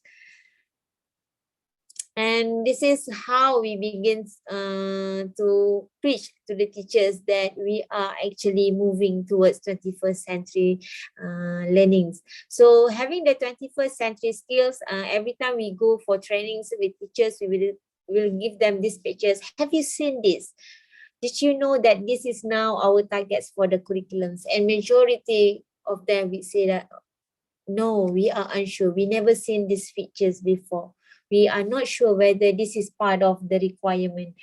So those remarks means that lots of works need to be done by higher institutions to not only train teachers at the universities levels, but also at the same time continuously support them during their professional developments in during their teachings at schools. So concentrating on 21st century skills, meaning we begin to place students at the centers of the discussion when you try to design a classrooms. So when we talks about this, meaning that we need to visit back what Schulman have described about TPAC, or what we call as PCK, the pedagogical content knowledge. So Schulman's introduced PCKs, describe that these are the components that actually can be evaluated as teachers' professional knowledge. Meaning that as a teachers, when we train teachers at institutions, we require them to have the content knowledge, the pedagogical knowledge, curriculum knowledge, pedagogical content knowledge, knowledge of learners and their characteristics, knowledge of educational context, knowledge of educational ends, purposes, and values. And meaning that these are also the variables that keep on changing, that the nations need to revisit when it come into transformations. And Quayler in 2006 added technology when the ICT booms in Malaysia. We also look into TPACs, technological pedagogical content knowledge. And as you can see in these pictures, there are so many overlappings of competencies as a teachers, that if we change one element, for example, if you are changing the curriculums, like what Malaysians have done, we also need to bear in mind that there will be a need to change in terms of their pedagogical knowledge, their content knowledge, and their knowledge of learners and their characteristics. So the policy must be able to cater all these changing variables as they try to interact with one another. So, with the AI, artificial intelligence is very new to Malaysians. And for example, ChatGPT itself, when it comes into the internet, most of the people who pick up with the ChatGPT are researchers, especially our PhD students and master degree students.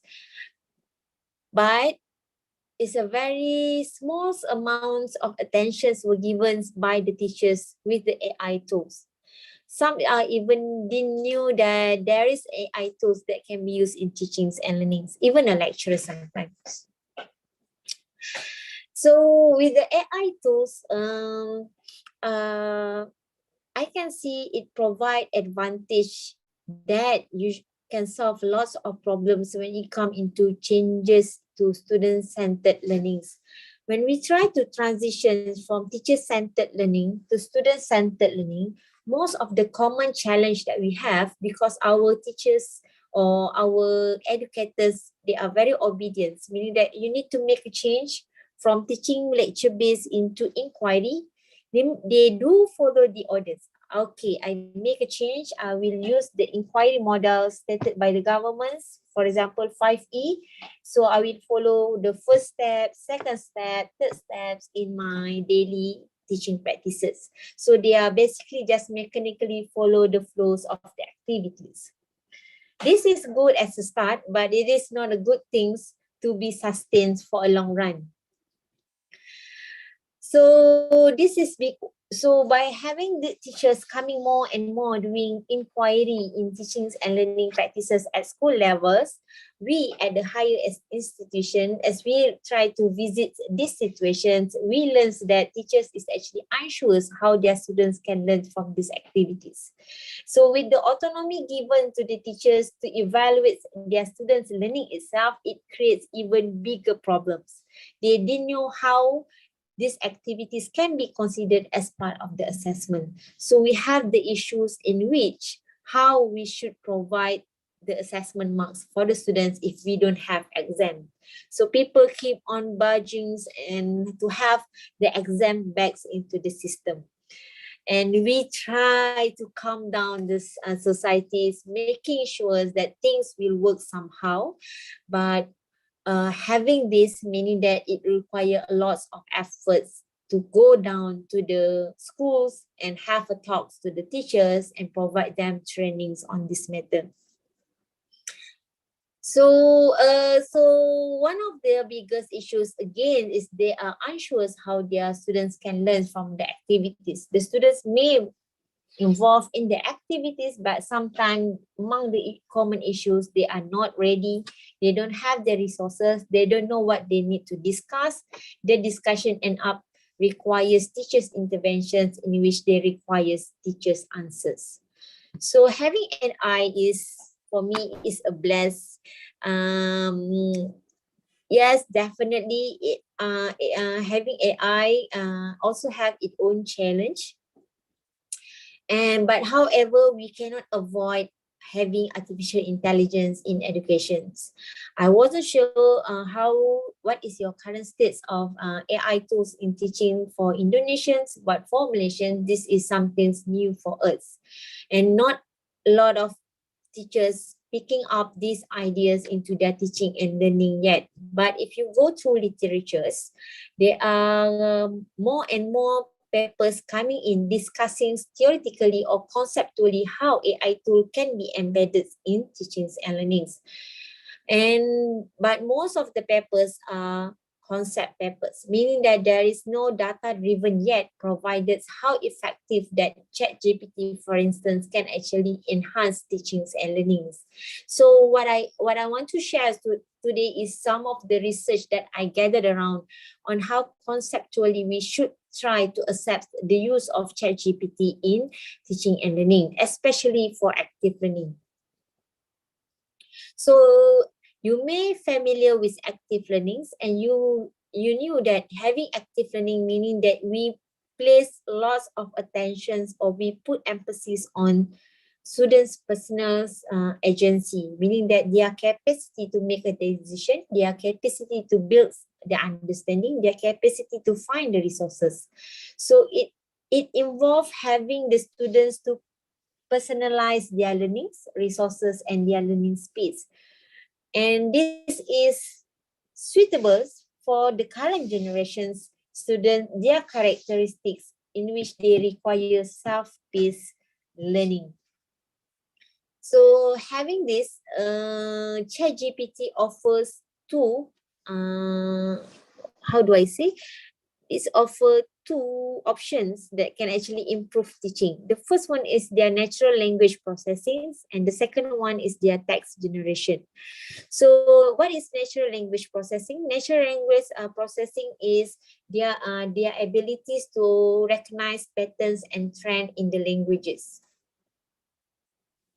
meaning that it is a huge database that can help you to not only find the resources, but at the same time helping you to make the comparisons and the synthesis needed based on those resources.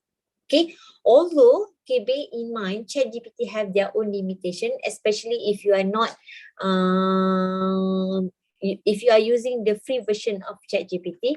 The advanced ChatGPT, they have certain features in which even more valuable for research. But I'm not so sure about teaching. I haven't explored that one yet. For the text generations, we have AI language model that can be used to create realistic sounding text, which is also good for translations and summarizations.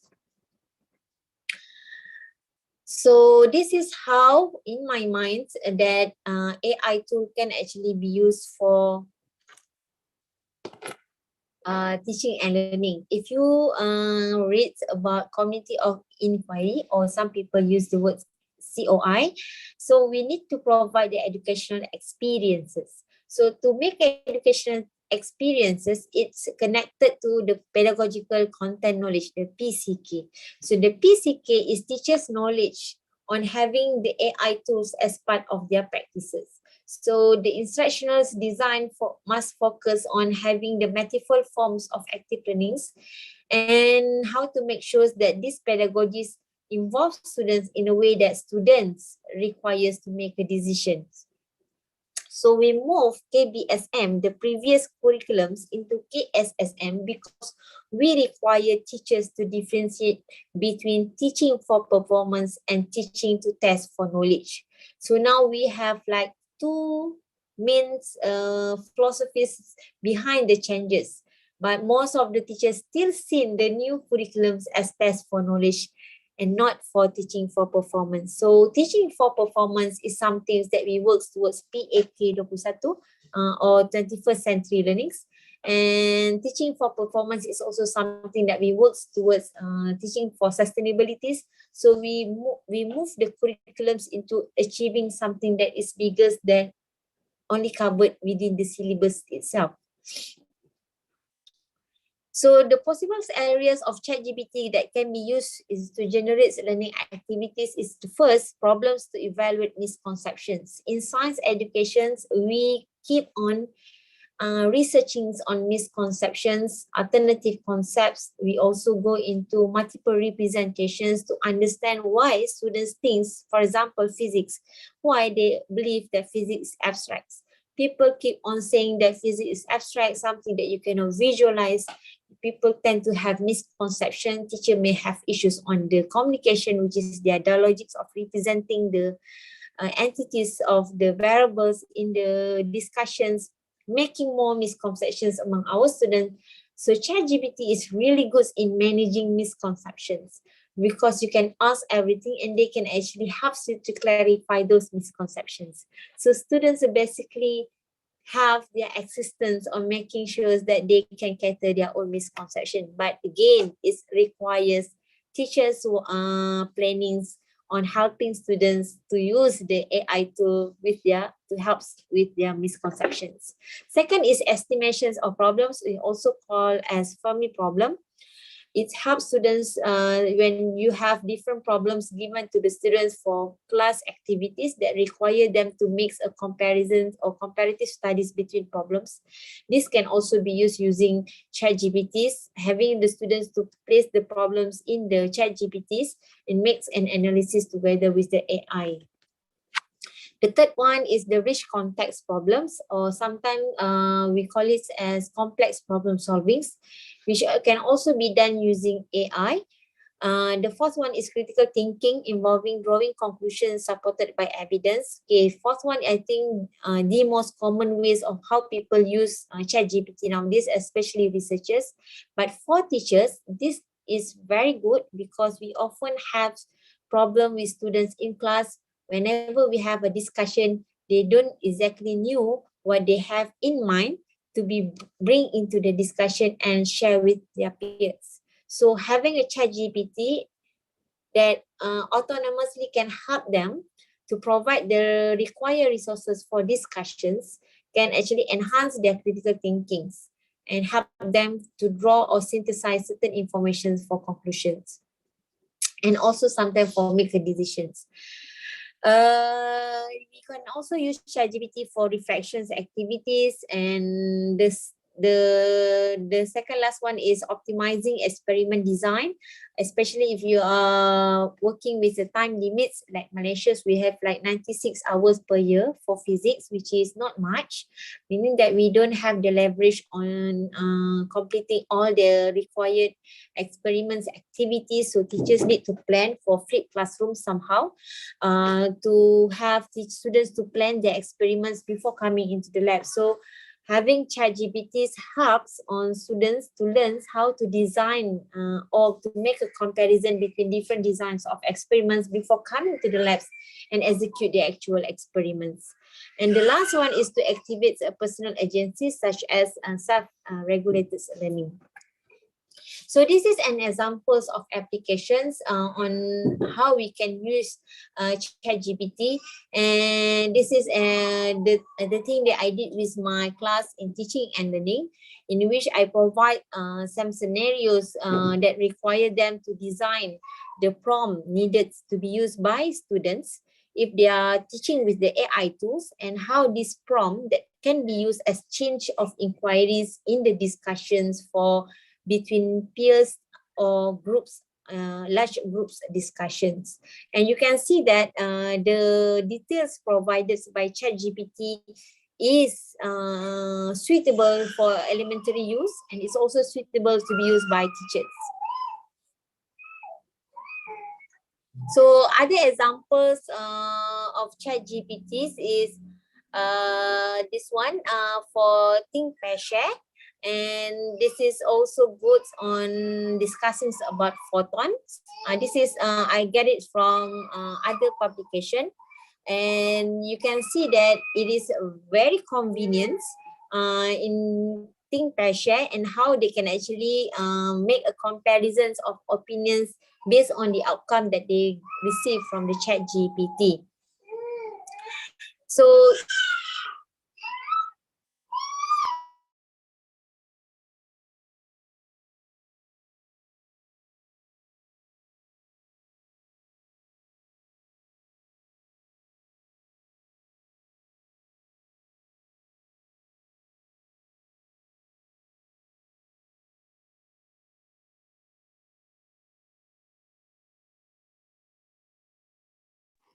sorry for my internet.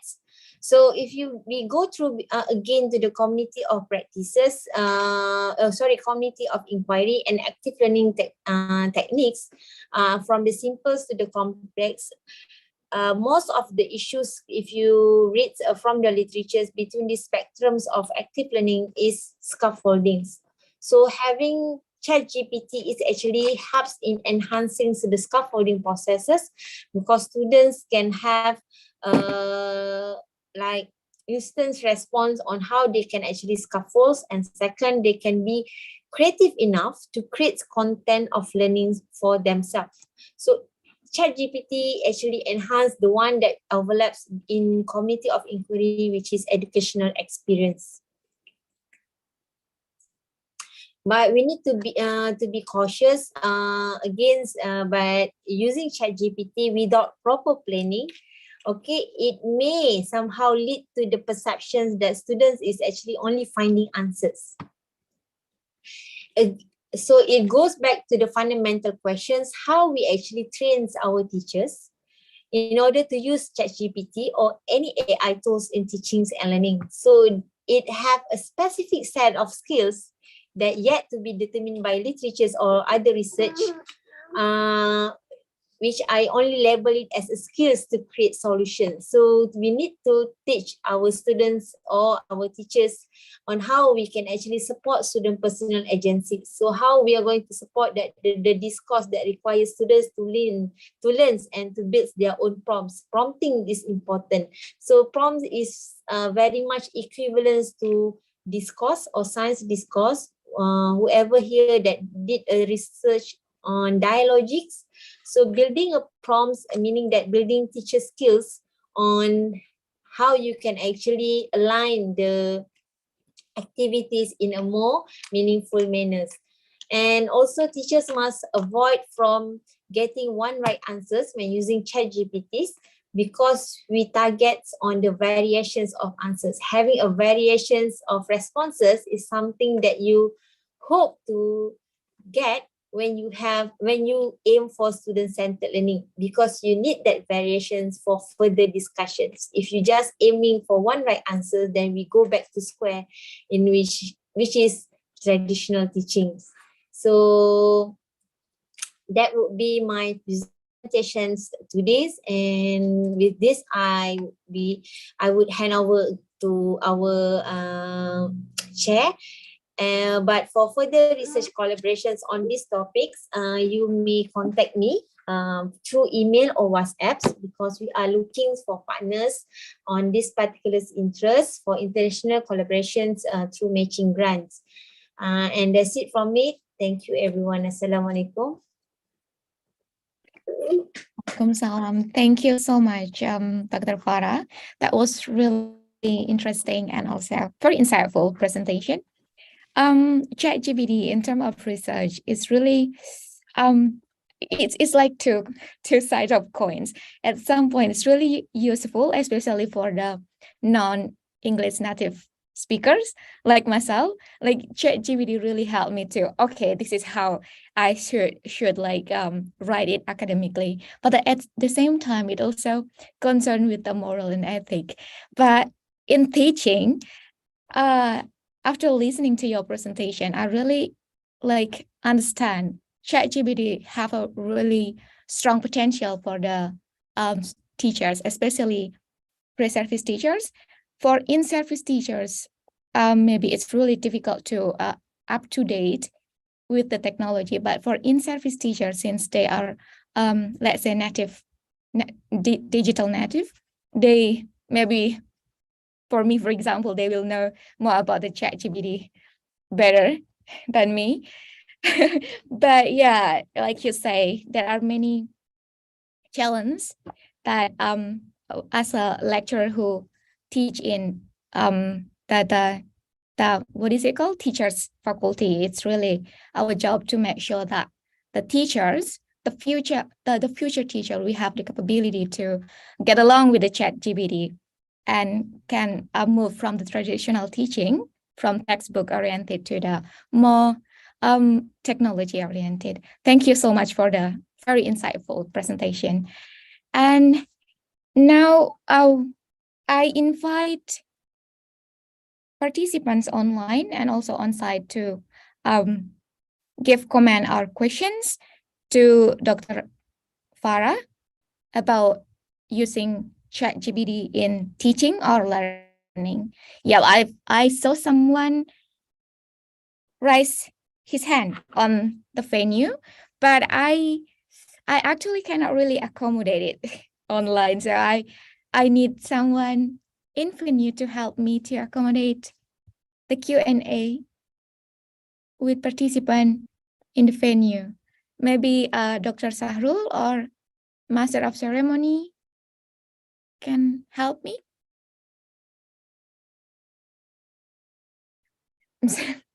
Apologies, Bu Sarah, because it's difficult to accommodate in venue participants. Okay, someone's. Yep. Please introduce yourself and also ask question to Dr. Sarah. Time is yours.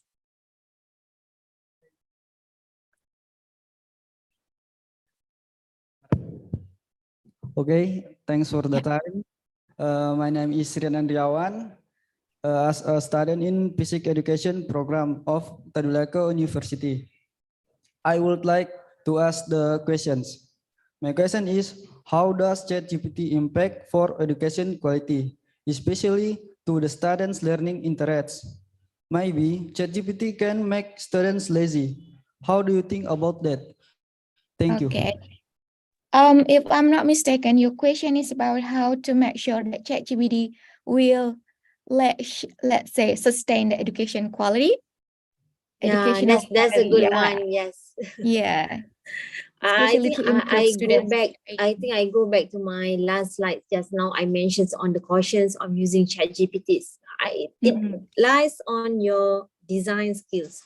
So with the recent curriculum change into postmodern societies, meaning that teachers nowadays must not only be trained to teach or deliver content. We are now trained teachers to design and redesign learning experiences and learning environment, in which in this case, if you include ChatGPT as part of your learning activities or learning environment that you need to provide to your students, meaning that you need to have the capability to design the conditions on how it should be utilized into teaching and learning activities. So in that case, you can avoid from having a students using ChatGPT for their own personal purposes, which is just to get the right answers. So that's why I'm ending my session by, you need to aim for variations in answers when using ChatGPTs as part of the discussions for the students. If you are aiming to provide one question for the student, okay, let's try to find answers to this question, then you will get like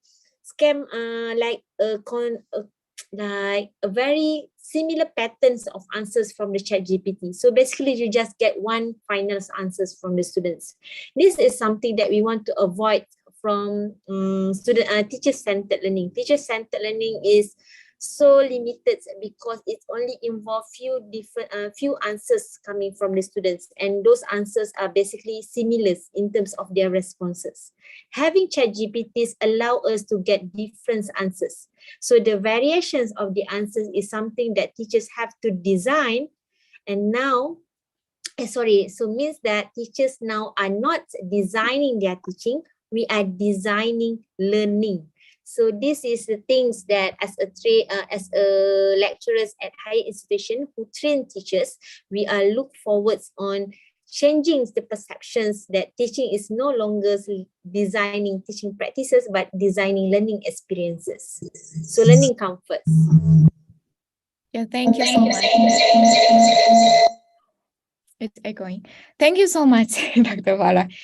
That's an excellent explanation. So it's about the variation of the teaching, and well, by saying that it's just lifelong learning now, it's not an option, it's just like a must. You have to learn all the time since you decide to be an educator. Yeah, and there is one question on the Yeah, I chat. can see one question in the chat. Thank Yeah. you, Bumi Daya. Thank you for your interest in our curriculum. Yeah, for Malaysians, we are still struggling with the changes as well. So this is a very good question. How to implement STEM learning based on the levels in the given subject? What do you mean by the levels of the given subjects? I think, but I can go to the second question. How is the assessment given to the student to be able to choose? Okay, so basically we don't have national assessments. Previously, we have national assessment at the age of 15 years old. So if they achieve like 9 A's, they can choose into a STEM's package. But now we don't have the national exam. So we rely mostly on the formative assessment, pentaksiran bilik darjah in-class assessment that teacher must provide like students' portfolios of their works. So based on this portfolio, students will decide to which directions that they want to further their studies. So we hope by having more options in STEMs, in terms of the types of subjects they can learn, we can have more students to have interest, because we cannot force students to be in the STEMs education. We have done that previously through our 60-40 policy, in which we force students to fit into the numbers. We have like minimum numbers, how many students need to be enrolled in science streams. Now we cannot do that, because every time we did that, students keep on running from the STEMs. So we now open the opportunities for students, and we keep seeing people coming more and more to STEM, alhamdulillah. Only what will be the focus or targets of the KSSM curriculum for education? So now our target is more on sustainability of the educations. We are not only focusing on deliverings or science subjects. we are focusing on certain characteristic or certain attributes, or may some of you use the words competencies. So there are competencies that we use as a baseline for them to have before they enter tertiary level. And these are the baseline that tertiary levels will use as the qualification to be used during selections process into the university. We are still in experimenting with the ideas, and we don't have like the right recommendations for Indonesians. But what I can say that we have lots to be learned. By changing this, we realize that most of our teachers require hubs to understand the visions in the KSSM. So lots of universities nowadays, they begin to do lots of projects with the state departments of education to train back our teachers, because they are so used with the old curriculums. And we are start on training them back in terms of the pedagogies, in terms of the deliveries, in terms of the visions in the educations. So it requires investments from the governments as well for this part. It cannot be done by the teachers. If you ask teachers, you need to make change, go and find trainings, formulations. It doesn't work that way. They don't want to invest their time for that one, but they are very good in their existing practices. Thank you, Dr. Farah. I hope that will answer Ibu, is it Milda? Yeah. Ibu Milda questions. Thank you. And I see someone already stand on the microphone. Okay. Without further Thank ado, you for the time that giving to me. My Okay, name is Hairunisa Yusuf, a student in Physics Education Program of Stadulako University. So I would like to ask you about the questions.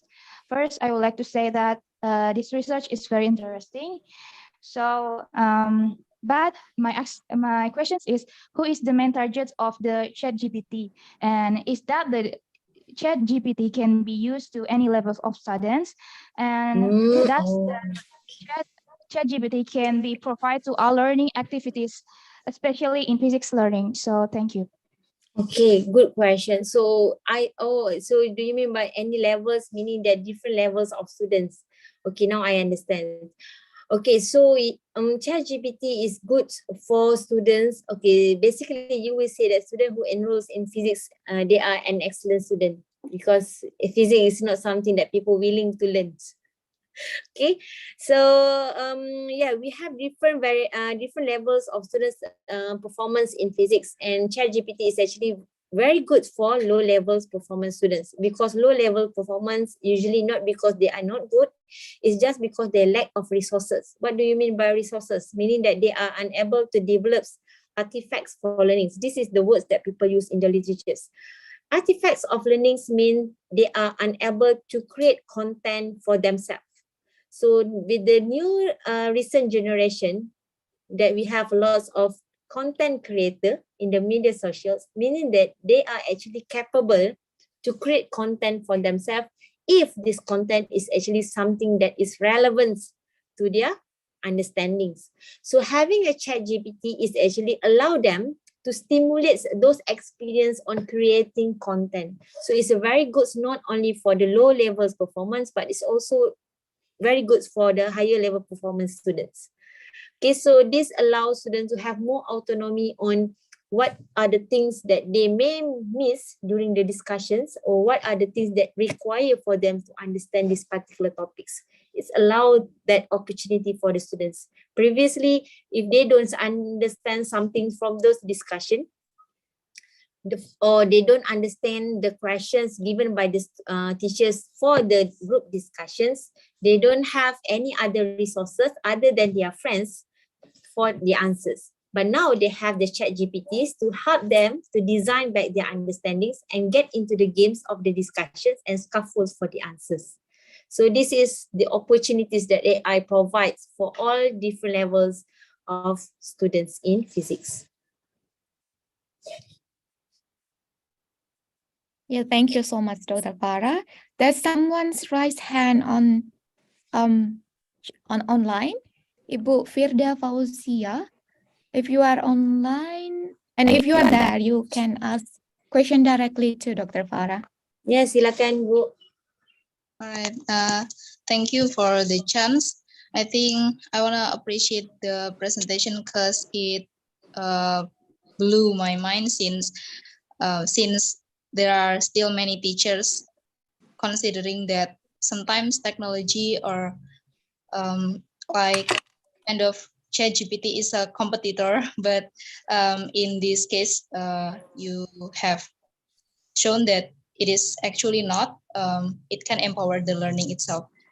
And here, I want to ask: is there any? Maybe could you explain or re-explain in case you have you have explained in previous session a study showing learning outcomes of using this ChatGPT. It's like such as maybe their post test, their post test score increase compared to the pre-test or some sort of things. Yeah. All right. Meaning evidence-based practice, right? If there is any research have done and have a results on this one. Are you asking that one? Yes. Okay. So Bu, terima kasih Bu.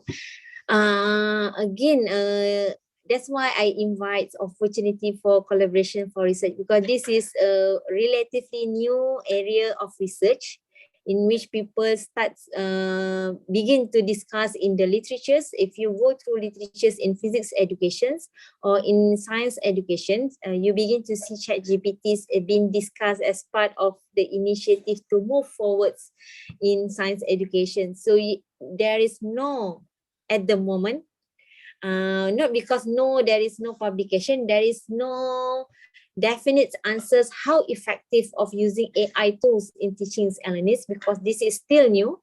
So meaning that there is lots of opportunities for Indonesians and also Malaysians to be part of these research discussions, for us to look forward if there is a chance for Malaysians and Indonesians to enhance our learnings and teachings practices, and also our teacher training programs to include AI as part of the tools and skills for our teachers. So haven't done yet, Bu. Jadi in Malaysia we are still in the process of designing the research. So kalau berminat bisa ni contact. Yeah. Thank you so much for amazing discussion. I believe that there are many participants still want to ask Dr. Farah about the ChatGPT, but unfortunately we are limited by time, Bu. So thank you so much for your presentation today. And then to end this session, we on behalf of the community, I would like to give you a little appreciation. I would like, what about the committee? Can you show us the certificate? I'm sorry, the Q&A session has finished because we are limited by time. I saw someone standing on my Sorry. so we apologize for that. So for the committee, can you show the certificate? Because Dr. Farah certificate. Yes. Oh, sorry, Dr. Farah presentation need to be and just to notice you, Ibu Farah, there are someone who want to contact you on chat. Yeah.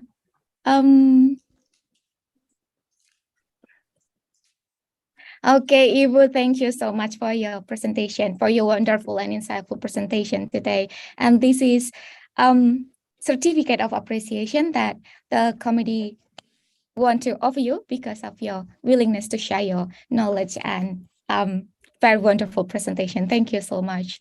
Terima kasih Bu Wiwi. Terima kasih, Bu. And that's it. That's that session. Oh yeah, we would like to invite the participant to give round of applause to Ibu Dr. Farah. Please give applause to Ibu Farah. Yeah, I need to give applause too. Okay, and that's it. That's the end of the third session for this conference. And for the fourth session, I would like to give it to Ibu Novia. Is she already on venue or join us online?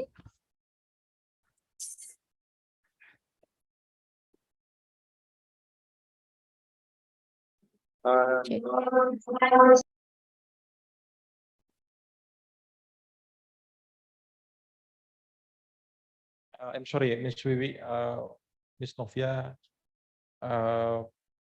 cannot join with us, and Oh, okay.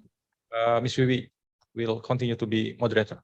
Thank you. Okay, thank you. Thank you so much for letting me know, Bapak Sarul Sahana. And thank you again for Dr. Farah for joining us and then give a wonderful presentation in this afternoon session. Now we're moving to the next session, but just give me a second.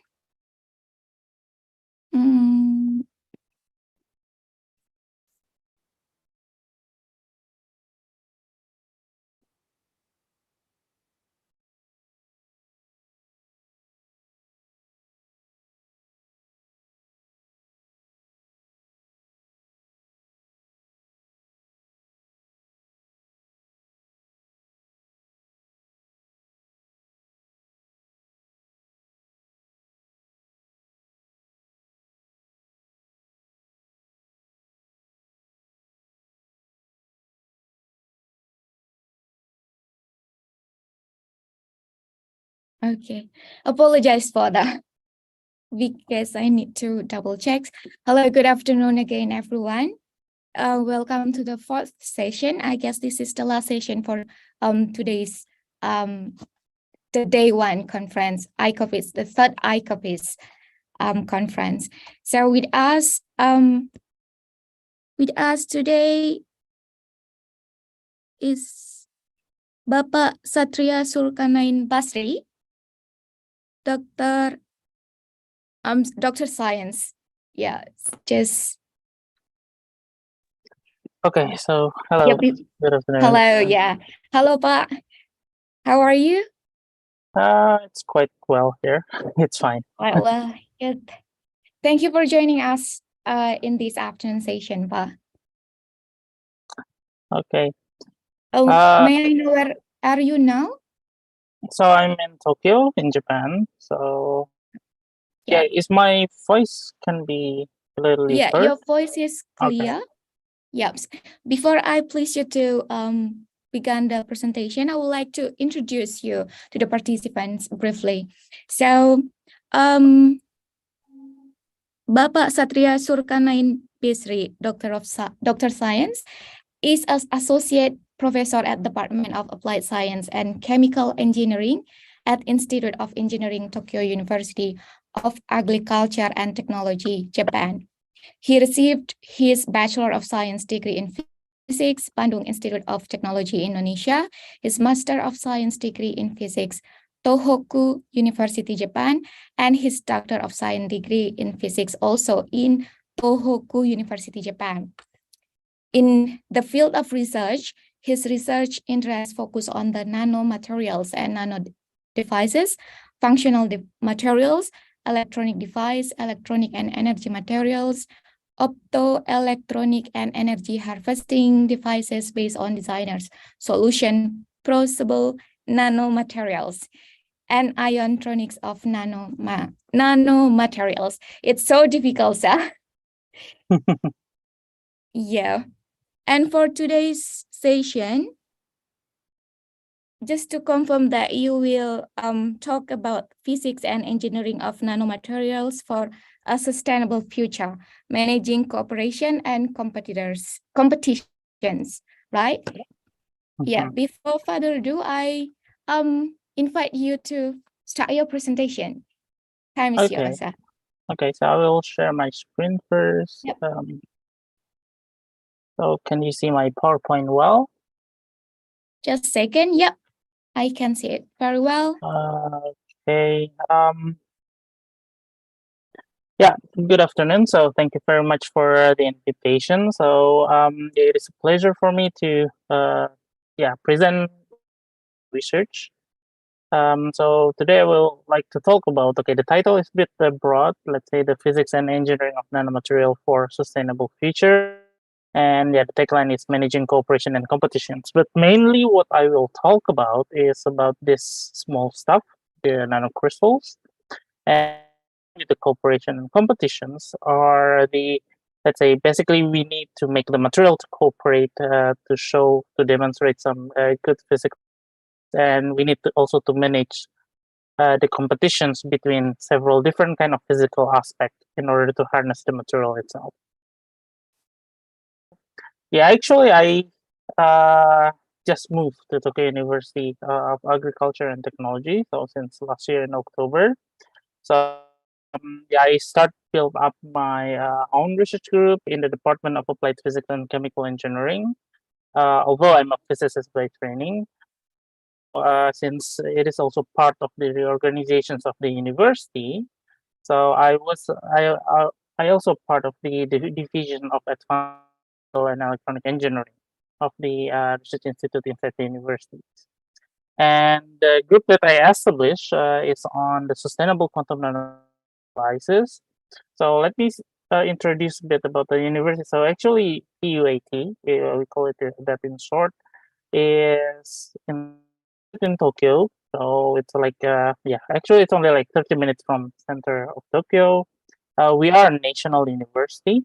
Among the celebrate 150 years next year, and we only have two faculties: agriculture and engineering, and not that large, not as large as like the Tokyo University or Tokyo University, but we are among the highest ranking of the staff student ratio and also the percentage of students that continue for graduate study, and also related with the productivity in terms per faculties or research fund per faculties, we are among the highest in Japan. And in terms of industrial collaboration, we have yeah, somehow productive in that aspect as well. And we are really close to, let's say, the small industry in Japan as well. So yeah, the characteristics of the research group that I built. So ever since I moved to this university, and the reason is that because the department is a mix of applied chemistry, applied physics. So then the characteristic is that to try to make this chemistry and physics to cooperate each other. So I can take students from both fields. So then we will involve like colloidal synthesis, some surface chemistry, electrochemistry. On the other hand, because I'm a condensed matter physicist, so we will also play around with the optics and photophysics as well as the electronic properties of the material. And there is a jargon is that the interface is the device. So in the sense that we cannot make any electronic devices if we don't play with the interface. So either in the materials or the interface between the field itself. So the aim of my research group itself, so one of the research colloidal quantum dots. So we try to make a new materials, new kind of atoms, quasi atoms, try to assemble them to become a new kind of solid state.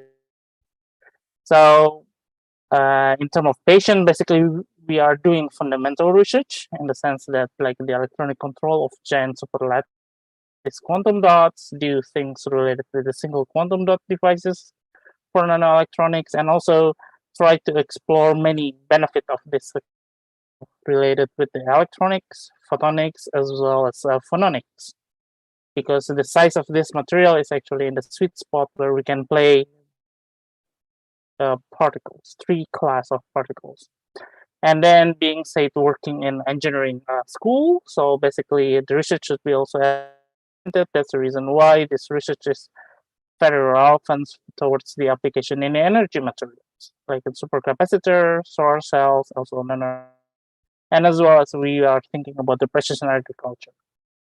So why electric? So let's try take the big picture that we are. I think in this morning, Professor Reedy has already explained some of our challenges, but I would like to highlight some of them. So there's a grand challenge in terms of the necessity to invent advanced materials. So basically, climate change is one most serious threat for humanity. That's related with how we make the earth dirty. On the other hand, we also have a problem with populations. There are 8 billion people in the world, and it still keep increasing. So if we want to have these people have the same lifestyle like, let's say, American or Japanese or European, so then one earth will not need another 9 earth in terms of resources. That's the reason why we need to think about how to make net zero carbon in terms of our emissions as humanity as a whole. Or even actually, we also need to pay the carbon that have 400 years. So basically, we need to make a negative carbon economy. On the other hand, to answer those problems, so we need to think about many different. So there's a big challenge how we need to secure our energy. So we prefer to have renewable and clean energy, and also from source if possible, wind, solar, and let's say geothermal or some other thermal source. Feed this 8 billion people and counting, we need food security. And in order to grow food, and also let's say it requires energy. Obviously, energy is one of the bottlenecks. And also, in order to improve the productivity, we need kind of optoelectronic devices like LEDs in order to control the photosynthesis for artificial photosynthesis. Sensor to whether we can increase the productivity of the crops that we plant, or we are related with raising the cattle itself. And we need water, obviously, clean water. And in order to do that, obviously we need energy. So energy in terms how to sterilize, how to desalinate the water itself. And then obviously we need some new optoelectronic devices. Let's say we need the UVS and also chemical sensors to make sure the water are clean. So the bottom line here, my worldview is that the bottleneck is on the optoelectronic device and a good optoelectronic device for energy harvesting. And in order to do that, we need to think how to make light and electronics to cooperate with each other. So then we need to see how the history itself. So in terms of the optoelectronics, so we need to think how actually light interact with matter. So condensed matter physics nowadays deal much on how light interact with matter and vice versa.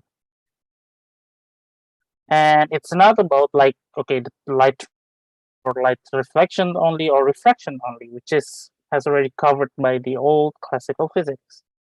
But nowadays, what we need is that how the light itself can generate something in terms of electronics. So that's the reason why we need to have a good grasp, not only the waves, but also about the matters related to the chemistry. And also in terms of the light, we also start to think them as a quantum. So related to the Maxwell equations, as well as how the wave particle properties of a matter. Reason why we need to start really doing a deep learning on several important concepts in physics, like the photon, which comes out from, let's say, Einstein formulated this, and also from Pauling, that basically when light illuminates some materials, then photochemistry effect, and many other things, and many other processes that related with how light interact with matter, and what kind of can be very interesting. So I think this morning one of the speakers has already showed this figure. So which are interesting for me in terms to investigate or to understand light matter interaction. Actually, the most interesting part is that when the materials are about the size of the wavelength. So in the visible light, then it means that around several hundred. Or if you want to play a little bit around on the infrared scale, then then basically it's around maybe 1,000 nanometer. So that's the reason why nanomaterial is really interesting. So it can be organics, it can be inorganic like quantum dots, or like some other exotic nanomaterials. So what kind of things can happen if you reduce the material dimension? The more that the surface to volume ratio will much enhance. So it will give you many different kind of consequences. And do like if you want to cool down your coffee, like there are consequences in terms of thermal properties, mechanical properties, obviously because of the surface of the material is enlarged, and many other things. So one of the most example is that we can also do some alloying, or even we can do some alchemy. So in the conventional process of alloying, like to make this kind of a knife or sword, let's say, you need to do some hot metal forging, different kind of metal, and then you need to, and then it will use so much energy here, and also it will, forging itself to make steel, the biggest carbon emitter. On the other hand, if we do this kind of small material, so we can do start thinking about, so we can change the material itself by doing reaction in nanoscale, or even we can do alloying of different kind of nanomaterial to become new materials, which have much lower temperature and which much lower energy consumption. So that's in terms of, let's say, what we can do with the nanomaterial. But my main concern is related with the quantum phenomena that may arise by the nanomaterials. So understand the concept of quantum confinement effect in order to learn how the interaction between electron and light. So let me give you some brief quantum confinement. So in any semiconductor materials, basically you can assume there is a conduction band, there's a valence band. Valence band, electrons, and then if you have some excitation, let's say light, then the electron will go to the conduction band, and then it will leave. And it actually, this pair, we can say them as exciton. And this exciton, or the component of the exciton, the electron and hole, can orbit inside the materials. And the orbiting diameter of these electron and hole pair is so-called Bohr radius. So if we reduce the size of the material much smaller than the Bohr radius, then what you can get is that the electron itself will be fine.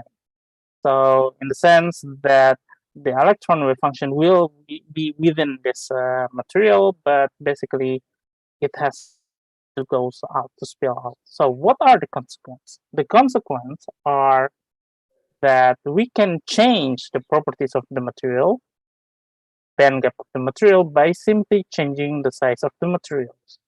So you can have, so the smaller diameter of material will create a large, while the larger diameter of this nanomaterial will give you much narrower band. But obviously it's still larger than the bulk materials. The consequence that we can see immediately is that the color of the material can change. So for example, here we have like one cadmium selenide.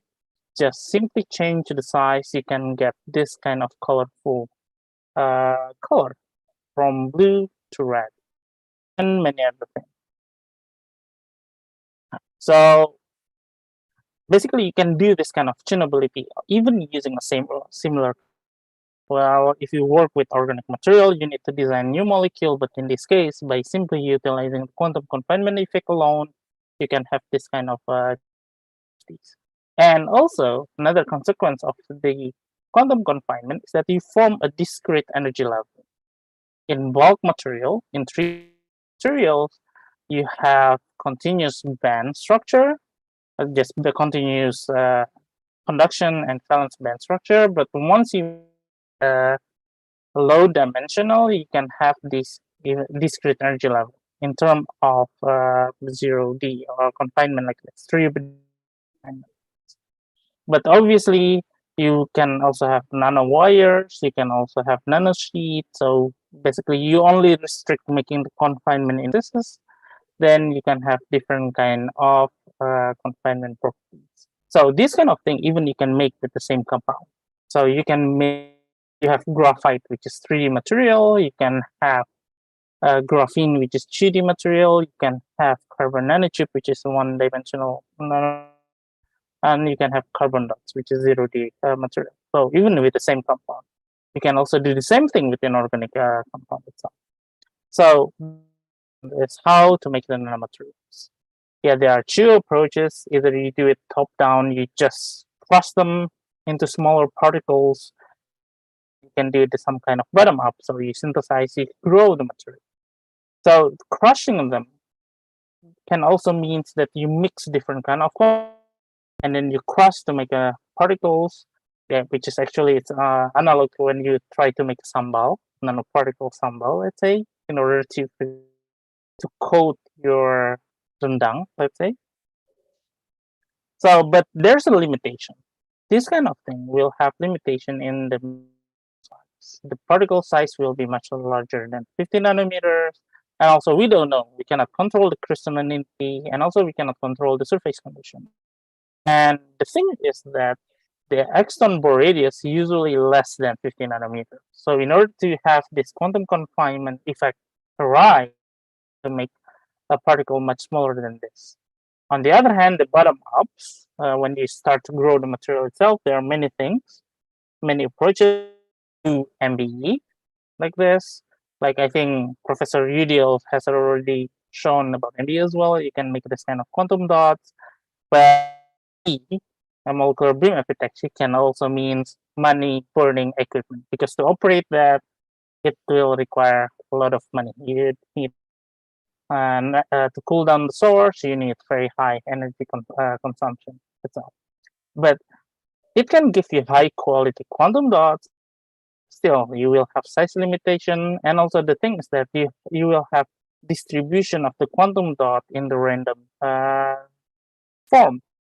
Difficult to imagine that you can make a good, well-ordered superlattice array by using this kind of MB-grown quantum dot.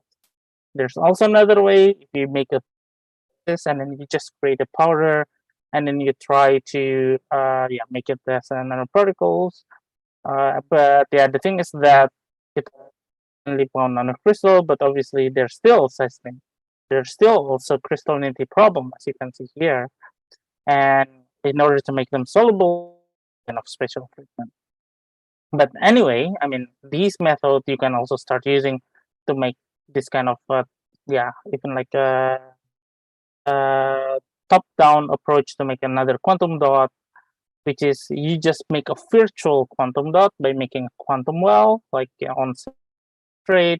And actually, the current quantum computing, let's say quantum computing single electron transistor, is actually rather than material, it is a quantum well. So you block the electron on the substrate, and then you create this kind of a quantum dot, virtual quantum dot. But my approach is a little bit different. So I try to reach out to my chemist friend. So then we try to think about synthesis process. So we can mix two different kind of solutions, and then we mix them, and then the chemistry governed. You mix two different kind of ionic precursor, then obviously it will react, creating a compound, and the thermodynamic will start with the nucleation process. Once it's reached some kind of thermodynamic boundaries, and then after that it can step, and then there will be this kind of nucleate material will start growing, replicating what were nucleated. So basically here, if we can control the temperature of the reaction, we can control the time itself, we will immediately stop after it starts growing, then we can control the size. So actually this kind of process, let's imagine, just simply like when you make this kind of bubur mutiara. So it's the same concept that you can use like this as well. So as I mentioned, if you can control the size well by controlling the reaction time, the different kind of size, and you can see here, even the optical properties, the light absorption properties will change. And this is like, okay, actually this is quantum dots that were created by this colloidal process, as you can see here. So actually the diameter here probably is less than 10 nanometer.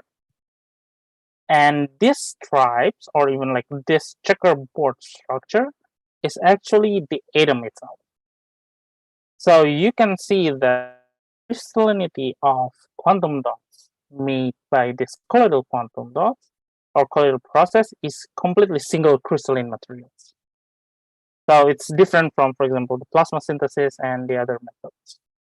So even recently, we can found out that through colloidal synthesis, we can make of core shell structure, which is the not one compound of quantum dot, and then we make another shell of that some passivation or some electronic control for this quantum dot, and then it can be only achieved by using this kind of colloidal synthesis. Or recently, we found out that we can make material, we can make compound with the crystalline structure that have never been observed in bulk materials.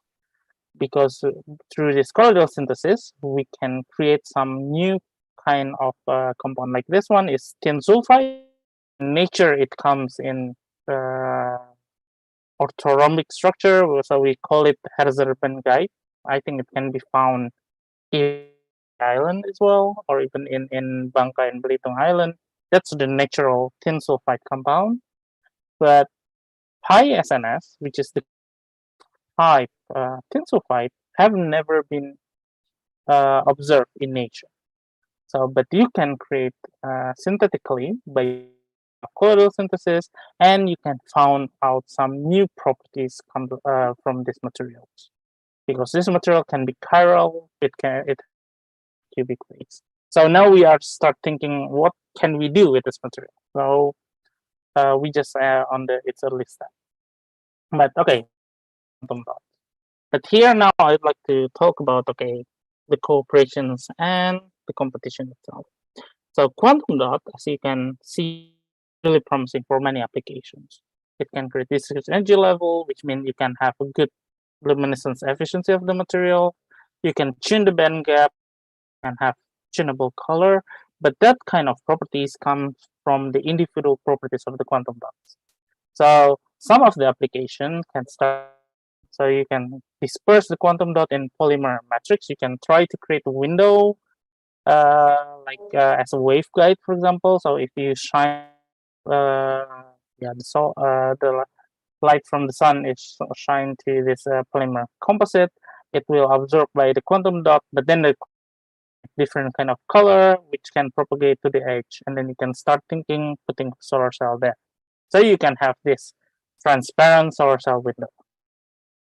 So it's the properties of your single quantum dot. Another example is actually in your television, your mobile phone display. Recently, Samsung sold their quantum dot LED display, or you can also have in some of mobile phone, the display also about the quantum dots. Because of the discrete energy level and tunable band gap, so then you and actually has been known for centuries, so you can create the display itself. But in terms of technology, quantum dot technology is actually utilizing the old technology of display itself. So rather than having the electron and holes recombine to create quantum dots, the quantum dots nowadays are still used only as a color filter. So you have a blue LED, which is electrically driven, and then dots simply change the color of the blue LED to become red, green, and blue. Even so, it's much more primitive technology. The already surpass the properties of the organic LED, which is a direct electroluminescence or some other LCD materials. This comes the properties of the individual quantum dot when they work individually as one dots each other of different properties. But for some other applications, maybe we should not only rely on the individual nanomaterials. Individual means can be the molecule carbon nanotube, it can be the single quantum dots. In most of the application, we need assembly. So we need the assembly of the quantum dots. We need the assembly of organic molecular solids as organic crystal or as a polymer crystals, or in terms of carbon nanotubes. Basically, we'll have difficulties in controlling one by one of them, but actually you use nanotube in terms of network. So that's the reason we think about this. How if they create this assembly and try to make them work together.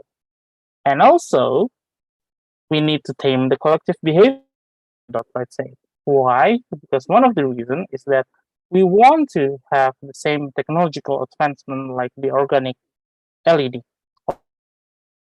Because we want that the emission process is governed by the recombination process of the electron and holes inside the quantum dot to have a direct electron elimination.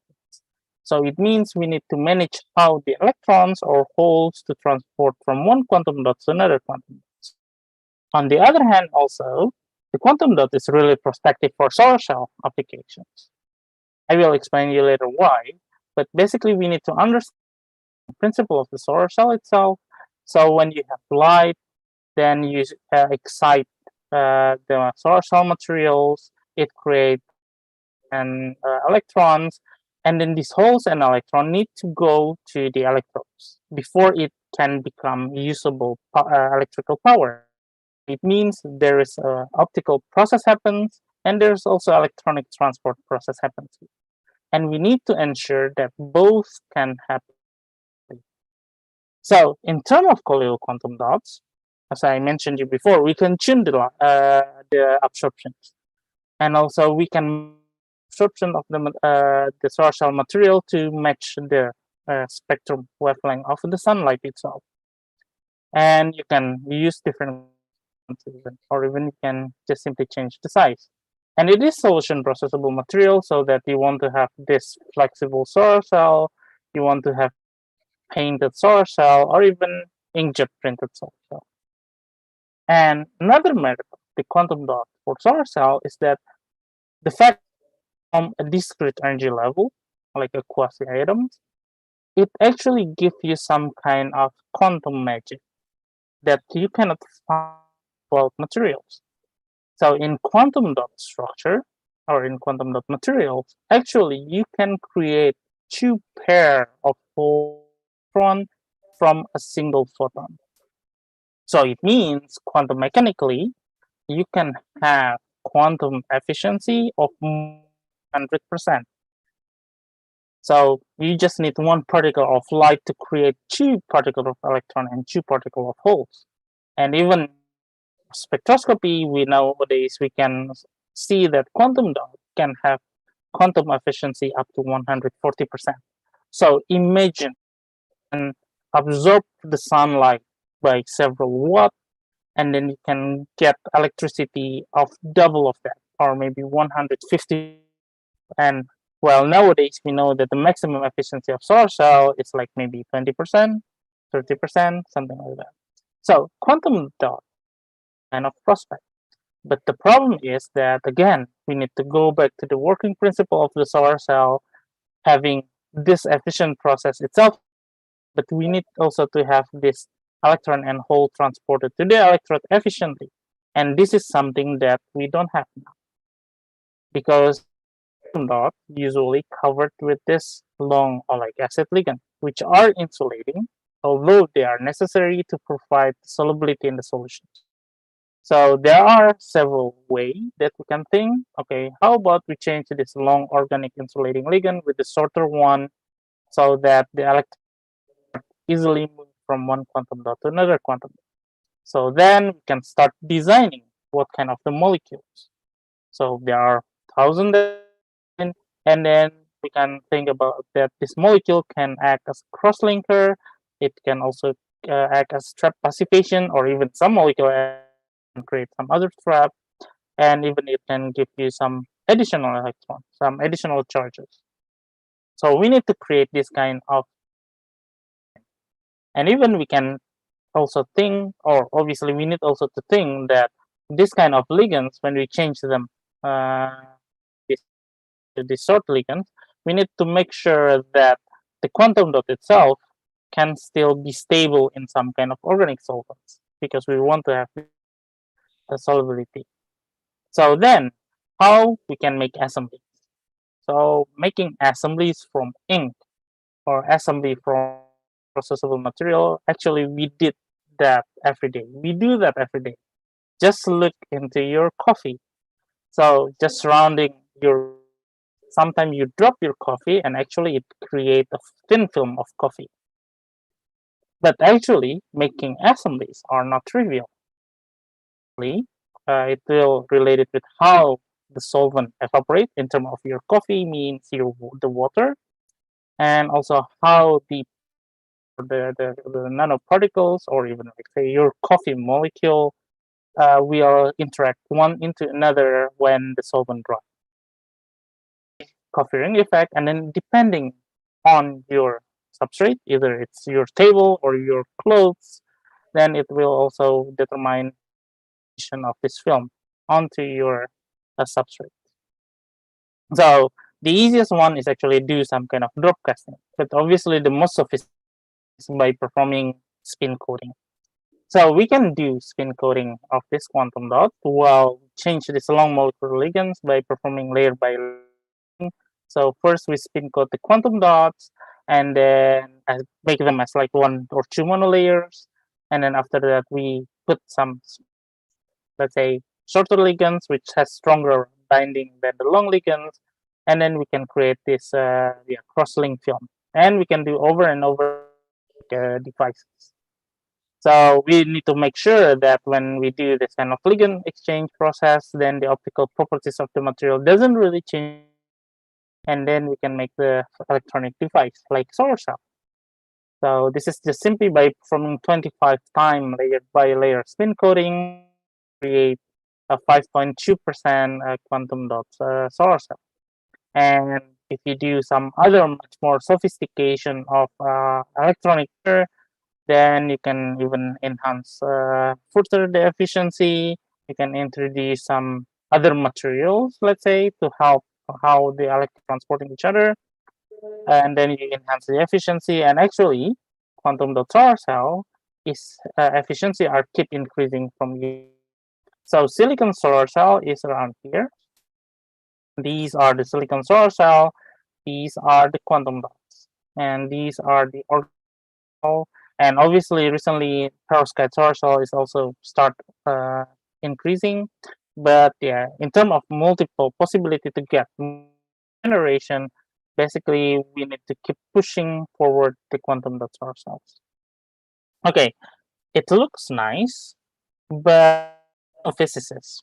So what I'm thinking is that if I have this single quantum dot and I try to make assemblies, so thinking is that I want to make this well-ordered assembly structure so that this discrete energy level will create a stronger coupling, will create a structure so that the electrons will transport through this electronic mini bands.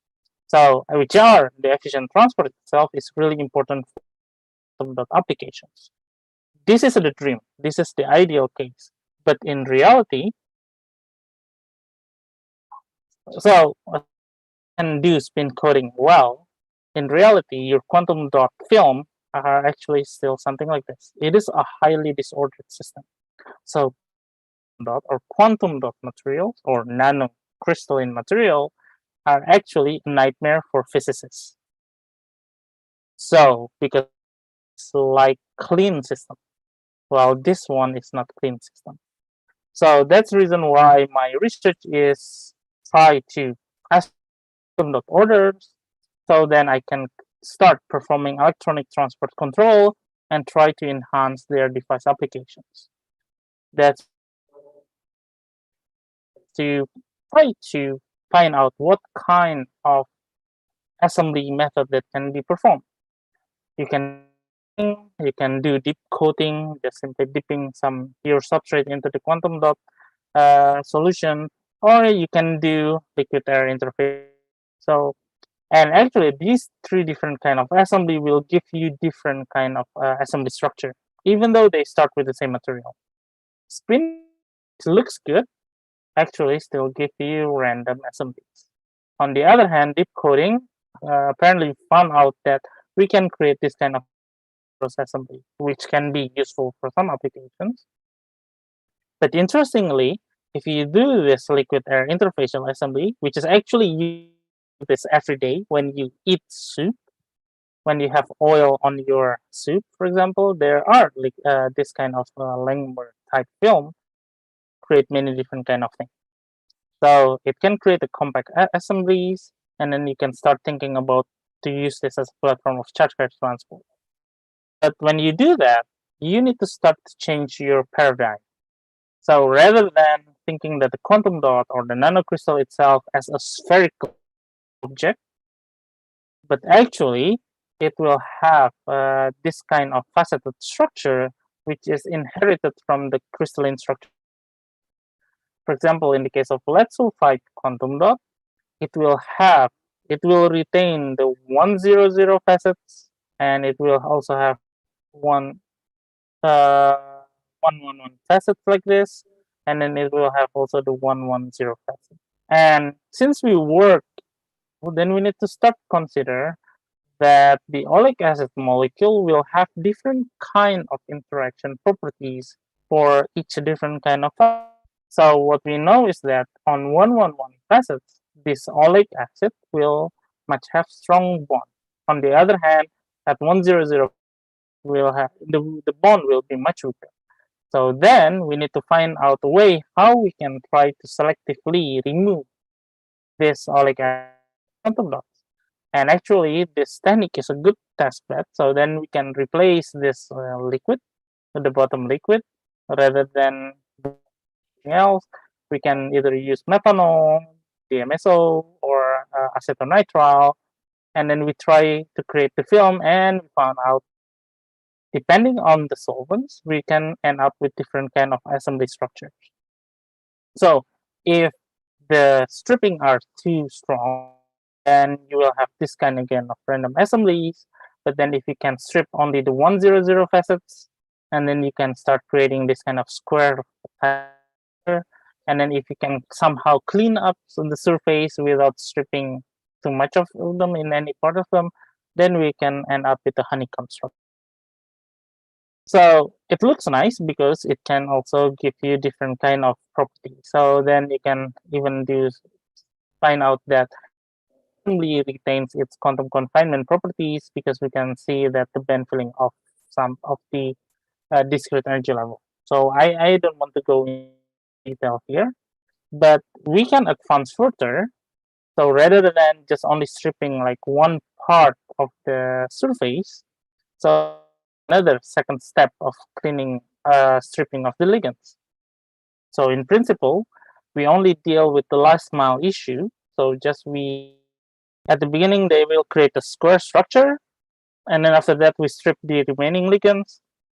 And then we can try to think that the quantum dots start one to another. So then we can get this kind of superstructure of square superlattice, while between the quantum dot, one of the facets will connect. And as you can see here is that it is highly crystalline in terms of mesoscopic scale. And also from the electron diffraction, you see some kind of highly orientation of the quantum dot itself. So the luxury working with the colloidal quantum dot is that you can have but with different size or different diameter of the quantum dots. And then you can try to do the same thing again over and over again and see what will change of properties. So as you can see here is that, okay, it creates some kind of square-like superstructure, but then you have some kind of angle differences. And then we do some kind of experiment using these spring 8, so synchrotron radiation source. We perform two different things, so X-ray scattering like this. So then we can determine that for the whole sample size, like 700 micrometer to 100, then this quantum dot superlattice really create a well-ordered structure. And then when we do the wide angle X-ray scattering, so I only highlight this structure. And then as you can see here is actually we found out that in scale device, even the atomic orientations of each quantum dot are highly uniform. As you can see here from this kind of spotting behavior, indicate the direction of the crystalline itself. So then now we have start getting atomically coherent quantum dot superlattices. This will start to like them. So then we can start thinking to use this material as a feature platform for electron transport investigations. And one of the state-of-the-art technique that we have is that we can utilize so-called field effect transistor. So field effect can be used as application of electronic device, but it also can be used to investigate the properties of the materials. Effect transistor that we are using is not ordinary. So instead of using dielectric insulator, we use ionic liquid, which is a molten salt, so liquid salt. So we have this quantum dot superlattice, and then we just simply drop this salt onto them, apply a voltage. When we apply a voltage, then this ionic liquid will separate and it will form so-called electric dot.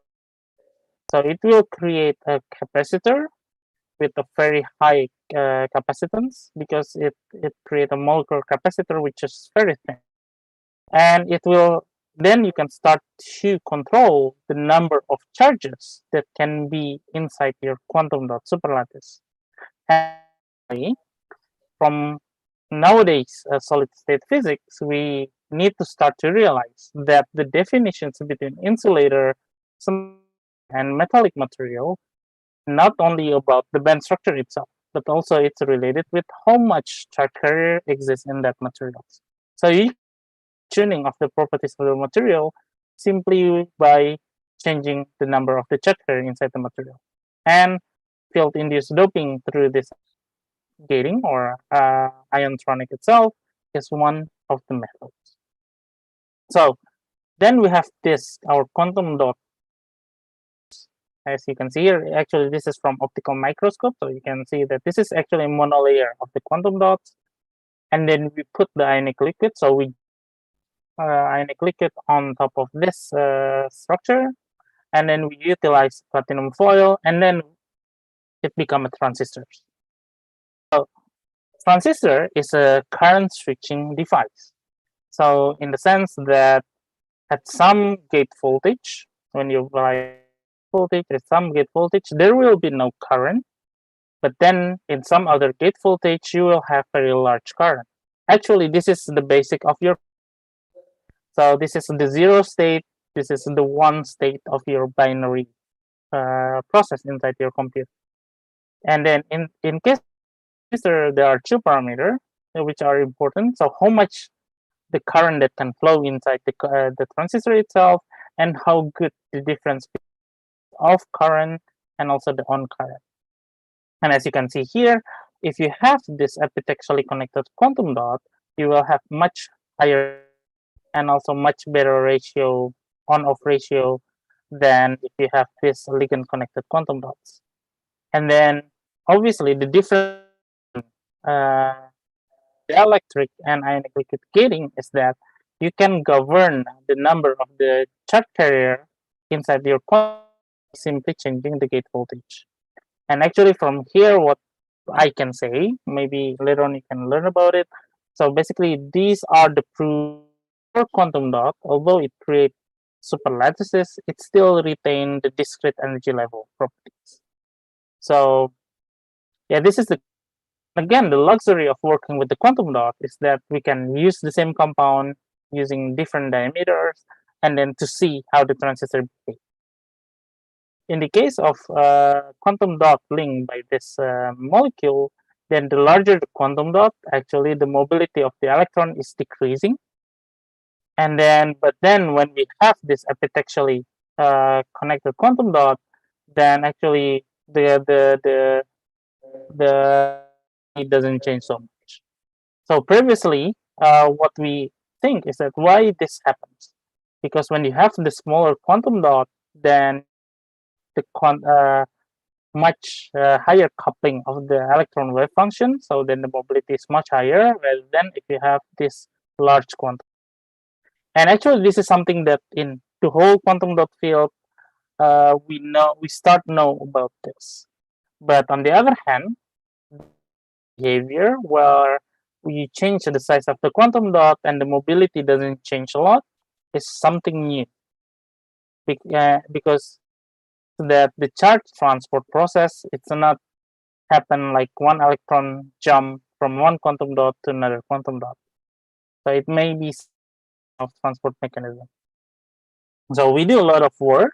So by using ionic liquid gating, not only about the diameter of the quantum dot that change the carrier density by and changing the gate voltage of the transistor.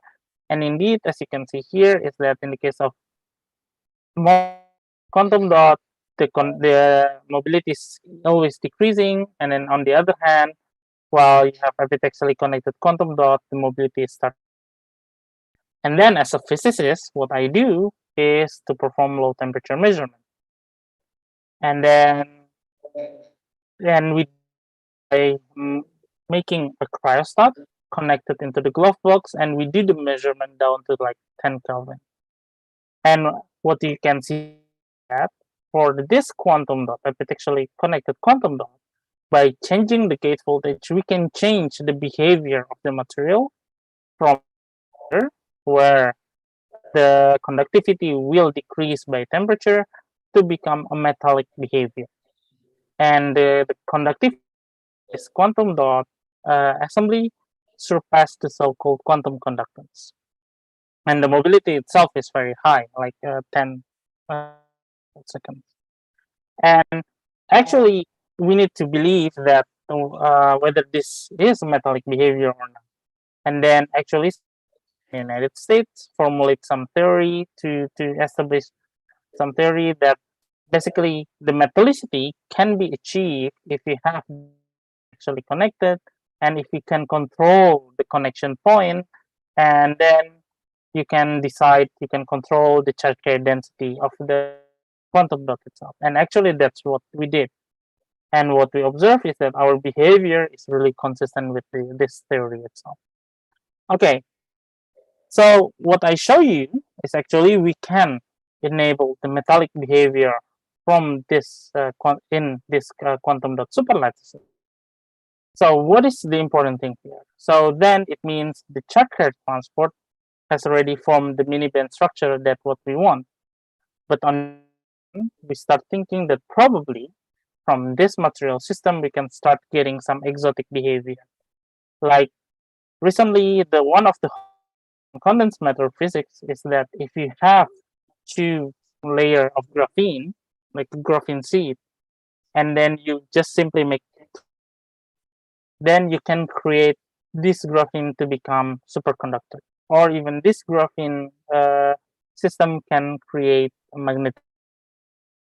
The reason why it can happen is because rather than having this simply hexagonal structure of the graphene, it can create this hexagonal that has much larger lattice parameter, so the distance between this crystalline structure, and this was achieved by twisting a graphene. And you need to do that manually, like one graphene to another graphene. On the other hand, our quantum dot, it's always come in large diameter, several 5 nanometer or like 10 nanometer.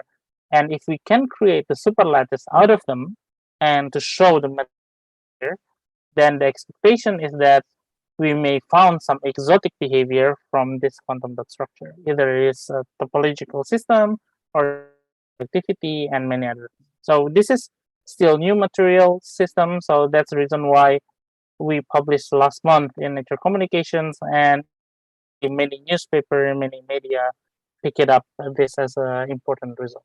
So what is the future implication?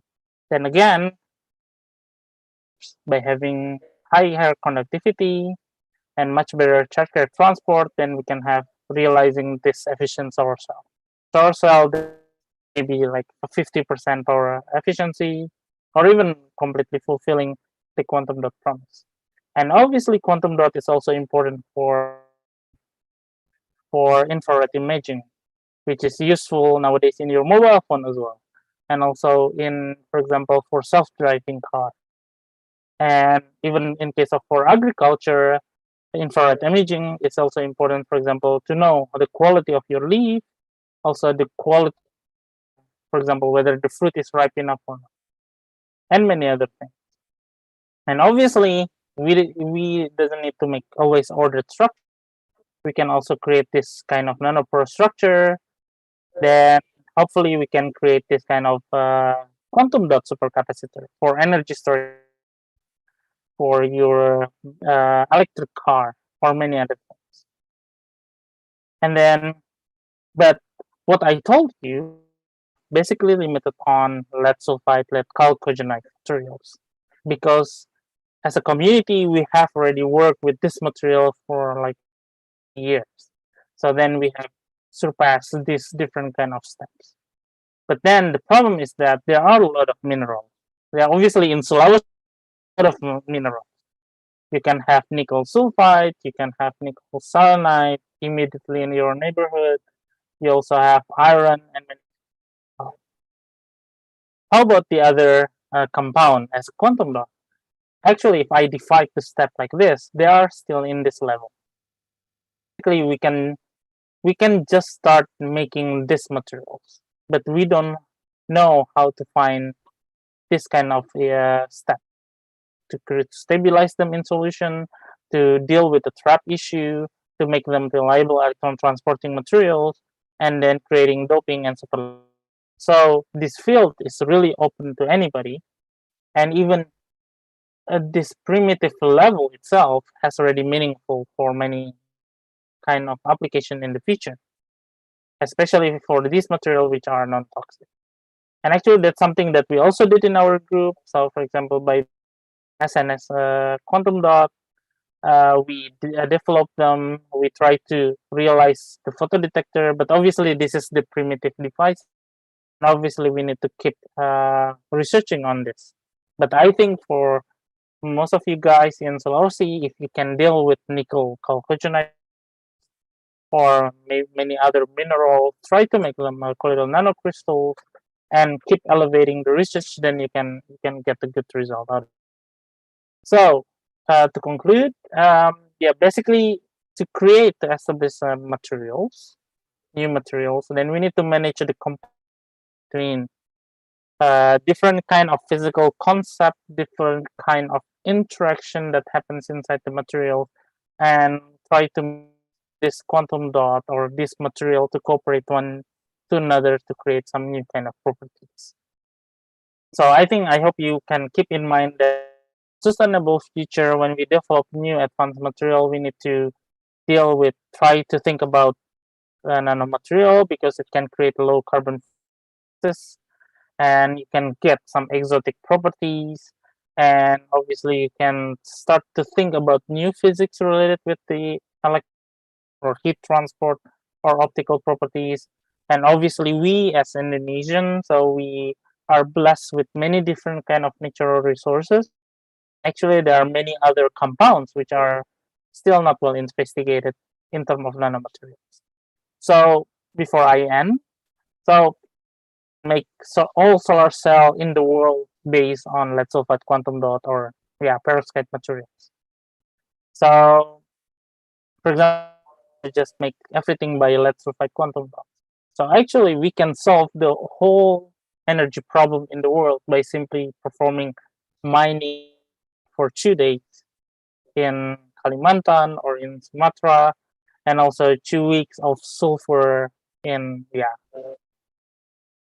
There are many volcanoes. So it's something that we can do as a solution. But obviously for some of the material like lead sulfide, about is it toxic or not? But actually, for example, if you make 1 square meter of lead sulfide solar panels, it only consists of 11 of lead.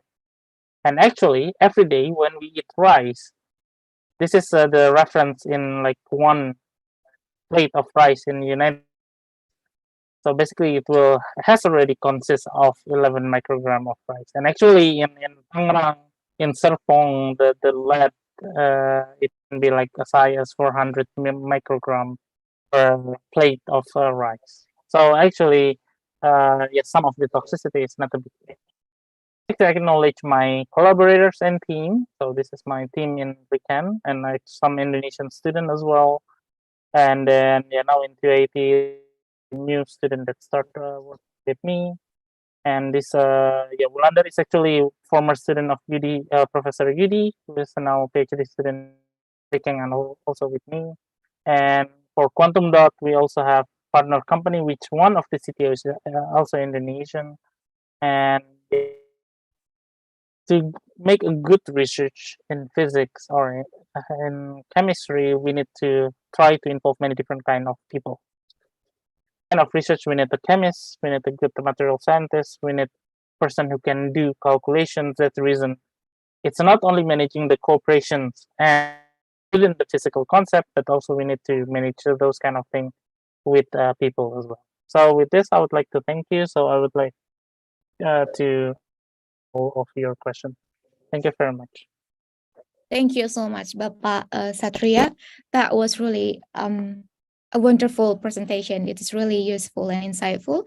I'm personally really interested in sustainability. So I hope that your research and also your research groups projects will be more advanced and developed. So with these nano materials, I believe it will help in achieving the sustainable development goals in the future.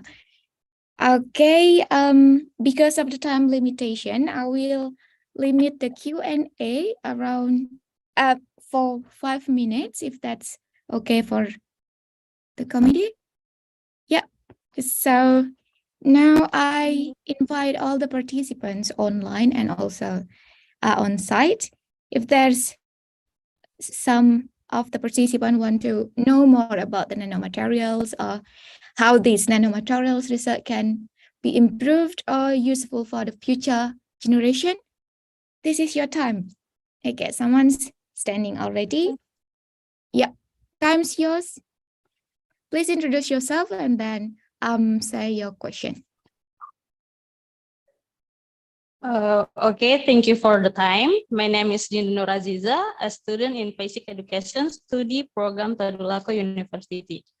I would like to ask the question, why quantum dot solar cells more effective than usual solar cells or traditional solar cells? Thank you. Okay. Thank Yeah. you so much. So what about that? So you want to answer it directly or just we collect all the question at once and then? Yeah, I can collect all of the questions first, I guess. Okay, so next question.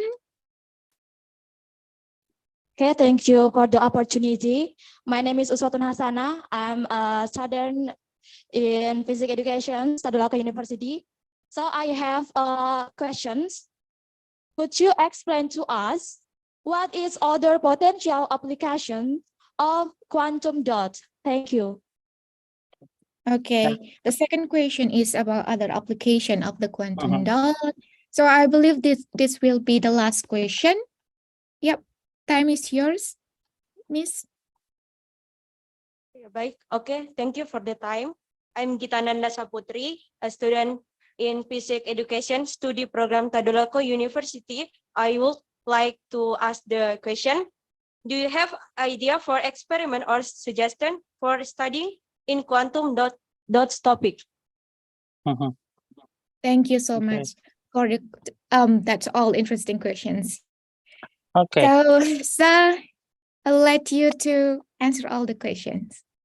Okay, yeah. Thank you very much for all the questions. So maybe I will start with why quantum dots are prospective, or let's say much more prospective than the other materials, let's say. So yeah, one of them is actually with how material absorb light and convert them to become charge. So for example, like nowadays, solar cell, for example, silicon solar cell, it has a band gap around 1 electron volt. So translated to the band, the absorption spectrum will be around 1000 or 900 to 1000 nanometers. So it means if you have the sunlight spectrum, this is the spectrum of our sunlight, so you will be able to catch the light from the sunlight on the specific wavelength. So, and also another different thing is that in silicon is known as indirect bandgap materials. Means that if you have the excitations or if the silicon material absorb light which have much higher energy, like in the region of red, green, and blue. So actually, the electron or the hole will energy to become a thermal energy. That's the reason solar cell is emitting some kind of thermal energy. Before the and hole will be around in this energy levels, and they transport it into the electrode. So basically, silicon source of energy from the sunlight. And then on the other hand, in the case of quantum dots, so when you change the size of the materials, you can tune. So actually, this is the absorption spectrum of 4 different quantum dots with different diameter. So you can tune the wavelength. You can try to match them with the sunlight itself. And also, quantum dots are direct bandgap materials. So in the sense that it will not lose into the energy, but actually, because it has discrete energy level, so when you have excitation of blue light or maybe green, and then the electron before it can transport from one quantum dot to another quantum dot, it will fall down to here, to the first discrete energy. At the same time, it will generate another hole and electron pair. That's the reason why from one photon, you can create 2 pairs of hole.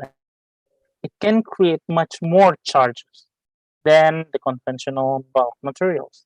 So that's the reason why we are aiming for this, because prospect for much higher efficiency than the normal solar cell.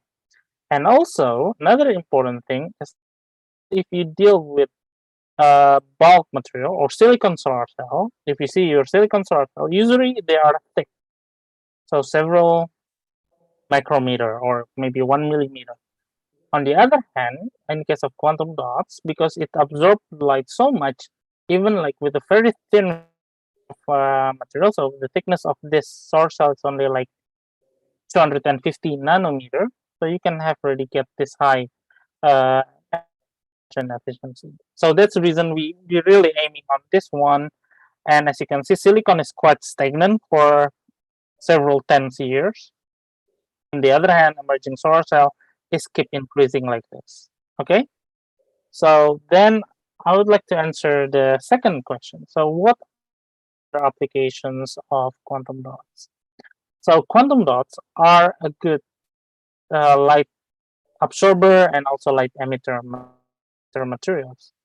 So basically, at least you can use them for luminescence materials. Why your display nowadays move towards quantum dot displays, because it will give you much brighter emission, powerful emissions with much less energy consumption. So that's one, let's say, for the optoelectronic devices. And also another thing is that you can, for some of the materials, you can create, you can play or deal with the infrared spectrum.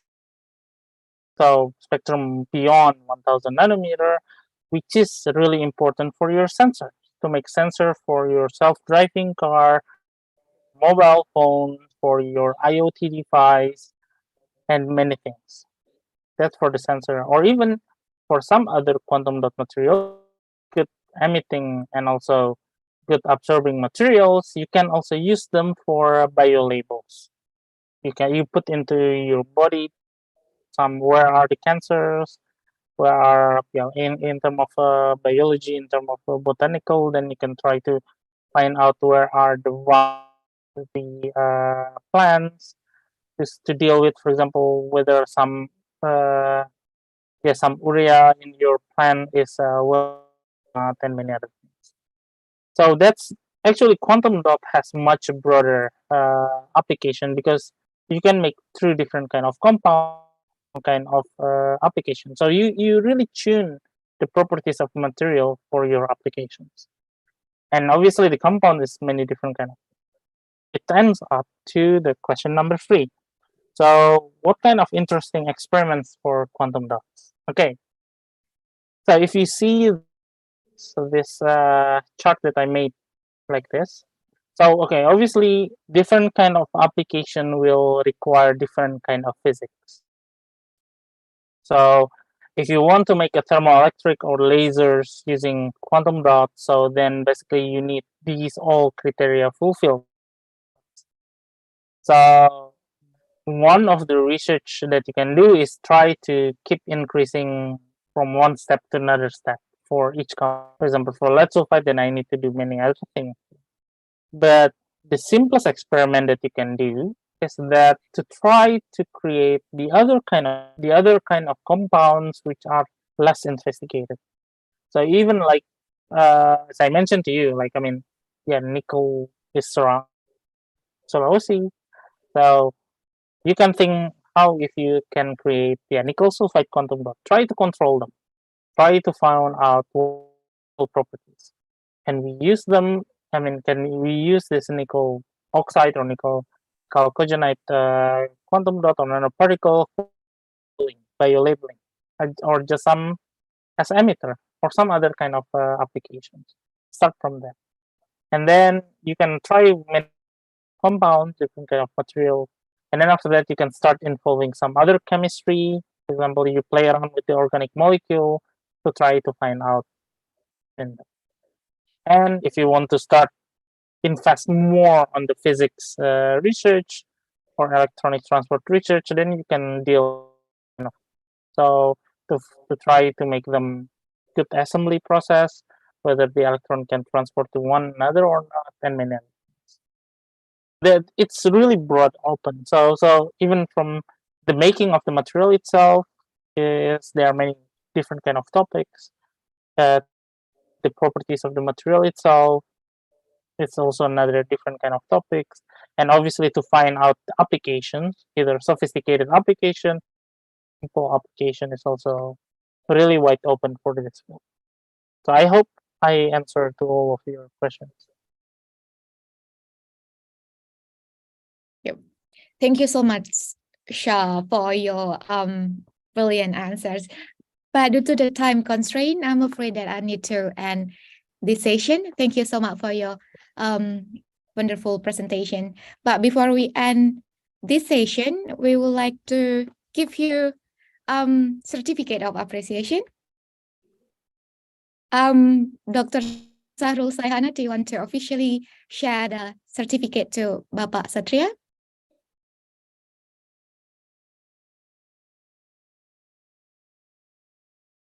Yeah, thank you very much. Thank you so much. Bapak Sahrul, do you want to say anything to Bapak Satria? Okay. Sorry. Thank you so much, Pak. So that marked the end of this last afternoon session. For before I give it back to the Master of Ceremony, I would like to express my gratitude. Thank you so much for having me here and participate in this wonderful event. And the last, thank you. I'll give it back to the Master of Ceremony.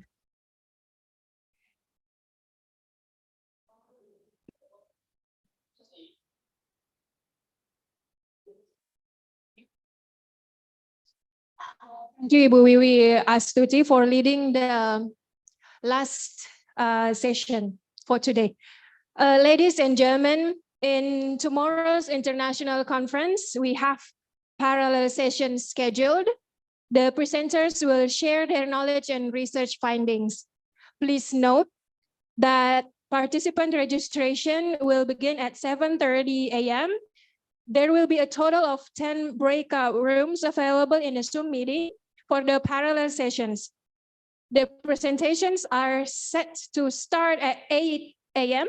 For more detail and specific information about each breakout room, please refer to the abstract book. We kindly request the participants' attention that the organizing committee will only provide presenter certificates to those who present their papers. There will be no arrangement for rescheduled presentation. Ladies and gentlemen, we have reached the end of the inspiring day one of the conference. Thank you all for your active participations, insightful discussions, and valuable contributions. We look forward to welcoming you back for day 2 of the conference. Rest well, recharge, and see you tomorrow for another day of engaging sessions and knowledge sharing. Good afternoon and see you at day 2. Assalamualaikum warahmatullahi wabarakatuh.